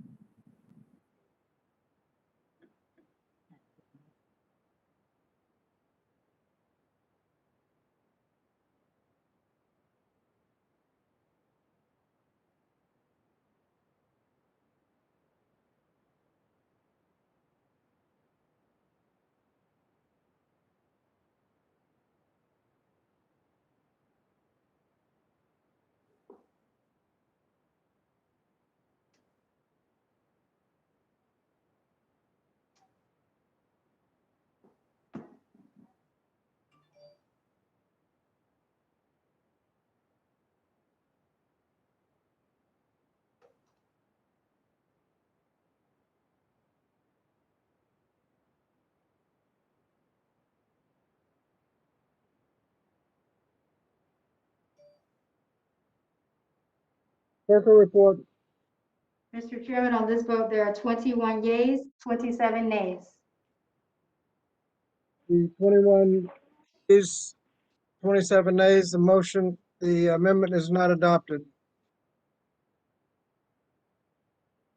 The next amendment is the good amendment?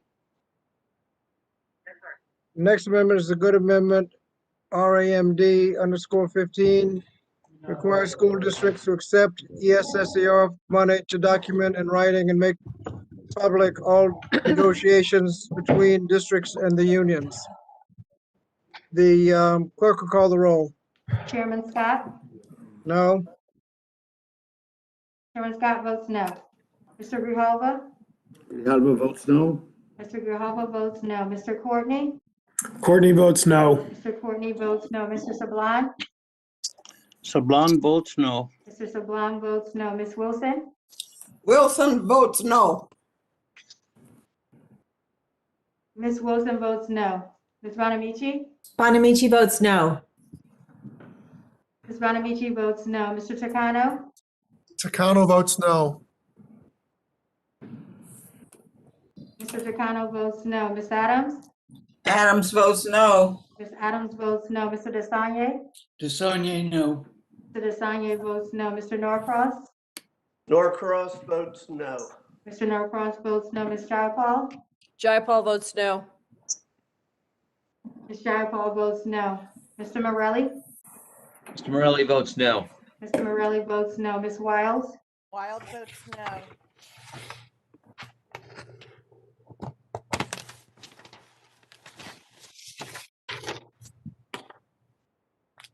Ms. Wild votes no. Mrs. McBath? Macbeth votes no. Mrs. McBath votes no. Mrs. Hayes? Votes no. Mrs. Hayes votes no. Mr. Levin? Levin votes no. Mr. Levin votes no. Ms. Omar? Omar votes no. Ms. Omar votes no. Ms. Stevens? Stevens votes no. Ms. Stevens votes no. Ms. Ledger Fernandez? Ledger Fernandez votes no. Ms. Ledger Fernandez votes no. Mr. Jones? Jones votes no. Mr. Jones votes no. Ms. Manning? Manning votes no. Ms. Manning votes no. Mr. Mervan? Van votes no. Mr. Mervan votes no. Mr. Bowman? Bowman votes no. Mr. Bowman votes no. Mr. Pocan? Pocan votes no. Mr. Pocan votes no. Mr. Castro? Ms. Cheryl? Cheryl votes no. Ms. Cheryl votes no. Mr. Yarmouth? Yarmouth votes no. Mr. Yarmouth votes no. Mr. Espaillat? Espaillat votes no. Mr. Espaillat votes no. Mrs. Fox? Fox votes aye. Mrs. Fox votes aye. Mr. Wilson? Mr. Thompson? Thompson votes aye. Mr. Thompson votes aye. Mr. Wahlberg? Wahlberg, aye. Mr. Wahlberg votes aye. Mr. Grothman?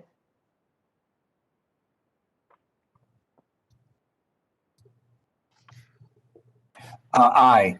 Grothman votes aye. Mr. Grothman votes aye. Ms. Stefanik? Stefanik, aye. Ms. Stefanik votes aye. Mr. Allen? Allen votes aye. Mr. Allen votes aye. Mr. Banks? Banks votes yes. Mr. Banks votes aye. Mr. Comer? Comer votes yes. Mr. Comer votes aye. Mr. Fulcher? Fulcher's aye. Mr. Fulcher votes aye. Mr. Keller? Keller votes yes.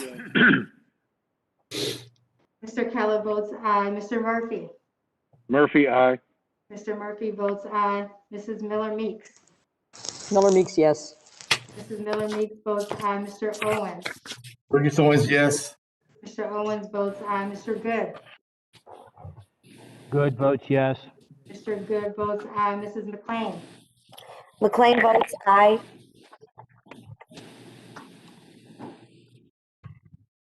Mrs. McLean votes aye. Mrs. Harshbarger. Harshbarger votes aye. Mrs. Harshbarger votes aye. Mrs. Miller. Miller votes yes. Mrs. Miller votes aye. Mrs. Sparks. Yes.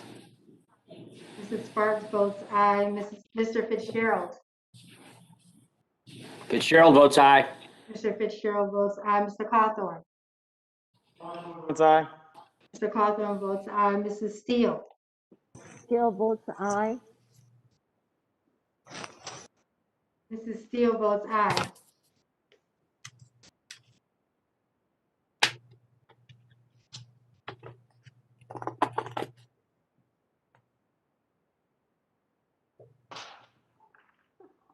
Mr. Chairman, this is Congresswoman Fox. Unmute. Yes. Mr. Chairman, I know it won't save a whole lot of time, but could you simply state what the amendment is and not describe it? It might save us 5 minutes. All right.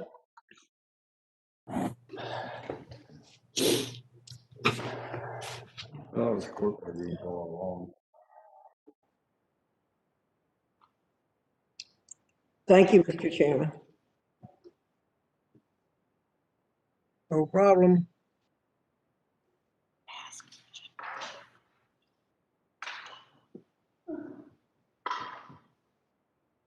Is the clerk ready to report? Clerk will report.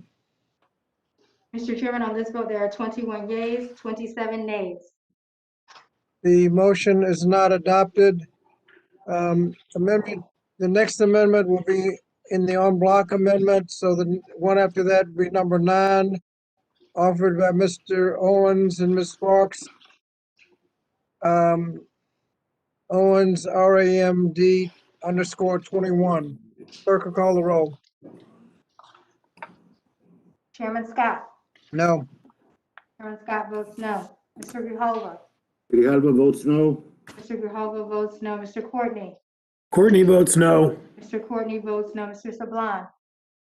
Sablan votes no. Mr. Sablan votes no. Ms. Wilson.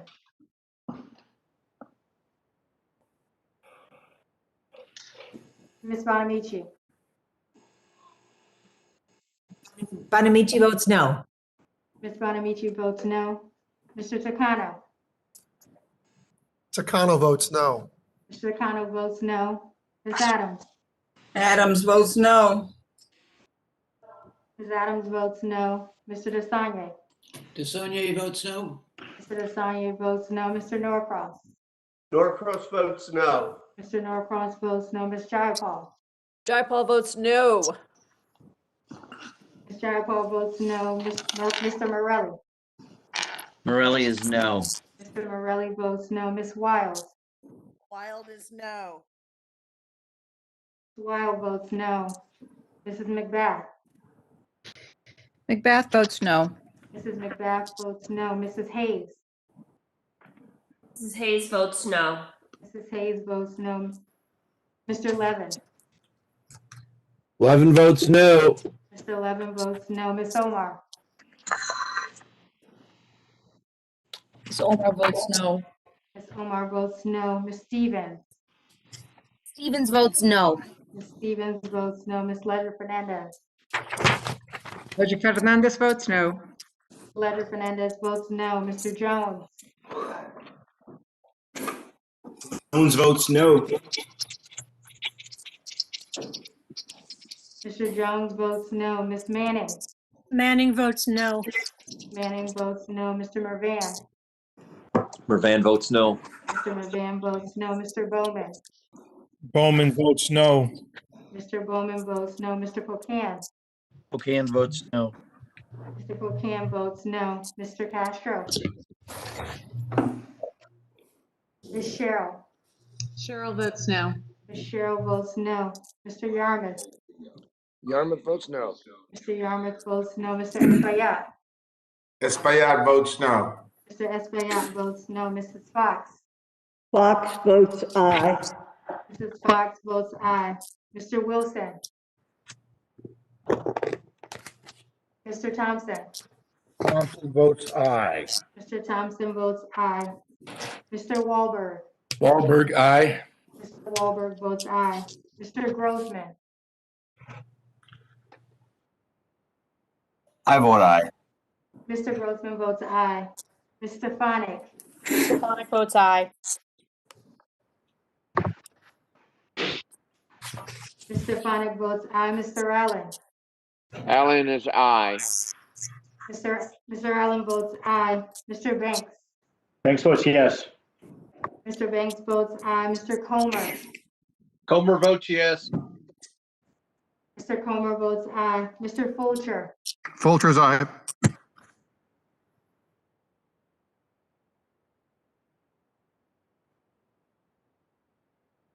Mr. Fulcher votes aye. Mr. Keller. Keller votes yes.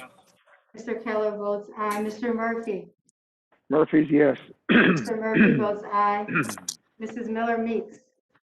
Miller Meeks, aye. Mrs. Miller Meeks votes aye. Mr. Owens. Burgess Owens, yes. Mr. Owens votes aye. Mr. Good. Good votes yes. Mr. Good votes aye. Mrs. McLean. McLean votes aye. Mrs. McLean votes aye. Mrs. Harshbarger. Harshbarger votes aye. Mrs. Harshbarger votes aye. Mrs. Miller. Miller, yes. Mrs. Miller votes aye. Mrs. Sparks. Sparks votes yes. Mrs. Sparks votes aye. Mr. Fitzgerald. Fitzgerald, aye. Mr. Fitzgerald votes aye. Mr. Cawthorn. Cawthorn votes aye. Mr. Cawthorn votes aye. Mrs. Steele. Steele votes aye. Mrs. Steele votes aye.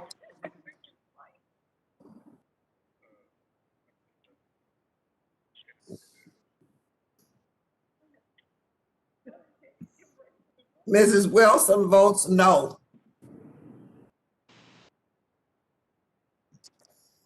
Ms. Wilson votes no. Ms. Wilson votes no.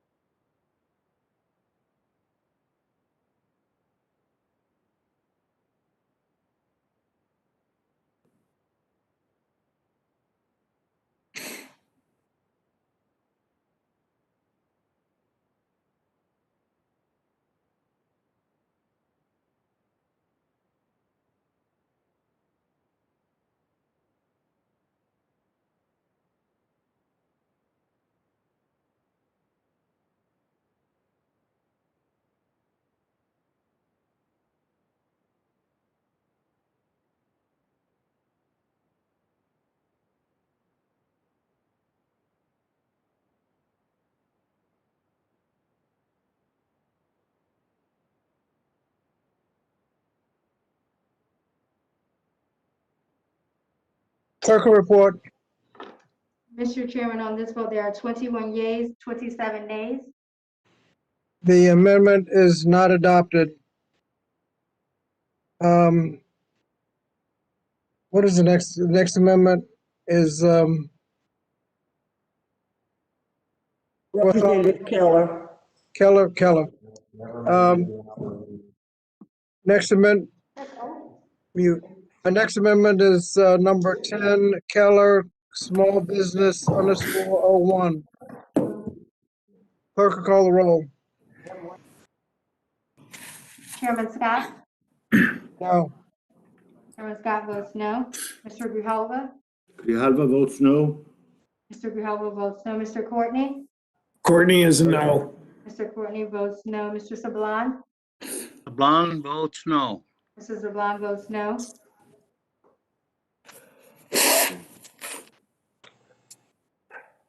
Ms. Wilson. Ms. Wilson votes no. Ms. Wilson votes no. Ms. Bonamici. Bonamici votes no. Ms. Bonamici votes no. Mr. Chicano. Chicano votes no. Mr. Chicano votes no. Ms. Adams. Adams votes no. Ms. Adams votes no. Mr. Desagne. Desagne votes no. Mr. Desagne votes no. Mr. Norcross. Norcross votes no. Mr. Norcross votes no. Ms. Jayapal? Jayapal votes no. Ms. Jayapal votes no. Mr. Morelli? Morelli is no. It's better than the Mr. other week, Morelli isn't it? votes no. Ms. Wild? Wild is no. Ms. Wild votes no. Mrs. McBath? Macbeth votes no. Mrs. McBath votes no. Mrs. Hayes? Mrs. Hayes votes no. Mrs. Hayes votes no. Mr. Levin? Mr. Levin votes no. Mr. Levin votes no. Ms. Omar? Ms. Omar votes no. Ms. Omar votes no. Ms. Stevens? Ms. Stevens votes no. Ms. Stevens votes no. Ms. Ledger Fernandez?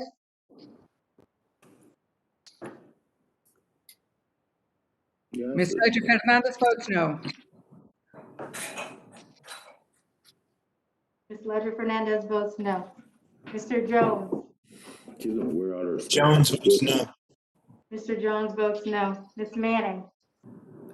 Manning votes no. Ms. Manning votes no. Mr. Mervan?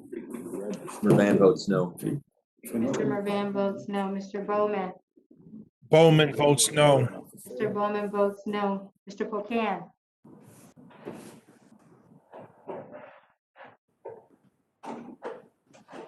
Votes no. Sorry. Mr. Pocan votes no. Mr. Castro? Yeah, customers can change for one. Ms. Cheryl? Cheryl votes no. He insisted to get an education because, you know, his big interest in. Mr. Yarmouth? Mr. Grijalva, you need to mute your computer. Mr. Yarmouth votes no. Mr. Espaillat? Espaillat votes no. Mr. Espaillat votes no. Mrs. Fox? Fox votes aye. Mrs. Fox votes aye. Mr. Wilson? Mr. Thompson? Thompson votes aye. Mr. Thompson votes aye. Mr. Wahlberg? Walbert votes aye. Mr. Wahlberg votes aye. Mr. Grothman?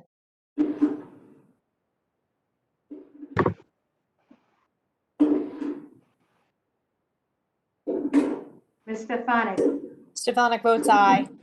Ms. Stefanik votes aye. Mr. Allen? Allen votes aye.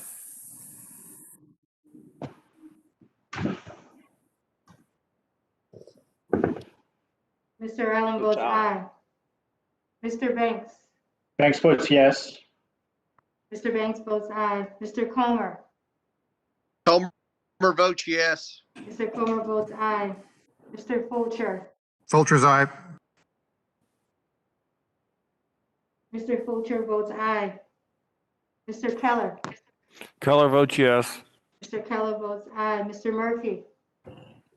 Murphy votes yes. Mr. Murphy votes aye. Mrs. Miller Meeks? Miller Meeks aye. Mrs. Miller Meeks aye. Mr. Owens? Burgess Owens, yes. Mr. Owens votes aye. Mr. Good? Good votes yes. Mr. Good votes aye. Mrs. McLean? McLean votes yes. Mrs. McLean votes aye. Mrs. Harshbarger? Harshbarger votes aye. Mrs. Harshbarger votes aye. Mrs. Miller? Miller, yes. Mrs. Miller votes aye. Mrs. Sparks? Sparks votes yes.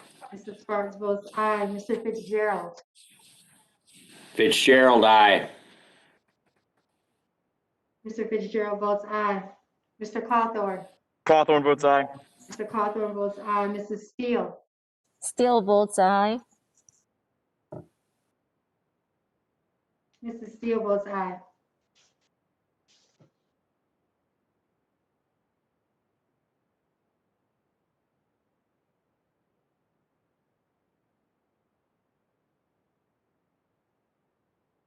Grothman votes yes.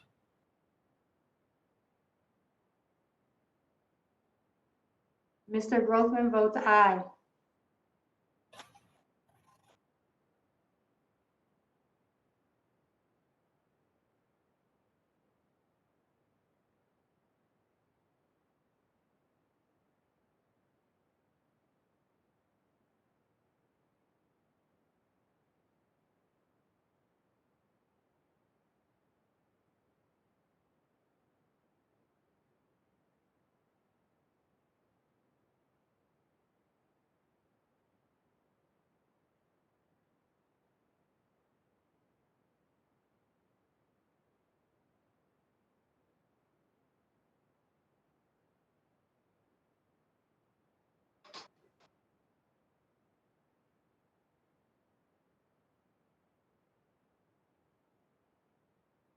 Clerk will report. Mr. Chairman, on this vote, there are 21 yeas, 27 nays. The amendment is not adopted. The next amendment is Cawthorn Rule Exception _01, number 11. Clerk will call the roll.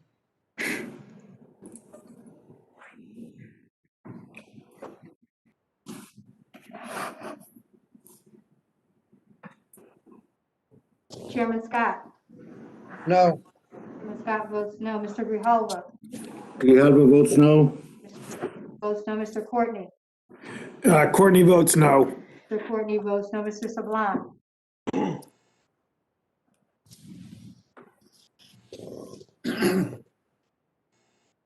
Sablon votes no. Mr. Sablan votes no. Ms. Wilson. Wilson votes no. Ms. Wilson votes no. Ms. Bonamici. Bonamici votes no. Bonamici votes no. Mr. Takano. Takano votes no. Mr. Takano votes no. Ms. Adams. Adams votes no. Ms. Adams votes no. Mr. Desagne. DeSaulnier votes no. Mr. Desagne votes no. Mr. Norcross. Norcross votes no. Mr. Norcross votes no. Ms. Jayapal. Jayapal votes no. Ms. Jayapal votes no. Mr. Morelli. Morelli is no. Mr. Morelli votes no. Ms. Wild. Wild votes no. Ms. Wild votes no. Mrs. McBath. Macbeth votes no. Mrs. McBath votes no. Mrs. Hayes. Hayes votes no. Mrs. Hayes votes no. Mr. Levin. Levin, no. Mr. Levin votes no. Ms. Omar. Omar votes no. Ms. Omar votes no. Ms. Stevens. Stevens votes no. Ms. Stevens votes no. Ms. Ledger Fernandez. Ledger Fernandez votes no. Ms. Ledger Fernandez votes no. Mr. Jones. Jones votes no. Mr. Jones votes no. Ms. Manning. Manning votes no. Ms. Manning votes no. Mr. Mervan. Mervan votes no. Mr. Mervan votes no. Mr. Bowman. Bowman votes no. Mr. Bowman votes no. Mr. Pocan. Pocan votes no. Mr. Pocan votes no. Mr. Castro. Ms. Cheryl. Cheryl votes no. Ms. Cheryl votes no. Mr. Yarmouth. Yarmouth votes no. Mr. Yarmouth votes no. Mr. Espaillat. Espaillat votes no. Mr. Espaillat votes no. Mrs. Fox. Fox votes aye. Mrs. Fox votes aye. Mr. Wilson. Mr. Thompson. Thompson votes aye. Mr. Thompson votes aye. Mr. Wahlberg. Wahlberg, aye. Mr. Wahlberg votes aye. Mr. Grothman. Grothman votes aye. Mr. Grothman votes aye. Ms. Stefanik. Stefanik votes aye. Ms. Stefanik votes aye. Mr. Allen. Allen votes aye.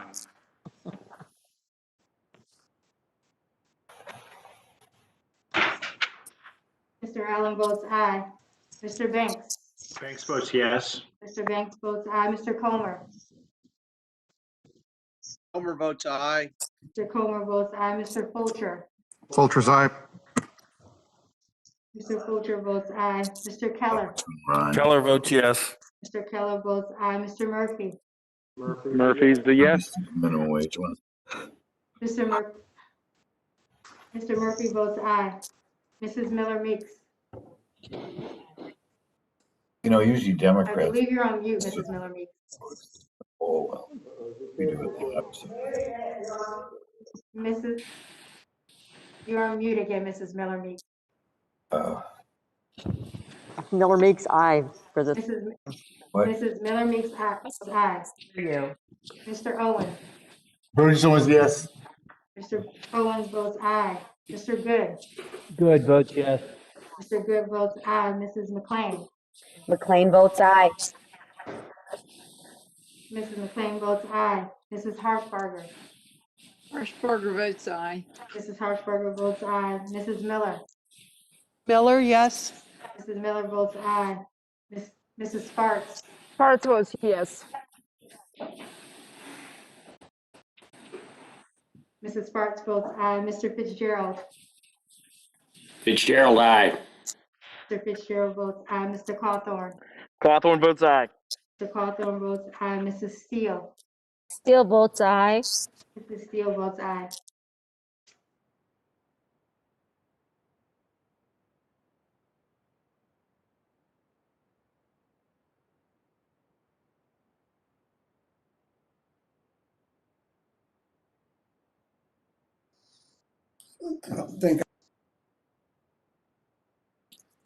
Mr. Chairman, point of order.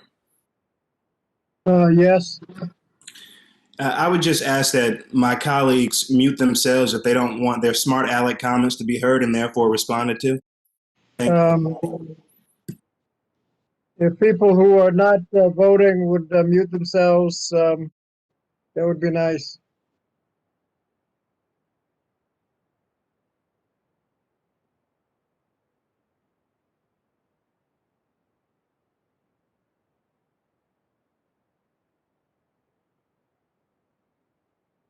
Clerk will report. Mr. Chairman, on this vote, there are 21 yeas, 27 nays. The amendment is not adopted. The next amendment is Steele _ job loss auto _ 01. Clerk will call the roll.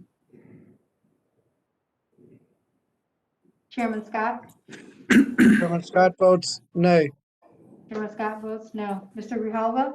Grijalva votes no. Mr. Grijalva votes no. Mr. Courtney. Courtney votes no. Mr. Courtney votes no. Mr. Sablon. Sablon votes no. Mr. Sablon votes no. Ms. Wilson. Wilson votes no. Ms. Wilson votes no. Ms. Bonamici. Bonamici votes no. Ms. Bonamici votes no. Mr. Takano. Takano votes no. Mr. Takano votes no. Ms. Adams. Adams votes no. Ms. Adams votes no. Mr. DeSagne. DeSagne votes no. Mr. DeSagne votes no. Mr. Norcross. Norcross votes no. Mr. Norcross votes no. Ms. Jayapal. Jayapal votes no, no, no. Ms. Jayapal votes no. Mr. Morelli. Morelli is no. Mr. Morelli votes no. Ms. Wild. Wild votes no. Ms. Wild votes no. Mrs. McBath. Macbeth votes no. Mrs. McBath votes no. Mrs. Hayes. Hayes votes no. Mrs. Hayes votes no. Mr. Levin. Levin votes no. Mr. Levin votes no. Ms. Omar.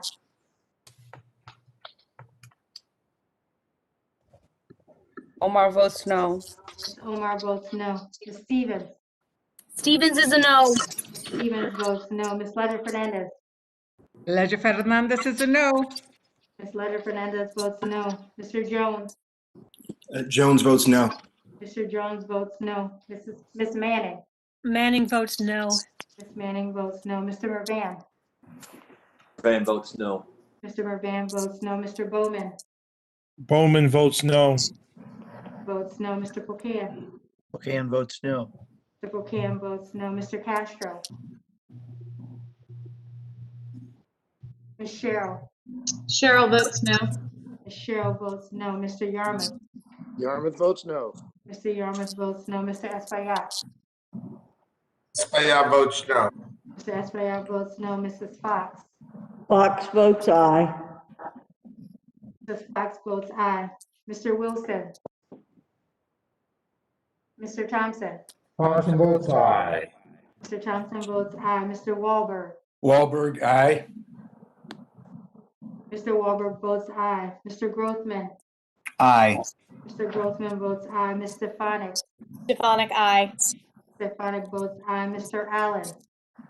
Allen is aye. Mr. Allen votes aye. Mr. Banks. Banks is a yes. Mr. Banks votes aye. Mr. Comer. Comer votes yes. Mr. Comer votes aye. Mr. Fulcher. Fulcher's aye.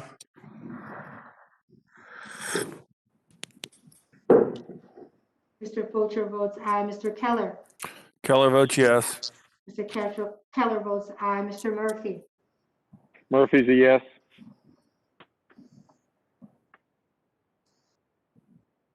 Mr. Murphy votes aye. Mrs. Miller Meeks. Miller Meeks, yes. Mrs. Miller Meeks votes aye. Mr. Owens.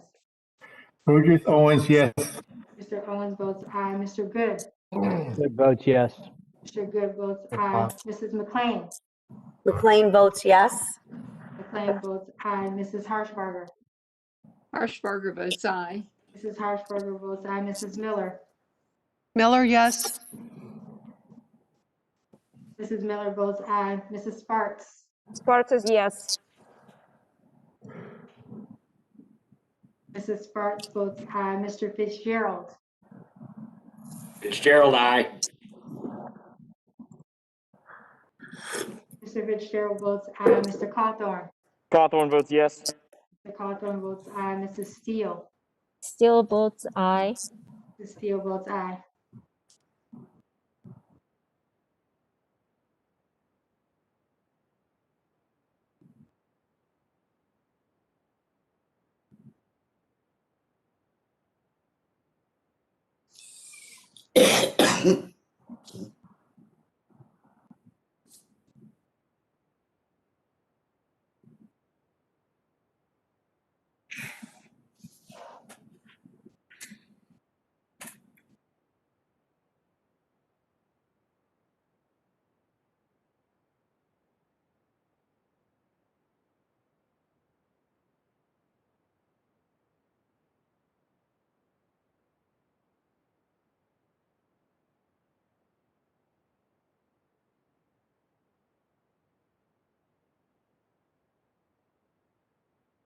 Okay. Usually turns to clerk will report. Mr. Chairman, on this vote, there are 21 yeas, 27 nays. The amendment is not adopted. The next amendment is the Owens _ job loss trigger _ 01. Clerk will call the roll.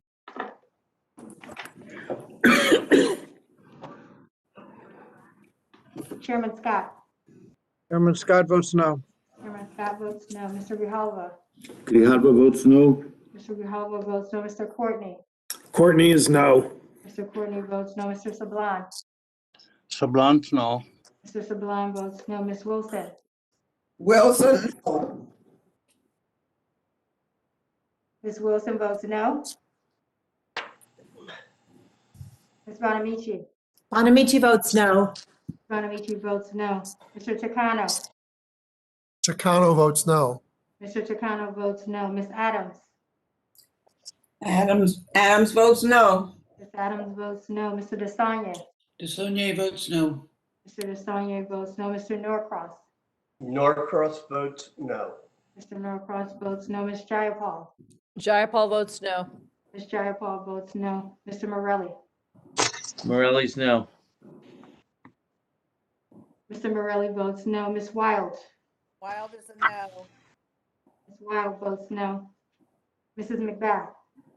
McBath votes no. Mrs. McBath votes no. Mrs. Hayes. Hayes votes no. Mrs. Hayes votes no. Mr. Levin. Mr. Levin votes no. Mr. Levin votes no. Ms. Omar. Martin votes no. Omar votes no. Ms. Stevens. No, Stevens votes no. Ms. Stevens votes no. Ms. Ledger Fernandez. Ledger Fernandez votes no. Ms. Ledger Fernandez votes no. Mr. Jones. Jones votes no. Mr. Jones votes no. Ms. Manning. Manning votes no. Ms. Manning votes no. Mr. Mervan. Votes no. Mervan votes no. Mr. Bowman. Bowman votes no. Mr. Bowman votes no. Mr. Pocan. Pocan votes no. Mr. Pocan votes no. Mr. Castro. Ms. Cheryl. Cheryl votes yes. No. Ms. Cheryl votes no. Mr. Yarmouth. Yarmouth votes no. Mr. Yarmouth votes no. Mr. Espaillat. Espaillat votes no. Mr. Espaillat votes no. Mrs. Fox. Fox votes aye. Mrs. Fox votes aye. Mr. Wilson. Mr. Thompson. Hold on. Yeah, got it. Thompson votes aye.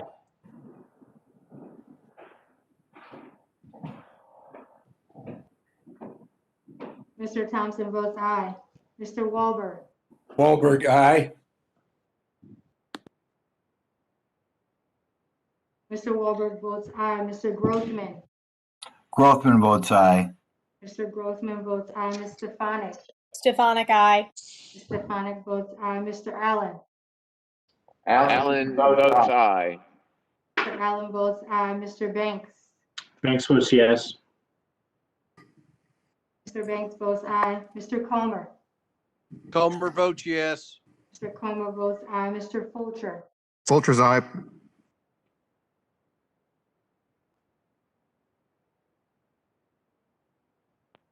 Mr. Fulcher votes aye. Mr. Keller, Keller votes yes. Mr. Keller votes aye. Mr. Murphy, Murphy, yes.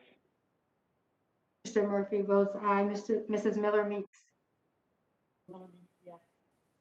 You, Miller Meeks, yes. Mrs. Miller Meeks votes aye. Mr. Owens, Burgess Owens, yes. Mr. Owens votes aye. Mr. Good, Good votes yes. Mr. Good votes aye. Mrs. McLean, McLean votes yes. Mrs. McLean votes aye. Mrs. Harshbarger, Harshbarger votes aye. Mrs. Harshbarger votes aye. Mrs. Miller, Miller, yes. Mrs. Miller votes aye. Mrs. Sparks, Sparks, yes. Mrs. Sparks votes aye. Mr. Fitzgerald, Fitzgerald votes aye. Mr. Fitzgerald votes aye. Mr. Cawthorn, Cawthorn votes aye. Mr. Cawthorn votes aye. Mrs. Steele, Steele, aye. Mrs. Steele votes aye.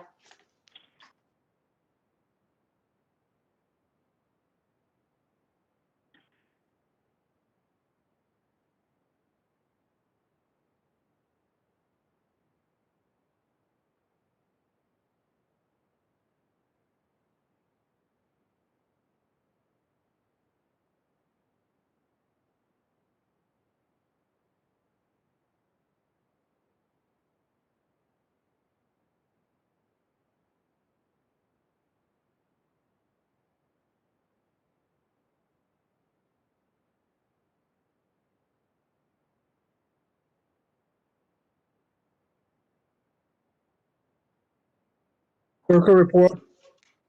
Mr. Chairman, on this vote, there are 21 yeas, 27 nays. The amendment is not adopted. The next amendment is the Grothman Amendment, GROTWI_004. Clerk will call the roll. Chairman Scott? Chairman Scott votes no. Chairman Scott votes no. Mr. Grijalva? Grijalva votes no. Mr. Grijalva votes no. Mr. Courtney? Courtney votes no. Mr. Courtney votes no. Mr. Sablon? Sablon votes no. Mr. Sablon votes no. Ms. Wilson? Wilson votes no. Ms. Wilson votes no. Ms. Bonamici? Bonamici votes no. Ms. Bonamici votes no. Mr. Chicano? Chicano votes no. Mr. Chicano votes no. Ms. Adams? Adams votes no. Ms. Adams votes no. Mr. Desagne? Desagne votes no. Mr. Desagne votes no. Mr. Norcross? Norcross votes no. Mr. Norcross votes no. Ms. Jayapal? Jayapal votes no. Ms. Jayapal votes no. Mr. Morelli? Morelli's no.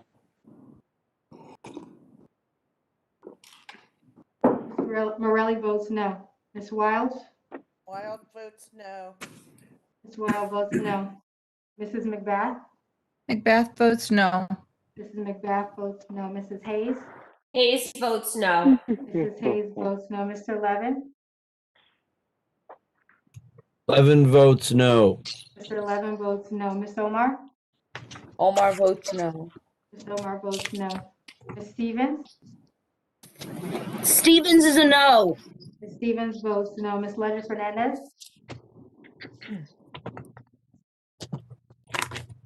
Ledger Fernandez is a no. Ms. Ledford Fernandez votes no. Mr. Jones? Jones votes no. Jones votes no. Ms. Manning? Manning votes no. Ms. Manning votes no. Mr. Mervan? Mervan votes no. Mr. Mervan votes no. Mr. Bowman? Bowman votes no. Mr. Bowman votes no. Mr. Pocan? Pocan votes no. Mr. Pocan votes no. Mr. Castro? Ms. Cheryl? Cheryl votes no. Cheryl votes no. Mr. Yarmouth? Yarmouth votes no. Mr. Yarmouth votes no. Mr. Espaillat? Votes no. Espaillat votes no. Mrs. Fox? Fox votes aye, and I think Mr. Levin needs to mute his computer. Mrs. Fox votes aye. Mr. Wilson? Mr. Thompson? Thompson votes aye. Mr. Thompson votes aye. Mr. Wahlberg? Wahlberg, aye. Mr. Wahlberg votes aye. Mr. Groveman? Aye. Mr. Groveman votes aye. Ms. Stefanik? Stefanik, aye. Ms. Stefanik votes aye. Mr. Allen? Allen votes aye. Mr. Allen votes aye. Mr. Banks? Banks votes yes. Mr. Banks votes aye. Mr. Comer? Comer votes yes. Mr. Comer votes aye. Mr. Fulcher? Fulcher's aye. Mr. Fulcher votes aye. Mr. Keller? Keller votes yes. Mr. Keller votes aye. Mr. Murphy? I believe you muted yourself, sir. Mr. Murphy. Or Jesus. Murphy, yes, thank you. Mr. Murphy votes aye. Mrs. Miller Meeks? Miller Meeks, yes. Mrs. Miller Meeks votes aye. Mr. Owens? Burgess Owens, yes. Mr. Owens votes aye. Mr. Good? Good votes yes. Mr. Good votes aye. Mrs. McLean? McLean votes yes. Mrs. McLean votes aye. Mrs. Harshbarger? Harshbarger votes aye. Mrs. Harshbarger votes aye. Mrs. Miller? Miller, yes. Mrs. Miller votes aye. Mrs. Sparks? Sparks, yes. Mrs. Sparks votes aye. Mr. Fitzgerald? Fitzgerald, aye. Mr. Fitzgerald votes aye. Mr. Cawthorn? Votes aye. Mr. Cawthorn votes aye. Mrs. Steele? Steele, aye. Mrs. Steele votes aye.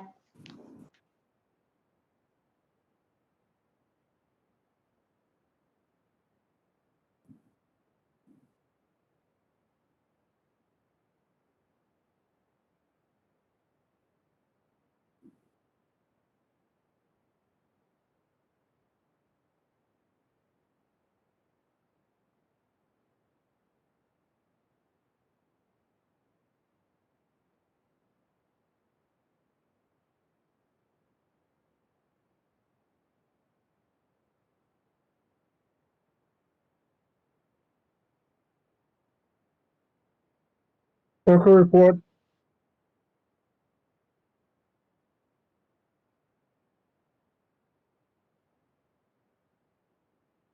I'm sorry, I was on mute. Mr. Chairman, on this vote, there are 21 yeas, 27 nays. The amendment is not adopted. The next amendment is the Fox Amendment, RAMD 2. Clerk will call the roll.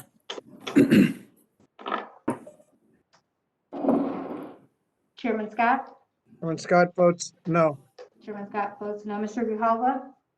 Grijalva votes no. Mr. Grijalva votes no. Mr. Courtney?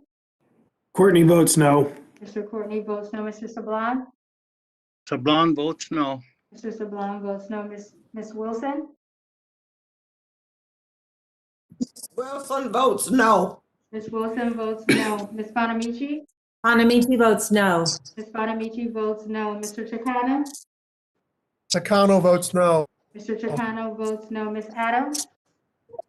Adams votes no. Ms. Adams votes no. Mr. Desagne? Desagne votes no. Mr. Desagne votes no. Mr. Norcross? Norcross votes no. Mr. Norcross votes no. Ms. Jayapal? Jayapal votes no. Ms. Jayapal votes no. Mr. Morelli? Morelli is no. Mr. Morelli votes no. Ms. Wild? Wild is no. Wild votes. Ms. Wild votes no. Mrs. McBath? McBath votes no. Mrs. McBath votes no. Mrs. Hayes? No. Hayes votes no. Mr. Levin? Levin votes no. Mr. Levin votes no. Ms. Omar? Omar votes no. Ms. Omar votes no. Ms. Stevens? Stevens is a no. Stevens votes no. Ms. Leonard Fernandez? Ledger Fernandez votes no. Ms. Ledger Fernandez votes no. Mr. Jones? Jones votes no. Mr. Jones votes no. Ms. Manning? Manning votes no. Ms. Manning votes no. Mr. Mervan? Votes no.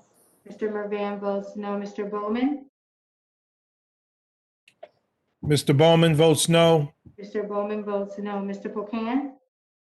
Pocan votes no. Mr. Pocan votes no. Mr. Castro? Ms. Cheryl? Cheryl votes no. Ms. Cheryl votes no. Mr. Yarmouth? Yarmouth votes no. Mr. Yarmouth votes no. Mr. Espaillat? Espaillat votes no. Mr. Espaillat votes no. Mrs. Fox? Fox votes aye. Mrs. Fox votes aye. Mr. Wilson? Mr. Thompson? Thompson votes aye. Mr. Thompson votes aye. Mr. Wahlberg? Wahlberg, aye. Mr. Wahlberg votes aye. Mr. Grothman?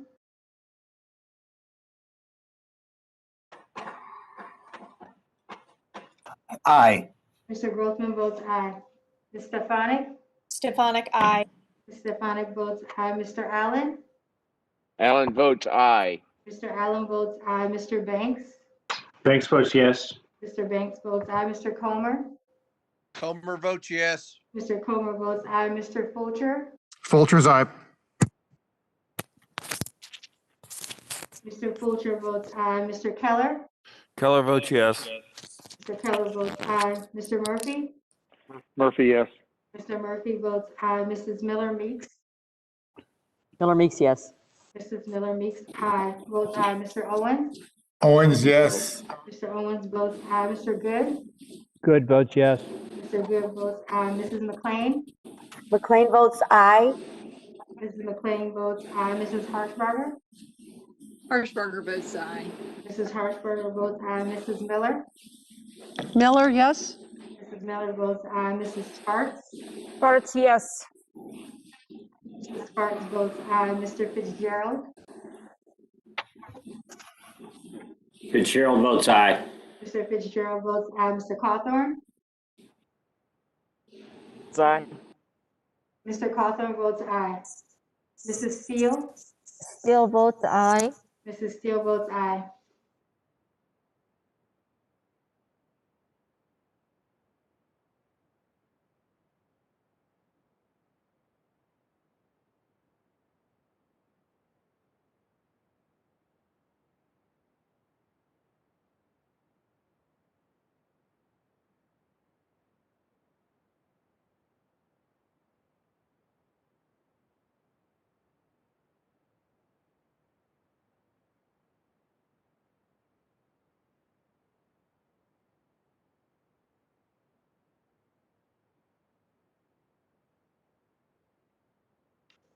The clerk will report. Mr. Chairman, on this vote, there are 21 yeas, 27 nays. The amendment is not adopted. The next amendment is the Banks Amendment, Banks FC, AMD, Pro-Life, CVGE. Clerk will call the roll. Chairman Scott?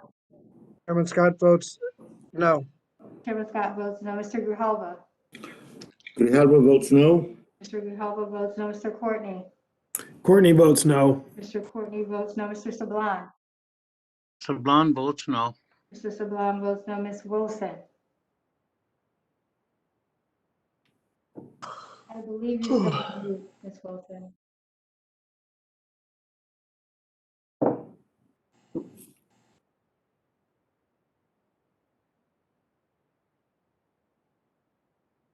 Ms. Wilson, I did not receive an audio.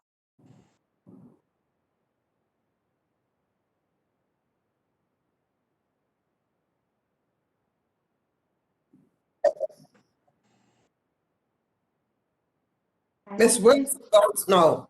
Ms. Wilson votes no. Ms. Bonamici? Bonamici votes no. Ms. Bonamici votes no. Mr. Takano? Takano votes no. Mr. Takano votes no. Ms. Adams? Adams votes no. Ms. Adams votes no. Mr. Desanye? Sonia votes no. Mr. Desanye votes no. Mr. Norcross? Norcross votes no. Mr. Norcross votes no. Ms. Jayapal? Jayapal votes no. Ms. Jayapal votes no. Mr. Morelli? Morelli votes no. Mr. Morelli votes no. Ms. Wild? Wild votes no. Ms. Wild votes no. Mrs. McBath? Macbeth votes no. Mrs. McBath votes no. Mrs. Hayes? Hayes votes no. Mrs. Hayes votes no. Mr. Levin? Levin votes no. Mr. Levin votes no. Ms. Omar? Omar votes no. Omar votes no. Ms. Stevens? Stevens votes no. Ms. Stevens votes no. Ms. Letter Fernandez? Ledger Fernandez votes no as well. Ms. Letter Fernandez votes no. Mr. Jones? Jones votes no. Mr. Jones votes no. Ms. Manning? Manning votes no. Ms. Manning votes no. Mr. Mervan? Votes no. Mr. Mervan votes no. Mr. Bowman? Bowman votes no. Mr. Bowman votes no. Mr. Pocan? Pocan votes no. Mr. Pocan votes no. Mr. Castro? Ms. Cheryl? Cheryl votes no. Ms. Cheryl votes no.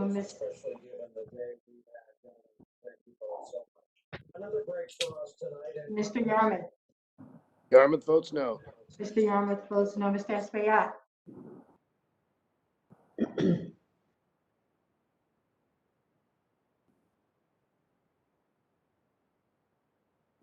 Espaillat votes no. Mr. Espaillat votes no. Mrs. Fox?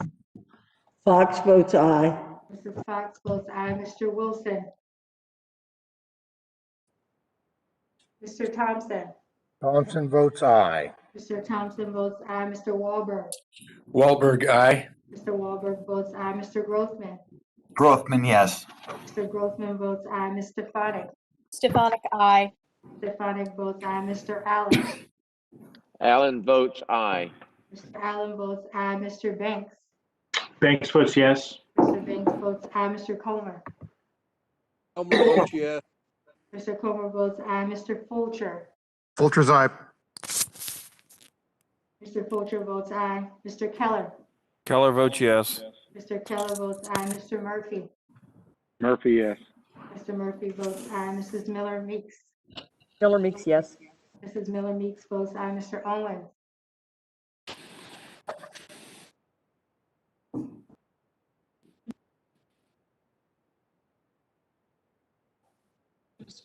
Mr. Good? Good votes yes. Mr. Good votes aye. Mrs. McLean? McLean votes aye. Mrs. McLean votes aye. Mrs. Harshbarger? Harshbarger votes aye. Mrs. Harshbarger votes aye. Mrs. Miller? Miller, yes. Mrs. Miller votes aye. Mrs. Sparks? Sparks, yes. Mrs. Sparks votes aye. Mr. Fitzgerald?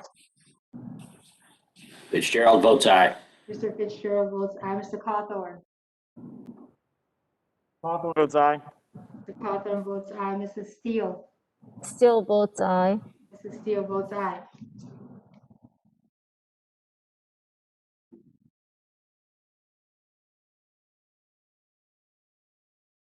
Mr. Chairman, how's Mr. Owens recorded?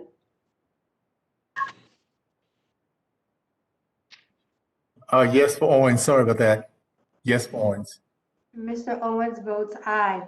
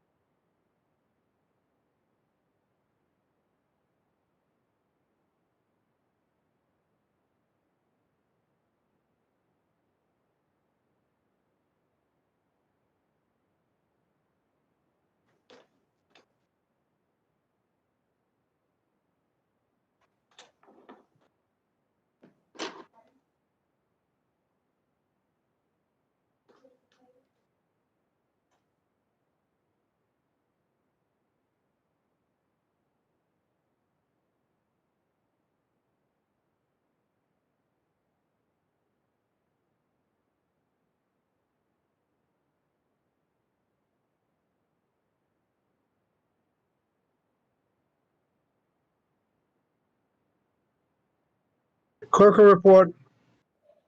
Mr. Chairman, on this vote, there are 21 yeas, 27 nays. The amendment is not adopted. The next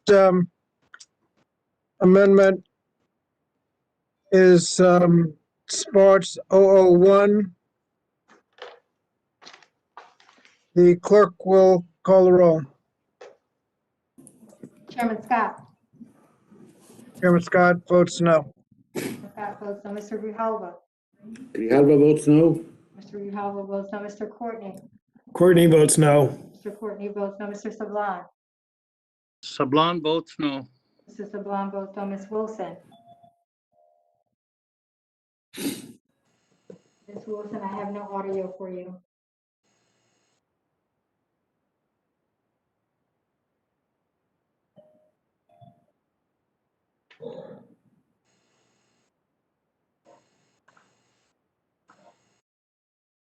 Still no audio, Ms. Wilson.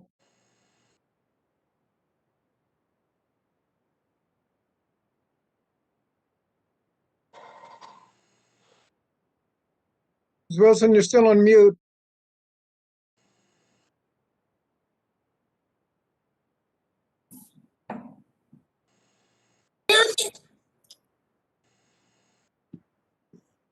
Repeat it one more time. Wilson votes no. Ms. Wilson votes no. Ms. Bonamici. Bonamici votes no. Ms. Bonamici votes no. Mr. Chicano.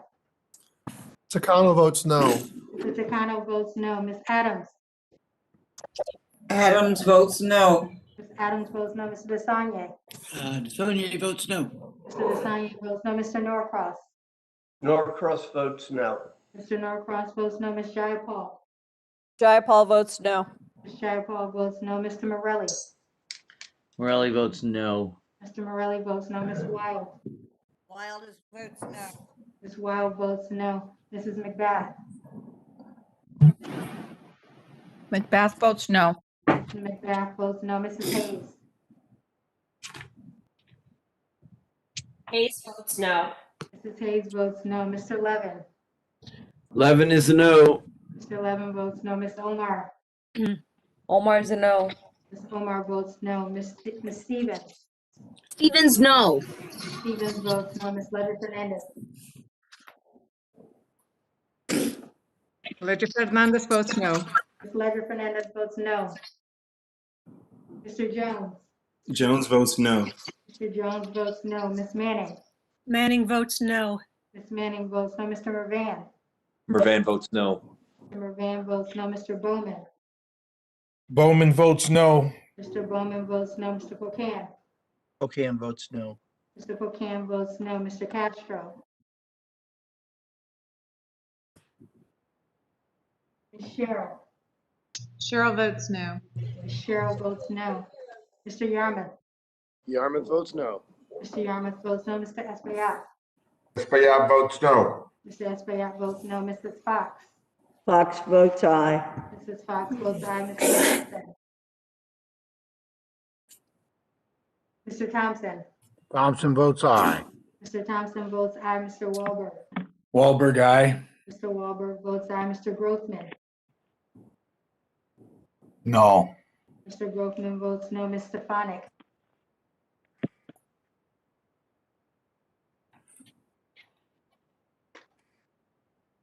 Mr. Allen.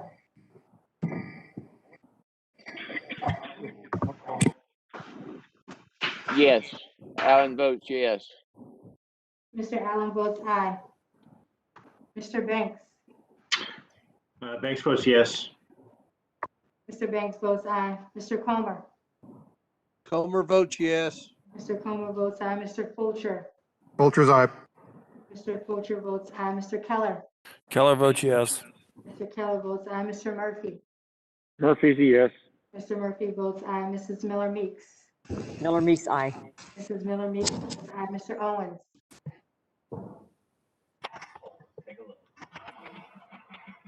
Mr. Owens.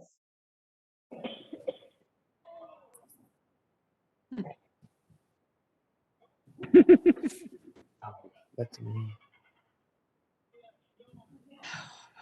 Burgess. Mr. Good. Good votes yes. Mr. Good votes aye. Mrs. McLean. McLean votes aye.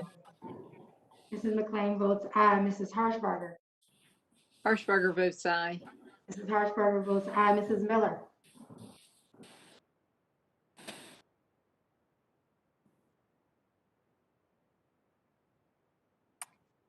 Burgess Owens votes yes. Mr. Will they recall me? votes aye. Mrs. Miller. Miller, yes. Mrs. Miller votes aye. Mrs. Sparks. Sparks, yes.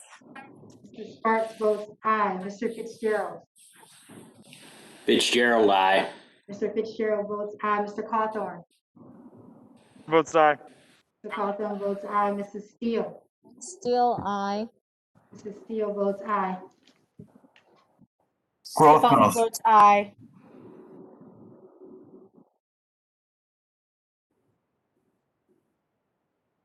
If any, can you repeat that? Stefanik votes aye, sorry. Ms. Stefanik votes aye. Rothman will switch to aye.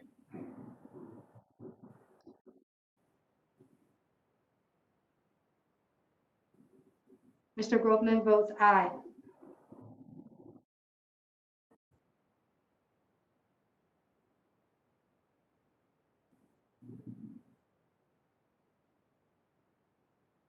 How is Ms. Bonamici recorded?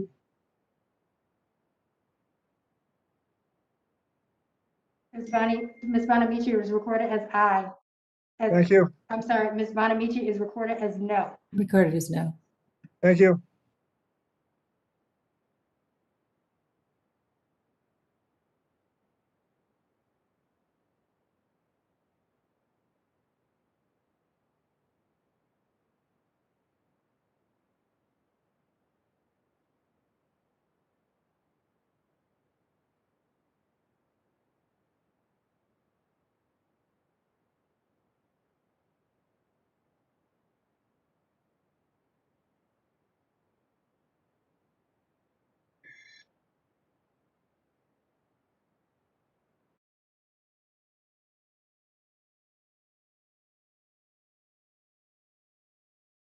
Clerk will report. Mr. Chairman, on this vote, there are 21 yeas, 27 nays.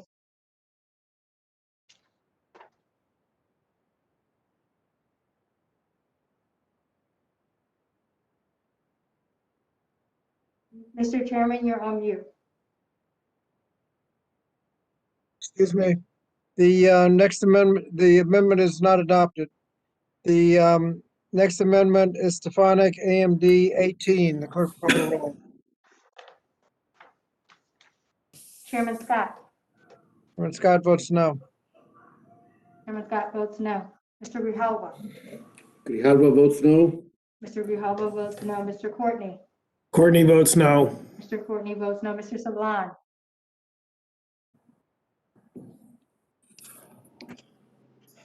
Sablan votes no.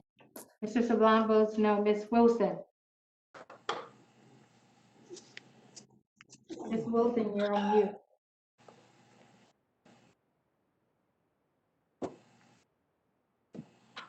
Votes no. Ms. Wilson votes no. Ms. Bonamici. Bonamici votes no. Ms. Bonamici votes no. Mr. Takano. Chicano votes no. Mr. Takano votes no. Ms. Adams. Adams votes no. Ms. Adams votes no. Mr. Desanye. Desanya votes no. Mr. Desanye votes no. Mr. Norcross. Norcross votes no. Mr. Norcross votes no. Ms. Jayapal. Jayapal votes no. Ms. Jayapal votes no. Mr. Morelli. Morelli votes no. Mr. Morelli votes no. Ms. Wild. Wild votes no. Ms. Wild votes no. Mrs. McBath. Macbeth votes no. Mrs. McBath votes no. Mrs. Hayes. Hayes votes no. Mrs. Hayes votes no.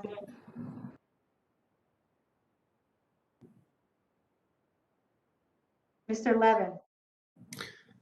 Mr. Levin votes no. Mr. Levin votes no. Ms. Omar. Omar votes no.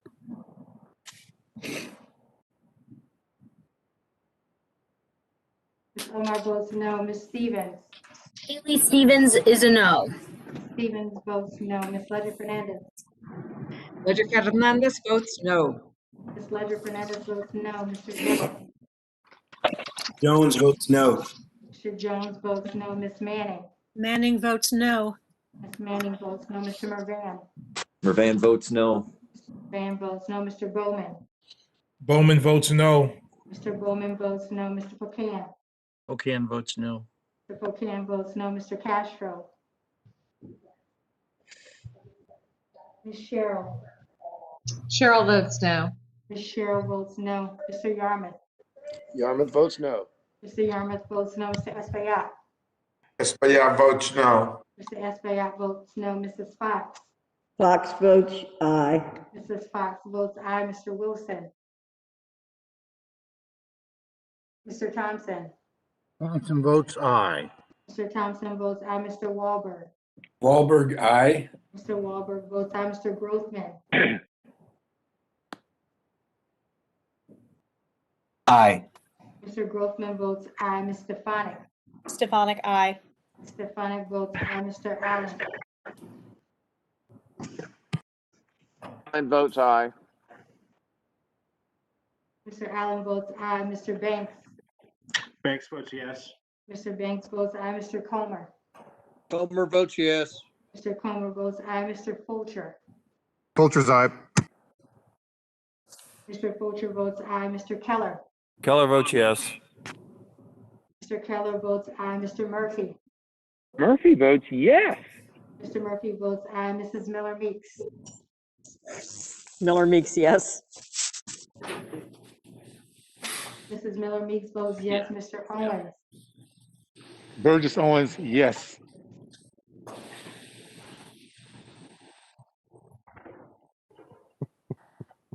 Why are you getting Mr. Owens votes aye. Mr. Good? Good votes yes. Good votes aye. Mrs. McLean? McLean votes aye. Mrs. McLean votes aye. Mrs. Harshbarger? Harshbarger votes aye. Mrs. Harshbarger votes aye. Mrs. Miller? Miller, yes. Mrs. Miller votes aye. Mrs. Sparks? Mrs. Sparks votes aye. Mr. Fitzgerald? Fitzgerald votes aye. Mr. Fitzgerald votes aye. Mr. Cawthorn? Cawthorn votes aye. Mr. Cawthorn votes aye. Mrs. Steele?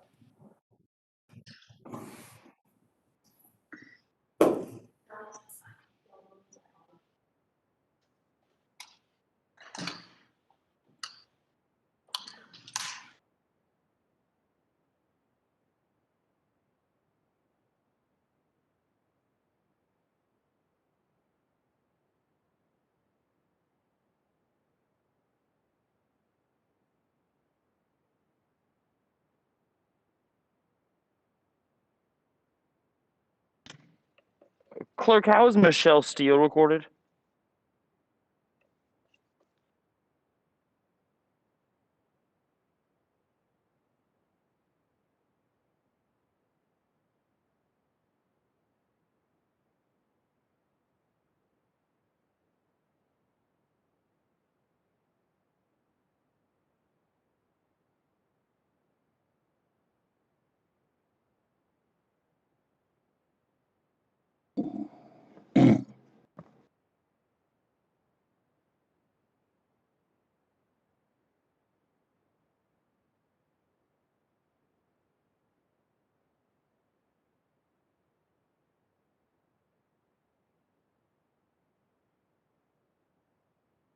How's Ms. Steele recorded?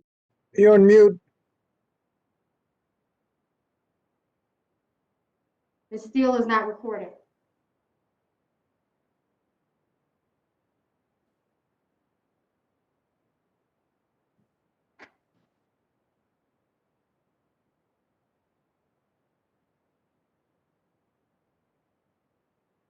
The clerk will report.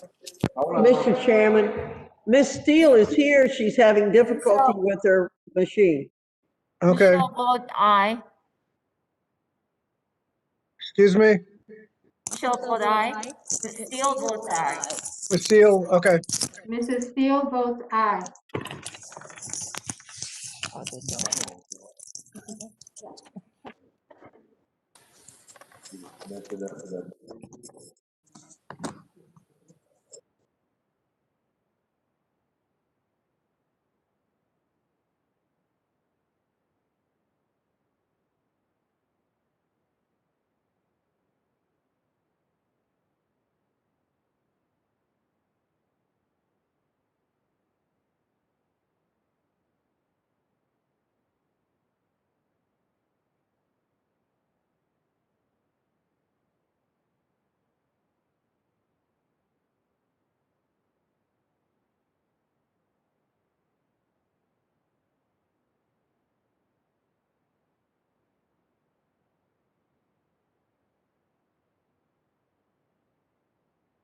Is the clerk prepared to report? Yes, sir. Clerk will report. Mr. Chairman, on this vote, there are 21 yeas, 27 nays. The amendment is not adopted. The next is Stefanik, RAMD 04. Clerk will call the roll. Yeah, but we're just getting the bill out, and it's pretty much Biden's bill. Chairman Scott. Chairman Scott votes no. Chairman Scott votes no. Mr. Grijalva. Grijalva votes no. Mr. Grijalva votes no. Mr. Courtney. No. Courtney votes no.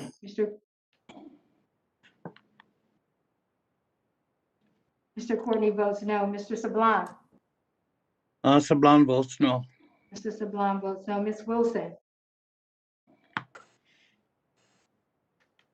Ms. Wilson, you have no audio.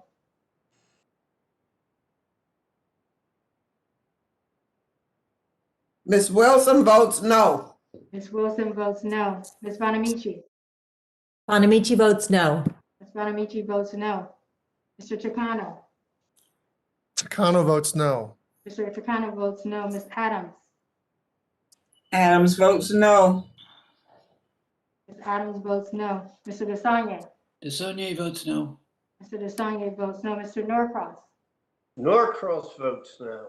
Mr. Norcross votes no. Ms. Jayapal. Jayapal votes no. Ms. Jayapal votes no. Mr. Morelli.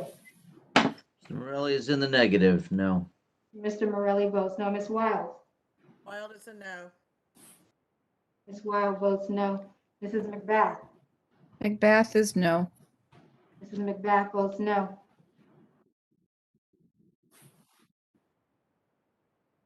Mrs. Hayes. Hayes is a no. Mrs. Hayes votes no. Mr. Levin. Levin, no. Mr. Levin votes no. Ms. Omar.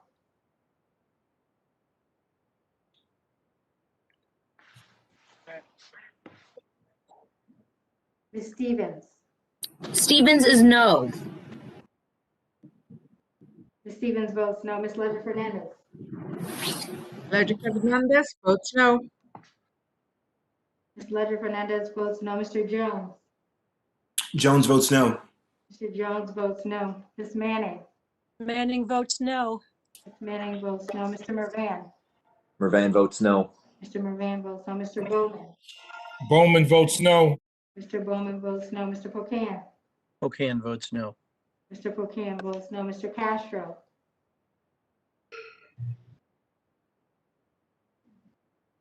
Ms. Cheryl. Cheryl votes no. Ms. Cheryl votes no. Mr. Yarmouth. Yarmouth votes no. Mr. Yarmouth votes no. Mr. Espaillat. Votes no. Mr. Espaillat votes no. Mrs. Fox. Fox votes aye. Mrs. Fox votes aye. Mr. Wilson. Mr. Thompson. Thompson votes aye. Mr. Thompson votes aye. Mr. Wahlberg. Wahlberg, aye. Mr. Wahlberg votes aye. Mr. Grothman. Grothman, aye. Mr. Grothman votes aye. Ms. Stefanik. Stefanik, aye. Stefanik votes aye. Mr. Allen. Allen votes aye. Mr. Allen votes aye. Mr. Banks. Banks votes yes. Mr. Banks votes aye. Mr. Comer.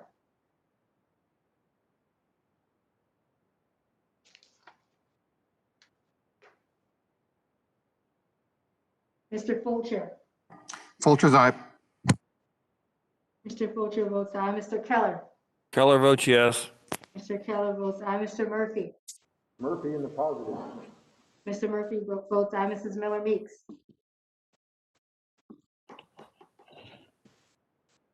Miller Meeks, yes. Mrs. Miller Meeks votes aye. Mr. Owens. Burgess, yes. Owens, yes. Mr. Owens votes aye. Mr. Good. Good votes yes. Mr. Good votes aye. Mrs. McLean. McLean votes aye. Mrs. McLean votes aye. Mrs. Harshbarger. Harshbarger votes aye. Mrs. Harshbarger votes aye. Mrs. Miller. Miller, yes. Mrs. Miller votes aye. Mrs. Sparks. Sparks, yes. Mrs. Sparks votes aye. Mr. Fitzgerald. Fitzgerald, aye. I'm just gonna pick one Democrat and make fun of their response. Mr. Fitzgerald votes aye. Mr. Cawthorn. Votes aye. Hawthorne votes aye. Mr. Cawthorn votes aye. Mrs. Steele. Steele votes aye. Mrs. Steele votes aye. Mr. Chairman, Mr. Chairman, Omar votes no. Miss- Miss how is Mr. Comer recorded? Miss Omar votes no. Who else is need a recording? Still another first up. Palmer.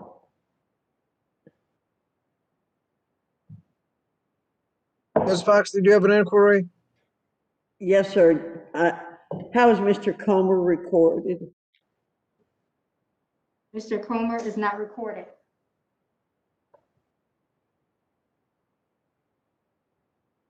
We should pay that. When time to go to bed. Get up.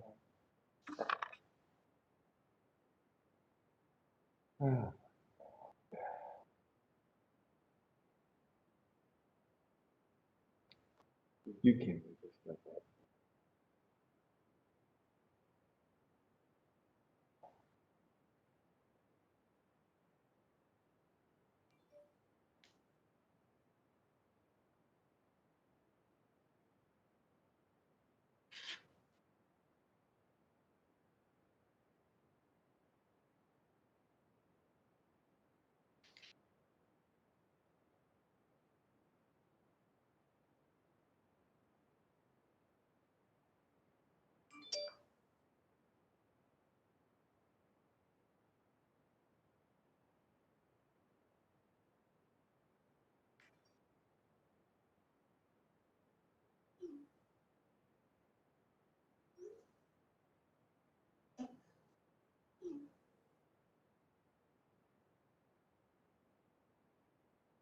The clerk is prepared to, there's Mr. Comer. How is Mr. Comer recorded? Mr. Comer is not recorded. You're muted, Mr. Comer.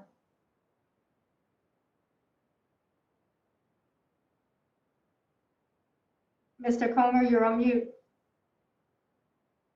I think he's good now.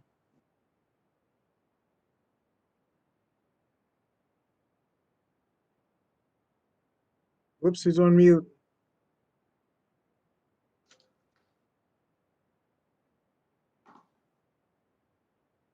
We did not hear Mr. Comer.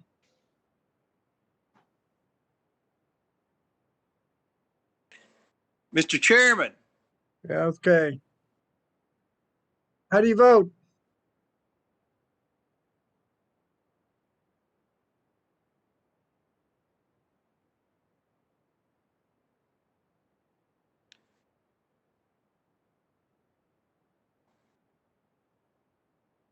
Mr. Comer, are you going to vote?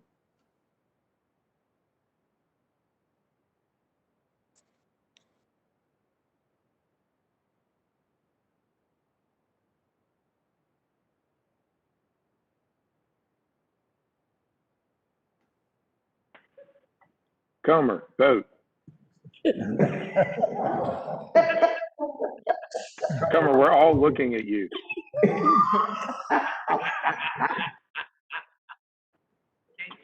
you thumbs up or down? Just mouse the words or something, Comer. We have to hear it. That's the problem. We have to hear Well, it. I'll Thumbs up, provide thumbs the down, don't audio if he just provides the visual. count.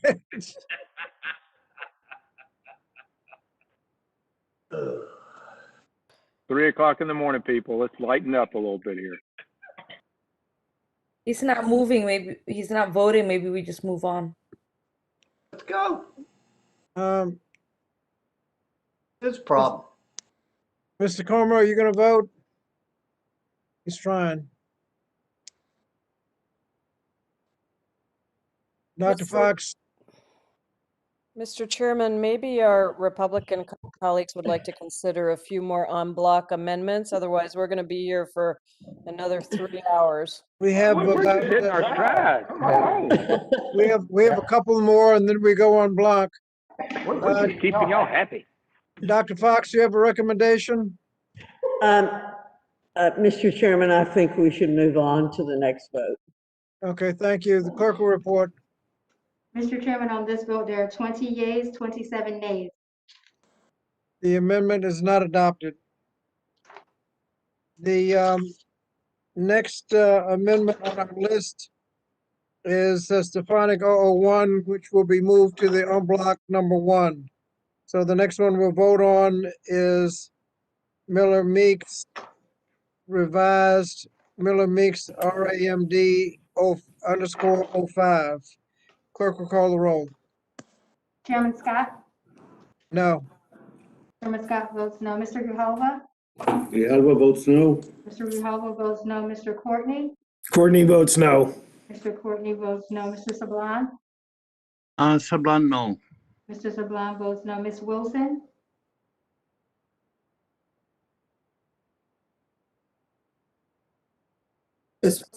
Ms. Wilson votes no. Ms. Wilson votes no. Ms. Bonamici? Bonamici votes no. Ms. Bonamici votes no. Mr. Takano? Chicano votes no. Mr. Takano votes no. Ms. Adams? Adams votes no. Ms. Adams votes no. Mr. Desagne? Desagne votes no. Mr. Desagne votes no. Mr. Norcross? No. Mr. Norcross votes no. Ms. Jayapal? Jayapal votes no. Ms. Jayapal votes no. Mr. Morelli? Mr. Morelli votes no. Mr. Morelli votes no. Ms. Wild? Wild votes no. Ms. Wild votes no. Mrs. McBath? Macbeth votes no. Mrs. McBath votes no. Mrs. Hayes? No. Mrs. Hayes votes no. Mr. Levin? Mr. Levin votes no. Mr. Levin votes no. Ms. Omar? Omar votes no.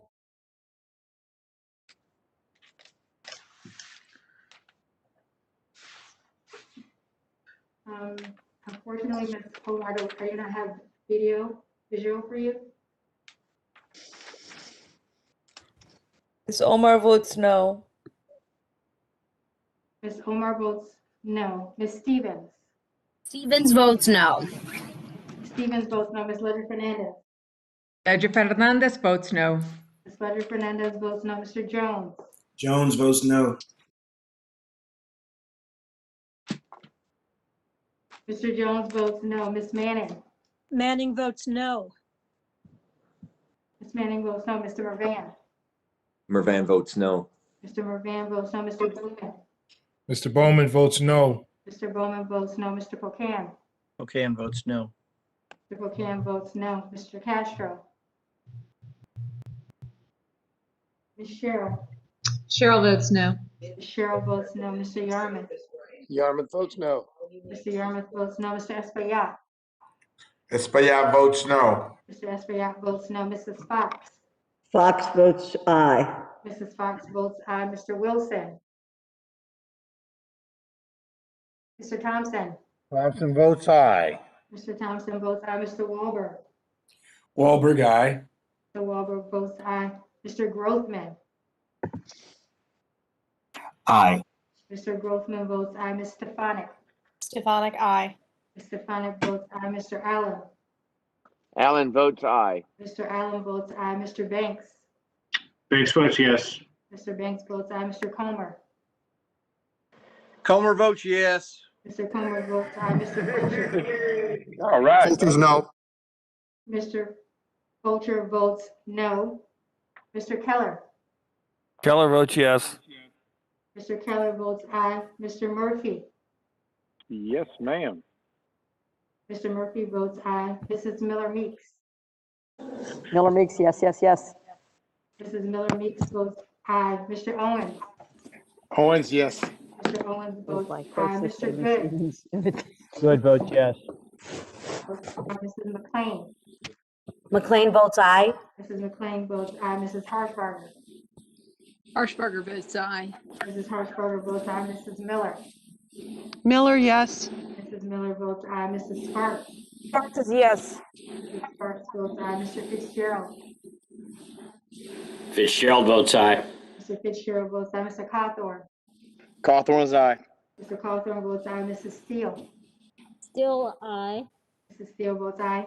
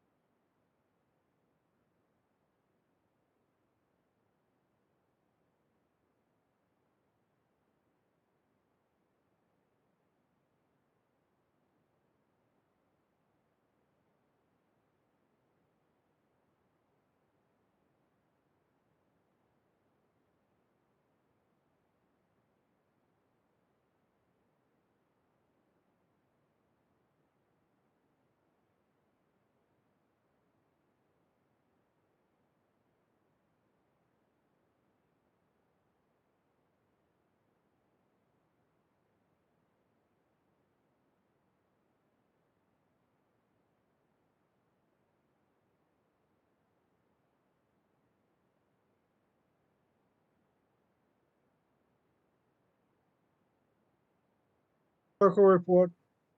Mr. Chairman, on this vote, there are 20 yeas, 28 nays. The amendment is not adopted. The next amendment is Stefanik RAMD 08. Clerk will call the roll. Chairman Scott. No. Chairman Scott votes no. Mr. Grijalva. Grijalva votes no. Mr. Grijalva votes no. Mr. Courtney. Courtney votes no. Mr. Courtney votes no. Mr. Sablan. Sablan votes no. Mr. Sablan votes no. Ms. Wilson.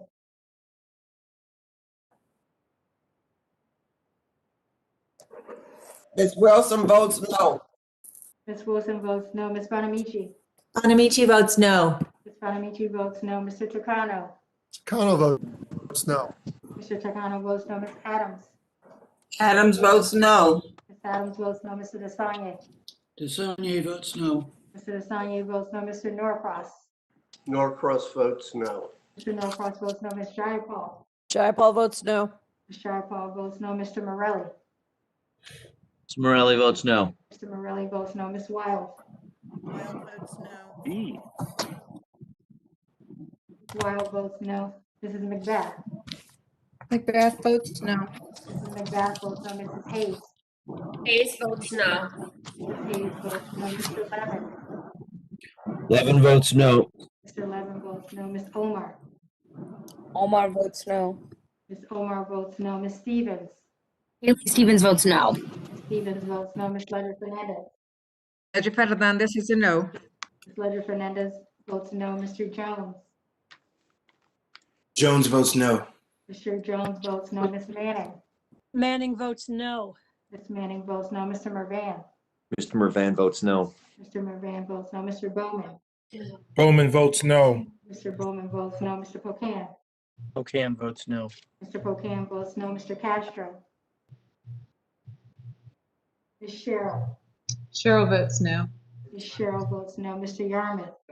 Yarmouth votes no. Mr. Yarmouth votes no. Mr. Espaillat. Espaillat votes no. Mr. Espaillat votes no. Mrs. Fox.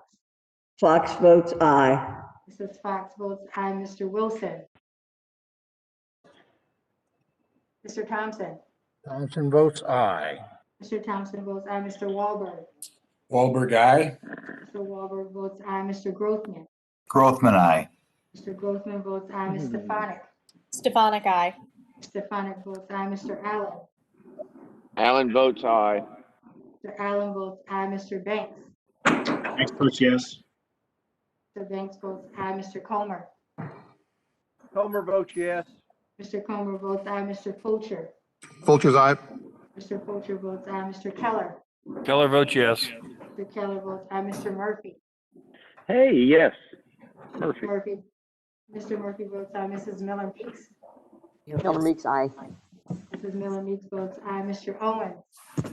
Owens, aye. Mr. Owens votes aye. Mr. Good. Good votes yes. Mr. Good votes aye. Mrs. McLean. McLean votes aye. Mrs. McLean votes aye. Mrs. Harshbarger. Harshbarger votes aye. Mrs. Harshbarger votes aye. Mrs. Miller. Miller, yes. Miller votes aye. Mrs. Sparks. Sparks, yes. Mrs. Sparks votes aye. Mr. Fitzgerald. Fitzgerald votes aye.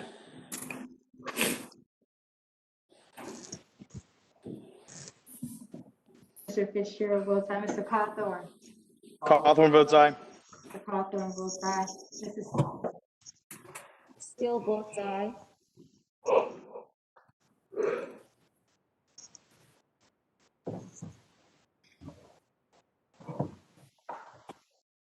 Mrs. Steele votes aye.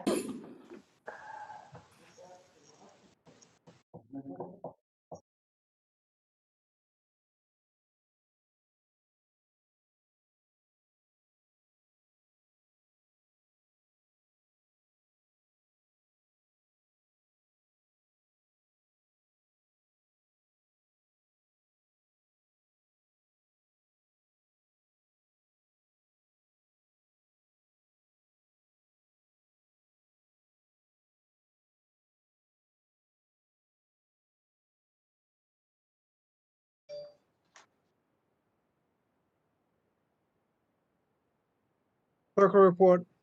Mr. Chairman, on this vote, there are 21 yeas, 27 nays. The amendment is not adopted. The next amendment is Cawthorn, RAMD_16.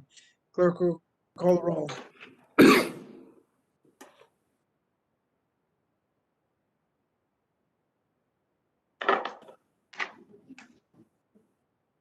Chairman Scott. Chairman Scott, no. Chairman Scott votes no. Mr. Grijalva. Grijalva, no. Mr. Grijalva votes no. Mr. Courtney.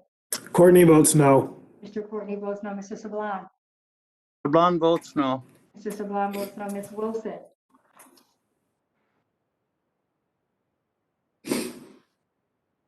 No audio, Ms. Wilson.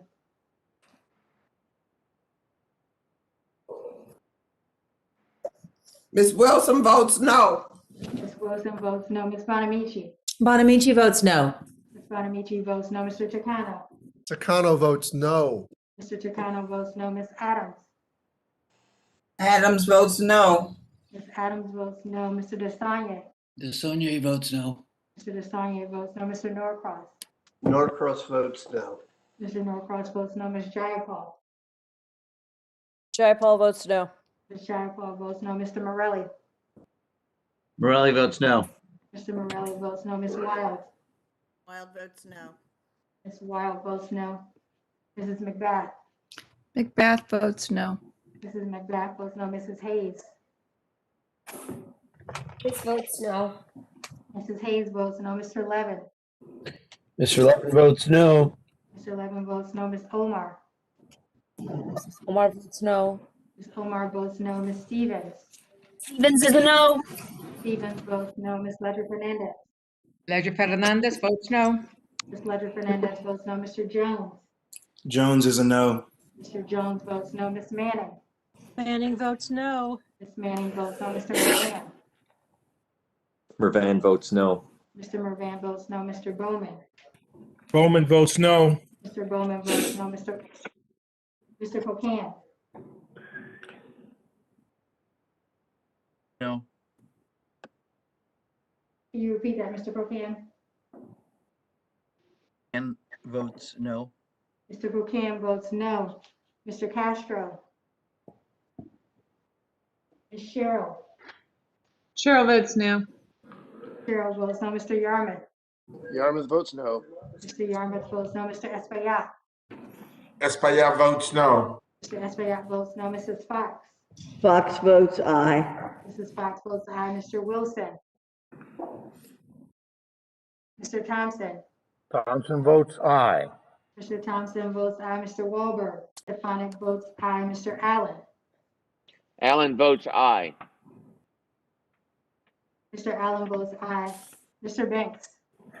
Banks votes yes. Mr. Banks votes aye. Mr. Comer. Comer votes yes. Mr. Comer votes aye. Mr. Fulcher. Folgers no. Mr. Fulcher votes no. Mr. Keller. Keller votes yes. Mr. Keller votes aye. Mr. Murphy. Murphy votes yes. Mr. Murphy votes aye. Mrs. Miller Meeks. Miller Meeks, yes. Mrs. Miller Meeks votes aye. Mr. Owens. Yes. Mr. Owens votes aye. Mr. Good. Yes, good. Mr. Good votes aye. Mrs. McLean. McLean is aye. Mrs. McLean votes aye. Mrs. Harshberger. Harshbarger votes aye. Mrs. Harshberger votes aye. Mrs. Wood.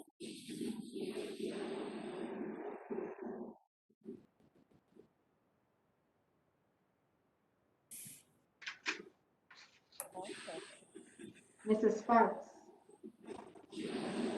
Victoria.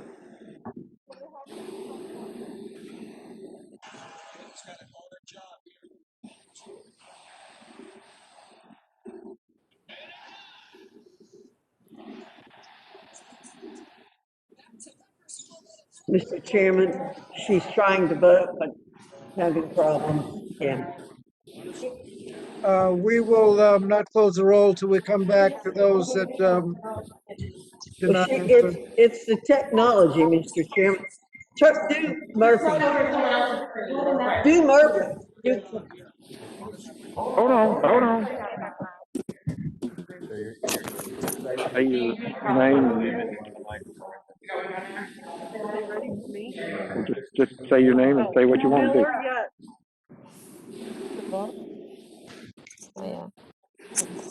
Sparks is who we need. Mrs. Sparks, yes.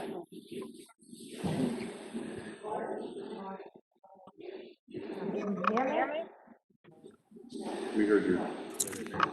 I don't. Well, Just say it, Victoria, say. Yes. Yeah, we can Mrs. hear Sparks you. votes aye. Yeah. Mr. Fitzgerald. Is it ready for me? Did they call my name? Fitzgerald votes aye. Mr. Fitzgerald votes aye. Mr. Cawthorn. Cawthorn votes aye. Mr. Cawthorn votes aye. Mrs. Steele. Steele votes aye. They must have passed you. Did they forget? Steele votes aye. Mr. Chairman, how is Miss Miller recorded?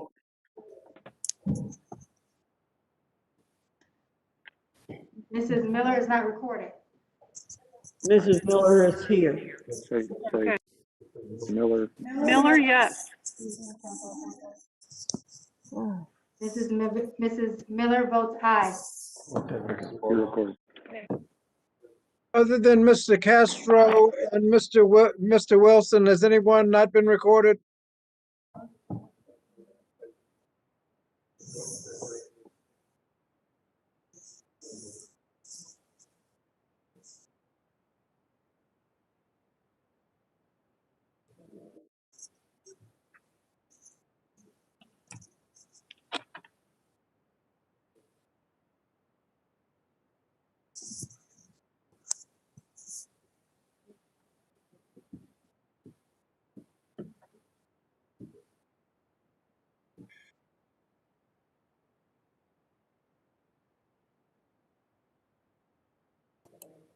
Is the clerk prepared to report? Yes, sir. Clerk will report. Mr. Chairman, on this vote, there are 19 yeas, 29 nays.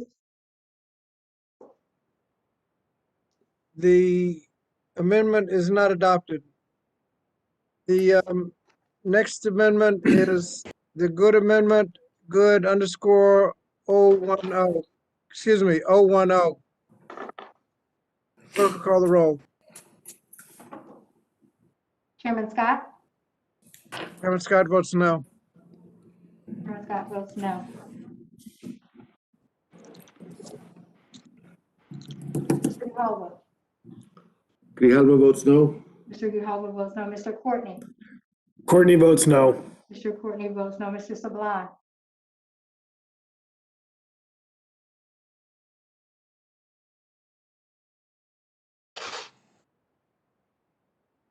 Ms. Wilson.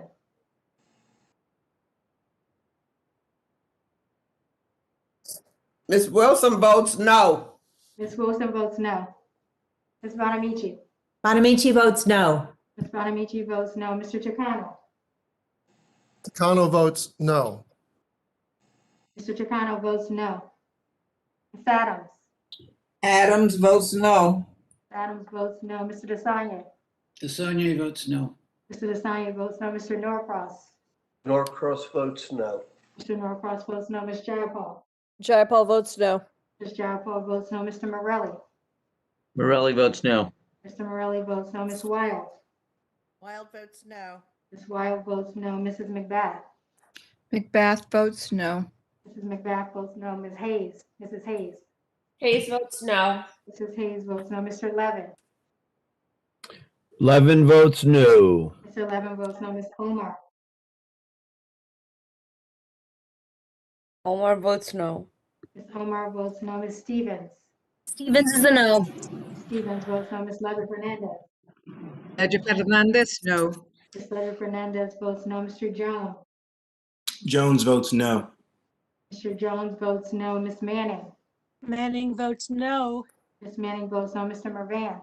Mervan votes no. Mr. Mervan votes no. Mr. Bowman. Bowman votes no. Mr. Bowman votes no. Mr. Pocan. Pocan votes no. Mr. Pocan votes no. Mr. Castro. Ms. Cheryl. Cheryl votes no. Ms. Cheryl votes no. Mr. Yarmouth. Yarmouth votes no. Yarmouth votes no. Mr. Espaillat. Espaillat votes no. Mr. Espaillat votes no. Mr. Fox. Fox We're in votes Congress, we don't know aye. how to count. Mrs. Fox votes aye. Mr. Wilson. Mr. Thompson. Thompson votes no. Mr. Thompson votes no. Mr. Wahlberg. Wahlberg, aye. Mr. Wahlberg votes aye. Mr. Grossman. Some of them. Groffman, aye. Mr. Grossman votes aye. Ms. Stefanik. Stefanik, aye. Ms. Stefanik votes aye. Mr. Allen. Mr. Allen votes aye. Mr. Allen votes aye. Mr. Banks. Banks votes yes. Mr. Banks votes aye. Mr. Comer. Comer votes yes. Mr. Comer votes aye. Mr. Fulcher. Fulcher's aye. Mr. Fulcher votes aye. Mr. Keller. Keller votes yes. Mr. Keller votes aye. Mr. Murphy. Murphy's a yes. Mr. Murphy votes aye. Mrs. Miller Meeks. You go for it. You're up. Miller Meeks, yes. Mrs. Miller Meeks votes aye. Mr. Owen. Owens, yes.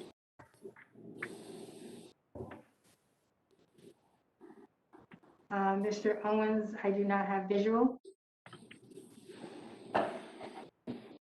How's that? Owens, yes. Mr. Owens votes aye. Mr. Good. Good, yes. Mr. Good votes aye. Mrs. McLean. McLean votes aye. Mrs. McLean votes aye. Mrs. Harshbarger. Harshbarger votes aye. Mrs. Harshbarger votes aye. Mrs. Miller. Miller, yes. Mrs. Miller votes aye. Mrs. Sparks. Votes yes. Mrs. Sparks votes aye. Mr. Fitzgerald. Fitzgerald, aye. Mr. Fitzgerald votes aye. Mr. Cawthorn. Cawthorn's an aye. Mr. Cawthorn votes aye. Mrs. Steele. Still votes aye. Mrs. Steele votes aye. How is Mrs. Sablan recorded? Mr. Sablan is not recorded. No.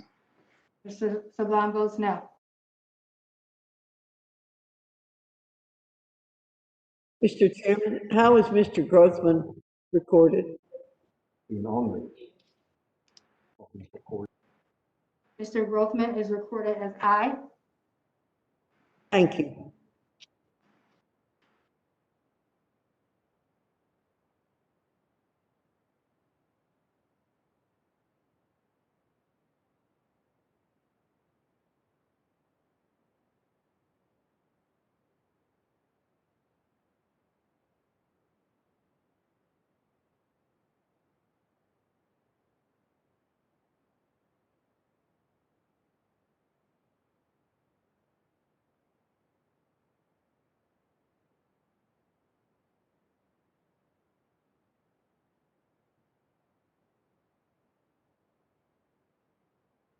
The clerk will report. Mr. Chairman, on this vote, there are 20 yeas, 28 nays. The amendment is not adopted. The next amendment is Miller Meeks _ DOL Fund 2. Clerk will call the roll. Chairman Scott. Chairman Scott votes no. Chairman Scott votes no. Mr. Grijalva. Grijalva votes no. Mr. Grijalva votes no. Mr. Courtney. Courtney votes no. Mr. Courtney votes no. Mr. Sablon. No. Mr. Sablon votes no. Ms. Wilson.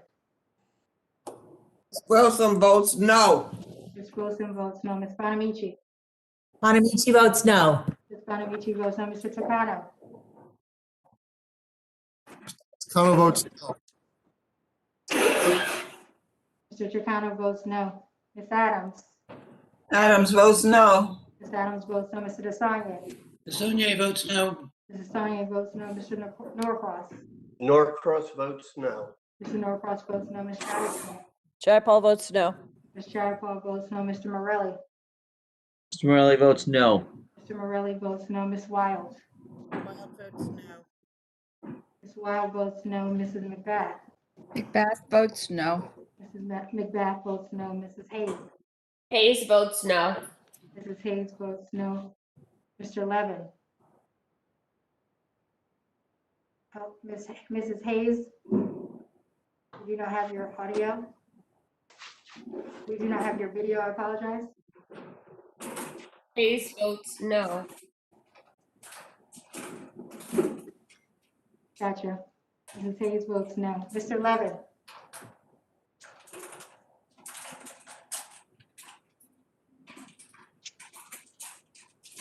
Ms. Omar. Omar votes no. Ms. Omar votes no. Ms. Stevens. Stevens is a no. Stevens votes no. Ms. Ledger Fernandez. Ledger Fernandez is a no. Ms. Ledger Fernandez votes no. Mr. Jones. Jones is a no. Mr. Jones votes no. Ms. Manning. Votes no. Ms. Manning votes no. Mr. Mervan. Mervan votes no. Mr. Mervan votes no. Mr. Bowman. Bowman votes no. Mr. Bowman votes no. Mr. Pocan. Pocan votes no. Mr. Pocan votes no. Mr. Castro. Ms. Cheryl. Cheryl votes no. Ms. Cheryl votes no. Mr. Yarmouth. Yarmouth votes no. Mr. Yarmouth votes no. Mr. Espaillat. Espaillat votes no. Mr. Espaillat votes no. Mrs. Fox. Fox votes aye. Mrs. Fox votes aye. Mr. Wilson. Mr. Thompson. Thompson votes aye. Mr. Thompson votes aye. Mr. Wahlberg. Wahlberg, aye. Mr. Wahlberg votes aye. Mr. Grothman. Grothman, aye. Mr. Grothman votes aye. Ms. Stefanik. Stefanik, aye. Ms. Stefanik votes aye. Mr. Allen. And votes aye.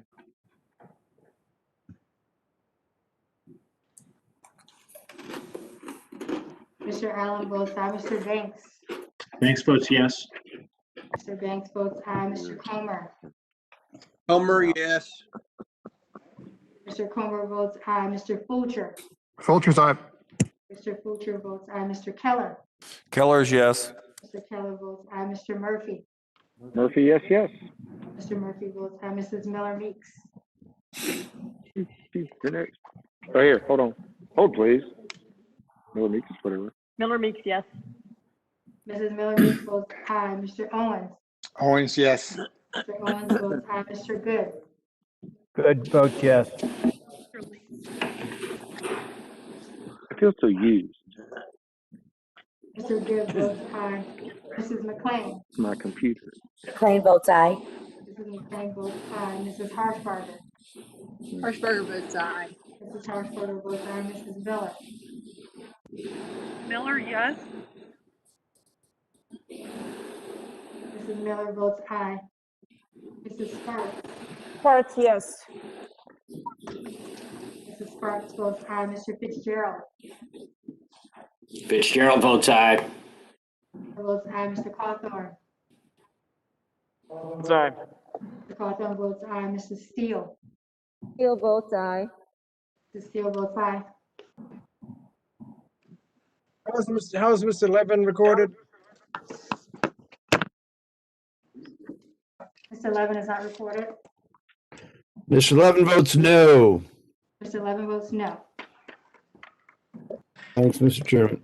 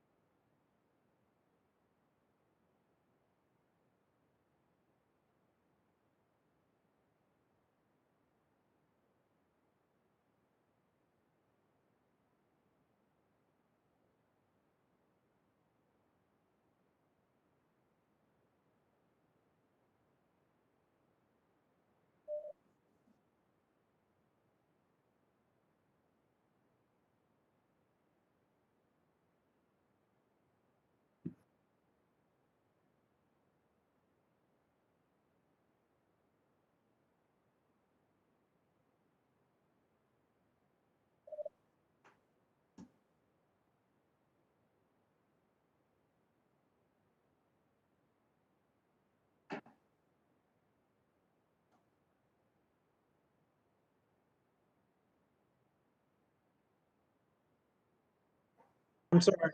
Clerk will report. Mr. Chairman, on this vote, there are 21 yeas, 27 nays. The amendment is not adopted.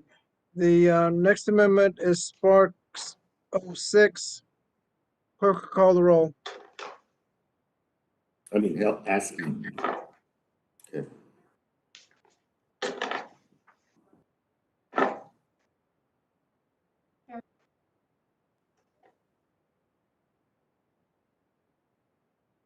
Chairman Scott? Oh, you're on mute, Mr. Chairman.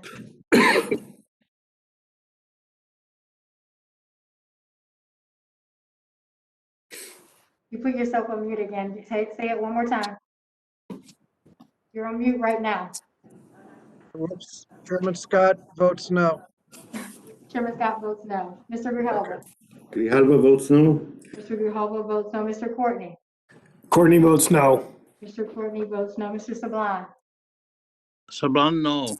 Mr. Sablon votes no. Ms. Wilson? Wilson, no. Ms. Wilson votes no. Ms. Bonamici? Bonamici votes no. Ms. Bonamici votes no. Mr. Takano? Takano, no. Mr. Takano votes no. Ms. Adams? Adams votes no. Ms. Adams votes no. Mr. Desanye? Desaulnier votes no. Mr. Desanye votes no. Mr. Norcross? Norcross, no. Mr. Norcross votes no. Ms. Jayapal? Jayapal votes no. Ms. Jayapal votes no. Mr. Morelli? Mr. Morelli votes no. Mr. Morelli votes no. Ms. Wild? Wild votes no. Ms. Wild votes no. Mrs. McBath? Bath votes no. Mrs. McBath votes no. Mrs. Hayes? Hayes votes no. Mrs. Hayes votes no. Mr. Levin? Levin votes no. Mr. Levin votes no. Ms. Omar? Omar votes no. Ms. Omar votes no. Ms. Stevens? Stevens is no. Ms. Stevens votes no. Ms. Ledger Fernandez? Ledger Fernandez votes no. Ms. Ledger Fernandez votes no. Mr. Jones? Jones votes no. Mr. Jones votes no. Ms. Manning? Manning votes no. Ms. Manning votes no. Mr. Mervan? Mr. Mervan votes no. Mr. Mervan votes no. Mr. Bowman? Bowman votes no. Mr. Bowman votes no. Mr. Pocan? Pocan votes no. Mr. Pocan votes no. Mr. Castro? Ms. Cheryl? Cheryl votes no. Ms. Cheryl votes no. Mr. Yarmouth? Yarmouth votes no.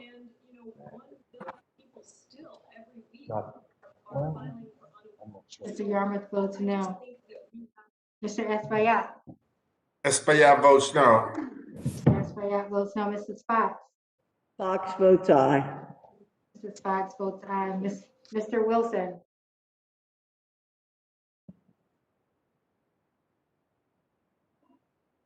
Mr. Thompson. Thompson votes aye. Mr. Thompson votes aye. Mr. Wahlberg. Wahlberg, aye. Mr. Wahlberg votes aye. Mr. Grothman. Aye. Mr. Grothman votes aye. Ms. Stefanik. Stefanik, aye. Ms. Stefanik votes aye. Mr. Allen. Votes aye. Mr. Allen votes aye. Mr. Banks. Banks votes yes. Mr. Banks votes aye. Mr. Comer. Comer, yes. Comer votes aye. Mr. Fulcher. Fulcher's aye. Mr. Fulcher votes aye. Mr. Keller. Keller votes yes. Mr. Keller votes aye. Mr. Murphy. Murphy votes yes. Mr. Murphy votes aye. Mrs. Miller Meeks. So speak. Good. Miller Meeks, aye. Mrs. Miller Meeks votes aye. Mr. Owens. Owens, yes. Mr. Owens votes aye. Mr. Good. Good, yes. Mr. Good votes aye. Mrs. McLean. McLean votes aye. Mrs. McLean votes aye. Mrs. Harshbarger. Harshbarger votes aye. Mrs. Harshbarger votes aye. Mrs. Miller. Miller, yes. Mrs. Miller votes aye. Mrs. Sparks. Sparks, yes. Mrs. Sparks votes aye. Mr. Fitzgerald. Fitzgerald, aye. Mr. Fitzgerald votes aye. Mr. Cawthorn. Votes aye. I'm sorry, I didn't get a visual from Mr. Cawthorn. I have it. Cawthorn votes aye. Mr. Cawthorn votes aye. Mrs. Steele. Still votes aye. Mrs. Steele votes aye.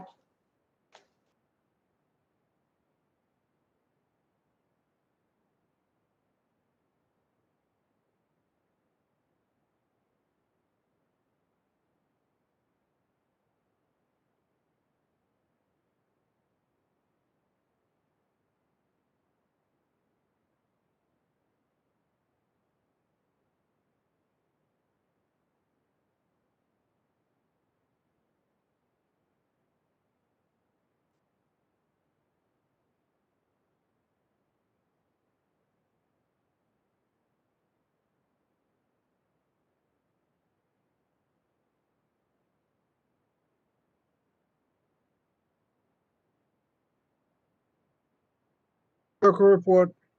Mr. Chairman, on this vote, there are 21 yeas, 27 nays. The amendment is not adopted.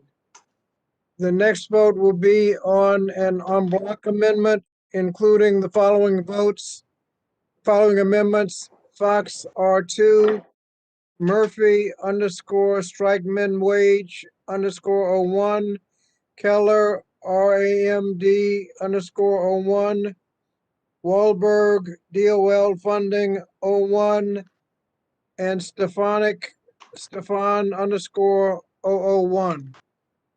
All of those, it's an en bloc amendment, so the vote will be on all those amendments. The clerk will call the roll.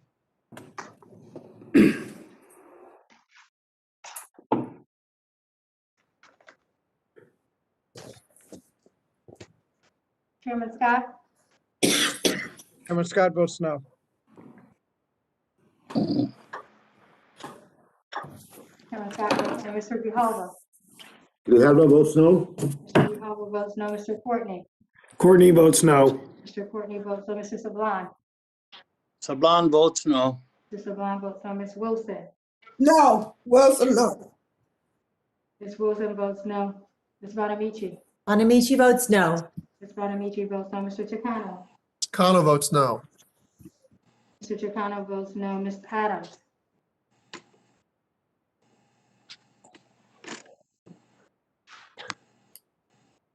Ms. Adams.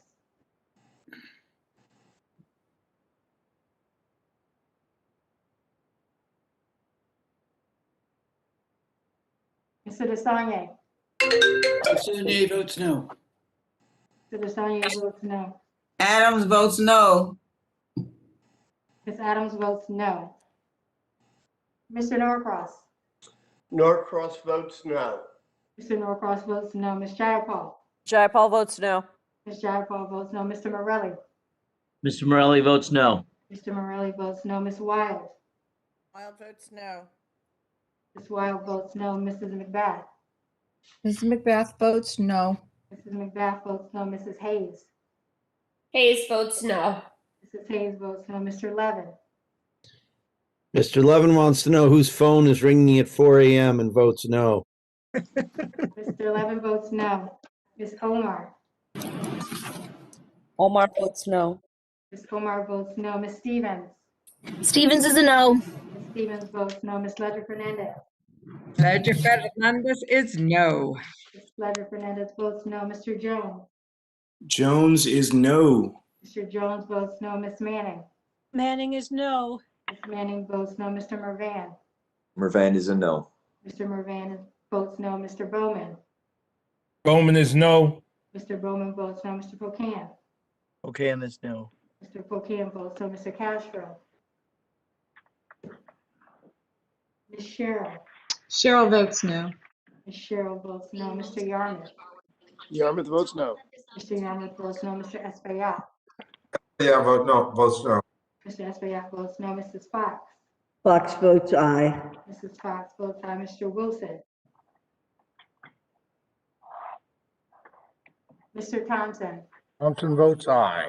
Mr. Thompson votes aye. Mr. Wahlberg. Wahlberg, aye. Mr. Wahlberg votes aye. Mr. Grothman. Grothman, aye. Mr. Grothman votes aye. Ms. Stefanik. Stefanik, aye.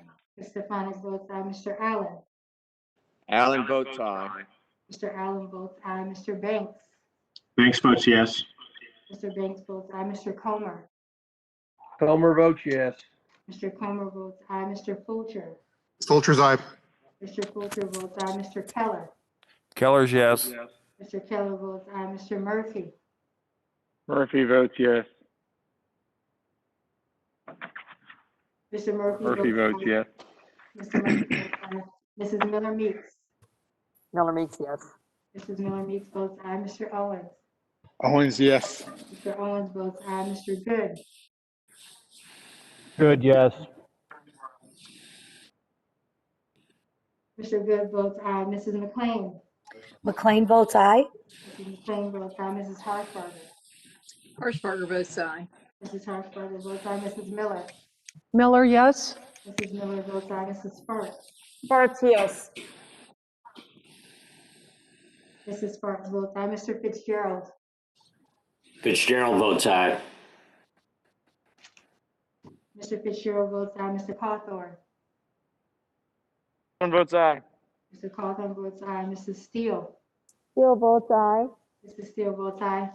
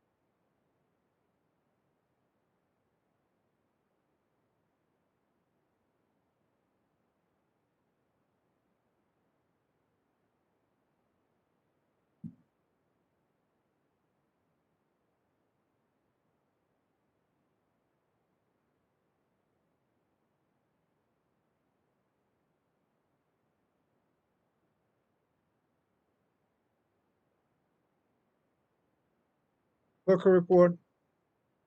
Mr. Chairman, on this vote, there are 21 yeas, 27 nays. The amendments en bloc are not adopted.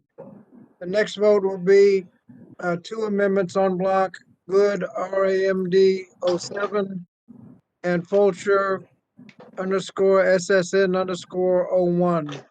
The two amendments en bloc. Clerk will call the roll.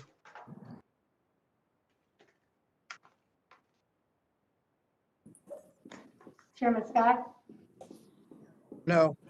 Chairman Scott votes no. Mr. Grijalva? Grijalva votes no. Mr. Grijalva votes no. Mr. Courtney? Courtney votes no. Mr. Courtney votes no. Mr. Sablon? No. Mr. Sablon votes no. Ms. Wilson? Wilson, no. Ms. Wilson votes no. Ms. Bonamici? Bonamici, no. Ms. Bonamici votes no. Mr. Chicano? Takano, no. Chicano votes no. Ms. Adams? Adams, no. Adams votes no. Mr. Desagne? DeSaulnier, no. Mr. Desagne votes no. Mr. Norcross? Norcross, no. Mr. Norcross votes no. Ms. Jayapal? Jayapal votes no. Ms. Jayapal votes no. Mr. Morelli? Morelli is no. Mr. Morelli votes no. Ms. White? Wild says no. Ms. Wild votes no. Mrs. McBath?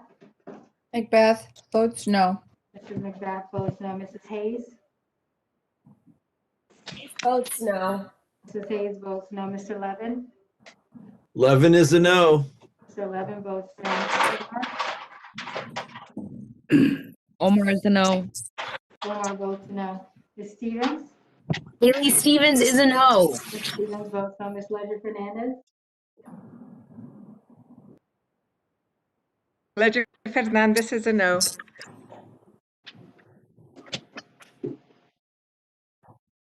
Ms. Ledger Fernandez? Ledger Fernandez is a no. Can you see me? No, I have no visual for you, Ms. Ledger Fernandez.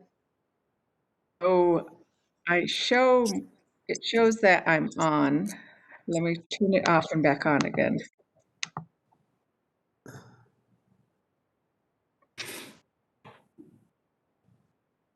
Ledger Fernandez is no. Unfortunately, we still have no visual, Ms. Ledger Fernandez. Let me go tie into somewhere else and I'll come back. Mr. Jones? Jones is a no. Mr. Jones votes no. Ms. Manning? Manning is a no.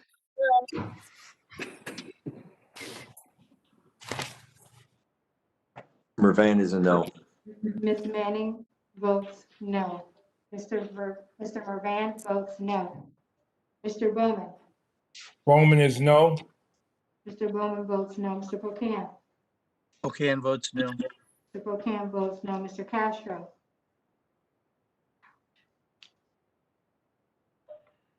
Ms. Cheryl? Cheryl's no. Ms. Cheryl votes no. Mr. Yarmouth? Yarmouth votes no. Mr. Yarmouth votes no. Mr. Espaillat? Espaillat's vote is a no. Mr. Espaillat votes no. Mrs. Fox? Fox votes aye. Mrs. Fox votes aye. Mr. Wilson? Mr. Thompson? Thompson votes aye. Mr. Thompson votes aye. Mr. Wahlberg? Wahlberg, aye. Mr. Wahlberg votes aye. Mr. Grossman? Aye. Mr. Grossman votes aye. Ms. Stefanik? Stefanik, aye. Ms. Stefanik votes aye. Mr. Allen? Allen votes aye. Mr. Allen votes aye. Mr. Banks? Banks votes yes. Mr. Banks votes aye. Mr. Comer? Comer votes yes. Mr. Comer votes aye. Mr. Fulcher? Fulcher's aye. Mr. Fulcher votes aye. Mr. Keller? Keller votes yes. Mr. Keller votes aye. Mr. Murphy? Mr. Murphy votes aye. Mrs. Miller Meeks? Miller Meeks, aye. Mrs. Miller Meeks votes aye. Mr. Owens? Owens, yes. Mr. Owens votes aye. Mr. Good? Good, yes. Mr. Good votes aye. Mrs. McLean? Mrs. McLean votes aye. Mrs. McLean votes aye. Mrs. Harshbarger? Harshbarger votes aye. Mrs. Harshbarger votes aye. Mrs. Miller? Miller, yes. Mrs. Miller votes aye. Mrs. Sparks? Sparks, yes. Mrs. Sparks votes aye. Mr. Fitzgerald? Fitzgerald votes aye. Mr. Fitzgerald votes aye. Mr. Cawthorn? Thorne is affirmative. Cawthorn votes aye. Mrs. Steele? Steele, aye. Mrs. Steele votes aye.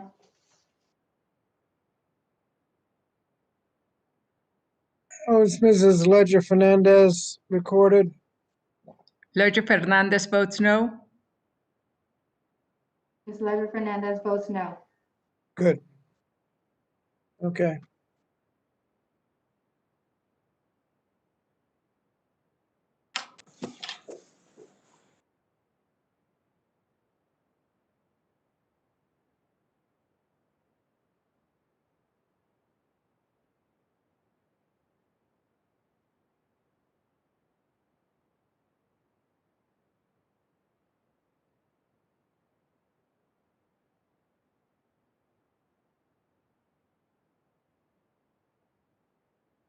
Clerk will report. Mr. Chairman, on this vote, there are 21 yeas, 27 nays. The amendments en bloc are not adopted. Our last en bloc amendment includes 3 amendments. Sparks 003, Sparks 006, Sparks 008.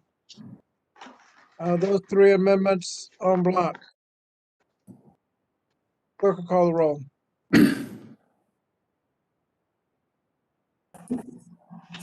Chairman Scott? No. Chairman Scott votes no. Mr. Grijalva? Grijalva votes no. Mr. Grijalva votes no. Mr. Courtney? Courtney votes no. Mr. Courtney votes no. Mr. Sablan? Sablan votes no. Mr. Sablan votes no. Ms. Wilson? Wilson, no. Ms. Wilson votes no. Ms. Bonamici? Bonamici votes no. Ms. Bonamici votes no. Mr. Chicano? Chicano votes no. Mr. Chicano votes no. Ms. Adams? Adams votes no. Ms. Adams votes no. Mr. DeSanya? DeSonia votes no. Mr. DeSanya votes no. Mr. Norcross? Norcross votes no. Mr. Norcross votes no. Ms. Jayapal? Jayapal votes no. Jayapal votes no. Mr. Morelli? Morelli votes no. Mr. Morelli votes no. Ms. Wiles? Wild votes no. Ms. Wiles votes Ms. McBath? Macbeth votes no. Mrs. McBath votes no. Mrs. Hayes? Hayes votes no. Mrs. Hayes votes no. Mr. Levin? Levin votes no. Mr. Levin votes no. Ms. Omar? Omar votes no. Ms. Omar votes no. Ms. Stevens? Stevens is a no. Ms. Stevens votes no. Ms. Ledger Fernandez? It's the en bloc. Fernandez is a no. Ms. Fernandez votes no. Mr. Jones? Jones is a no. Mr. Jones votes no. Ms. Manning? Miss Manning is a no. Ms. Manning votes no. Mr. Mervan? Mervan is a no. Mr. Mervan votes no. Mr. Bowman? Mr. Bowman is a no. Mr. Bowman votes no. Mr. Pocan? Pocan votes no. Mr. Pocan votes no. Mr. Castro? Ms. Cheryl? Cheryl's no. Ms. Cheryl votes no. Mr. Yarmouth? Yarmouth votes no. Mr. Yarmouth votes no. Mr. Espaillat? Votes no. Mr. Espaillat votes no. Mrs. Fox? Fox votes aye. Mrs. Fox votes aye. Mr. Wilson? Mr. Thompson? Thompson votes aye. Mr. Thompson votes aye. Mr. Wahlberg? Wahlberg, aye. Mr. Wahlberg votes aye. Mr. Grothman? Grothman, aye. Mr. Grothman votes aye. Ms. Stefanik? Stefanik, aye. Ms. Stefanik votes aye. Mr. Allen? Allen votes aye. Mr. Allen votes aye. Mr. Banks? Banks votes yes. Mr. Banks votes aye. Mr. Comer? Comer votes yes. Mr. Comer votes aye. Mr. Fulcher? Fulcher's aye. Mr. Fulcher votes aye. Mr. Keller? Keller votes aye. Mr. Keller votes aye. Mr. Murphy? Murphy votes aye. Mr. Murphy votes aye. Mrs. Miller Meeks? Wake up, Doc. I'm awake. Miller Meeks, yes. Mrs. Miller Meeks votes aye. Mr. Owens? Owens, yes. Mr. Owens votes aye. Mr. Good? Good, yes. Mr. Good votes aye. Mrs. McLean? McLean votes aye. Mrs. McLean votes aye. Mrs. Harshbarger? Harshbarger votes aye. Mrs. Harshbarger votes aye. Mrs. Miller? Miller, yes. Mrs. Miller votes aye. Mrs. Sparks? Arts, yes. Mrs. Sparks votes aye. Mr. Fitzgerald? Fitzgerald votes aye. Mr. Fitzgerald votes aye. Mr. Cawthorn? Cawthorn is an aye. Mr. Cawthorn votes aye. Mrs. Steele? Still votes aye. Mrs. Steele votes aye.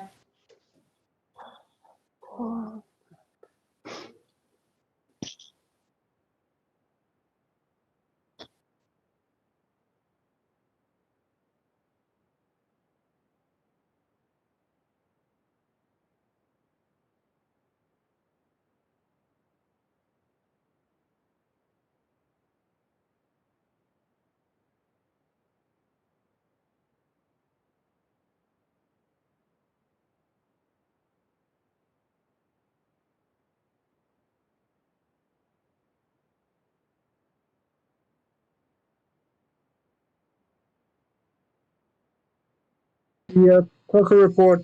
Mr. Chairman, on this vote, there are 21 yeas, 27 nays. The amendments en bloc are not adopted. That was the last of the amendments. The question now occurs on the amendment nature of a substitute as amended. All in favor of adopting the amendment nature of a substitute, say aye. Aye. Aye. Aye. Opposed, say no. No. In opinion of the chair, the ayes have it, and the amendment of nature of a substitute is agreed to.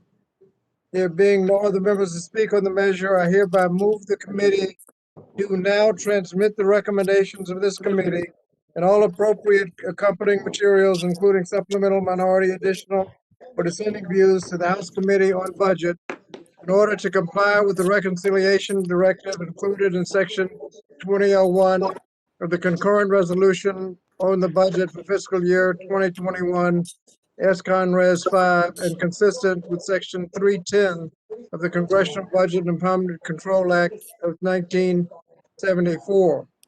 The question now occurs on the chair's motion. All in favor, say aye. Aye. Aye. All opposed, say no. No. In the opinion of the chair, the ayes have it. Mr. Chairman, Dr. Fox? thank you, Mr. Chairman. On that, I request a recorded vote. Okay. The recorded vote has been requested. Once again, I remind people to unmute your microphones, state your name, and make sure you have visual so that the clerk can record your vote. Clerk will call the roll. Chairman Scott? Aye. Chairman Scott votes aye. Mr. Grijalva? Grijalva votes aye. Mr. Grijalva votes aye. Mr. Courtney? Courtney votes aye. Mr. Courtney votes aye. Mr. Sablan? Sablan votes aye. Good night. Mr. Sablan votes aye. Ms. Wilson?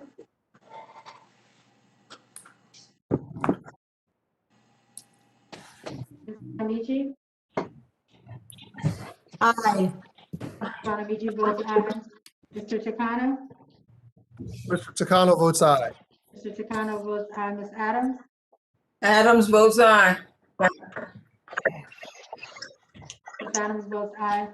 Mr. Desagne? Sonia votes aye. Ms. Desagne votes aye. Mr. Norcross? Norcross votes aye. Mr. Norcross votes aye. Ms. Jayapal? Jayapal votes aye. Jayapal votes aye. Mr. Morelli? In the affirmative, aye. Mr. Morelli votes aye. Ms. Wiles? Wild votes aye. Ms. Wild votes aye. Mrs. McBath? Macbeth votes aye. Votes aye. Mrs. Hayes?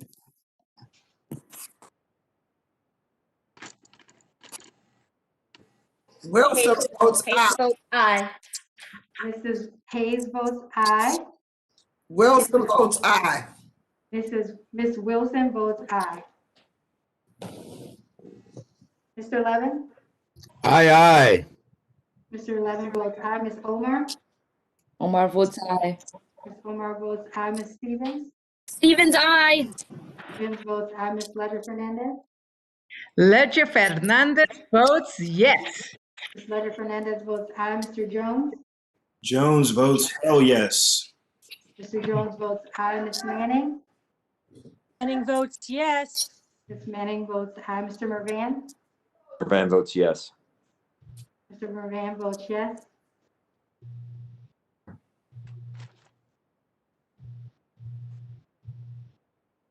Mr. Bowman? Bowman votes yes. Mr. Bowman votes aye. Mr. Pocan? Okan votes aye. Mr. Pocan votes aye. Mr. Castro? Ms. Cheryl? Cheryl votes yes. Ms. Cheryl votes aye. Mr. Yarmouth? Yarmouth votes aye. Mr. Yarmouth votes aye. Mr. Espaillat? Espaillat votes aye. Mr. Espaillat votes aye. Mrs. Fox? Fox votes no. Mrs. Fox votes no. Mr. Wilson? Mr. Thompson? Thompson votes no. Mr. Thompson votes no. Mr. Wahlberg? Wahlberg votes no. Mr. Wahlberg votes no. Mr. Grothman? Grothman, no. Mr. Grothman votes no. Ms. Stefanik? Stefanik, no. Stefanik votes no. Mr. Allen? Allen votes no. Mr. Allen votes no. Mr. Banks? Banks votes no. Mr. Banks votes no. Mr. Comer? Comer votes no. Mr. Comer votes no. Mr. Fulcher? Fulcher's no. Mr. Fulcher votes no. Mr. Keller? Keller's no. Mr. Keller votes no. Mr. Murphy?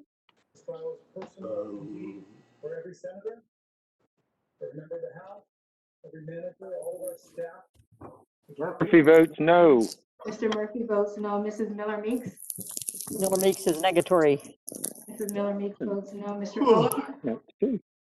Owens no. Mr. Owens votes no. Mr. Good? No. Mr. Good votes no. Mrs. McLean? McLean votes no. Mrs. McLean votes no. Mrs. Harshbarger? Votes no. Mrs. Harshbarger votes no. Mrs. Miller? So it was no. Absolutely. Miller? No. Mrs. Miller votes no. Mrs. Sparks? Sparks votes I've had better times, I've had worse. Votes no. Cheryl? The question is, How often I'm just, do I get to put them-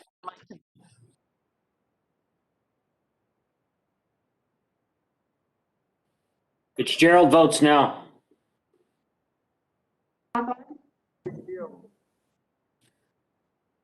One votes no. Mr. Cawthorn votes no. Mrs. Steele? Steele votes no. Mrs. Steele votes no.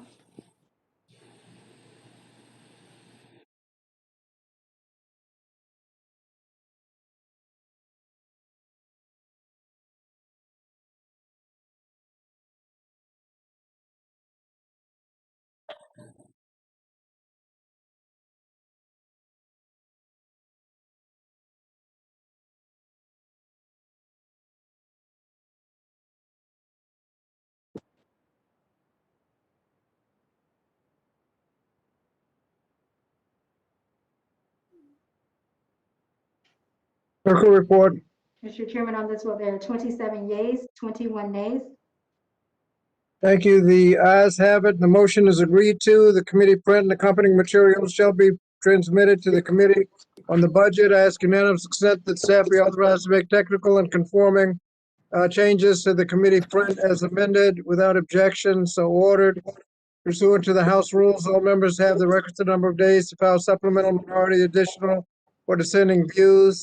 Without objections, any members who wish to insert materials into the record may do so by submitting them to the committee clerk by the end of what used to be today, as soon as possible, but by midnight tonight. I can't go without thanking the committee. We started off, this is a very contentious hearing, and I think we conducted ourselves with the dignity that I think we can be proud of. So I want to thank the members for hanging in there. Dr. Fox, do you have any concluding comments? Is Dr. Fox still with us? I am. Here I am. Thank you, Mr. Chairman. I'm here. Yes, it was a very long markup, but I think everybody did do a good job, and I'm sorry that we have such delays with this technology that we have. And I hope soon we'll be able to be back in the committee room, all of us together, because I think we could have cut this hearing, markup off by about 2 hours. But thank you very much. And thanks to Tylese. Well, thank you, Talise, and thank all of the members for hanging in there. It was a long markup, but we had important work to do when we did it. So thank you very much, and without objection, the committee stands adjourned. Yes. Thank you, Mr. Chairman.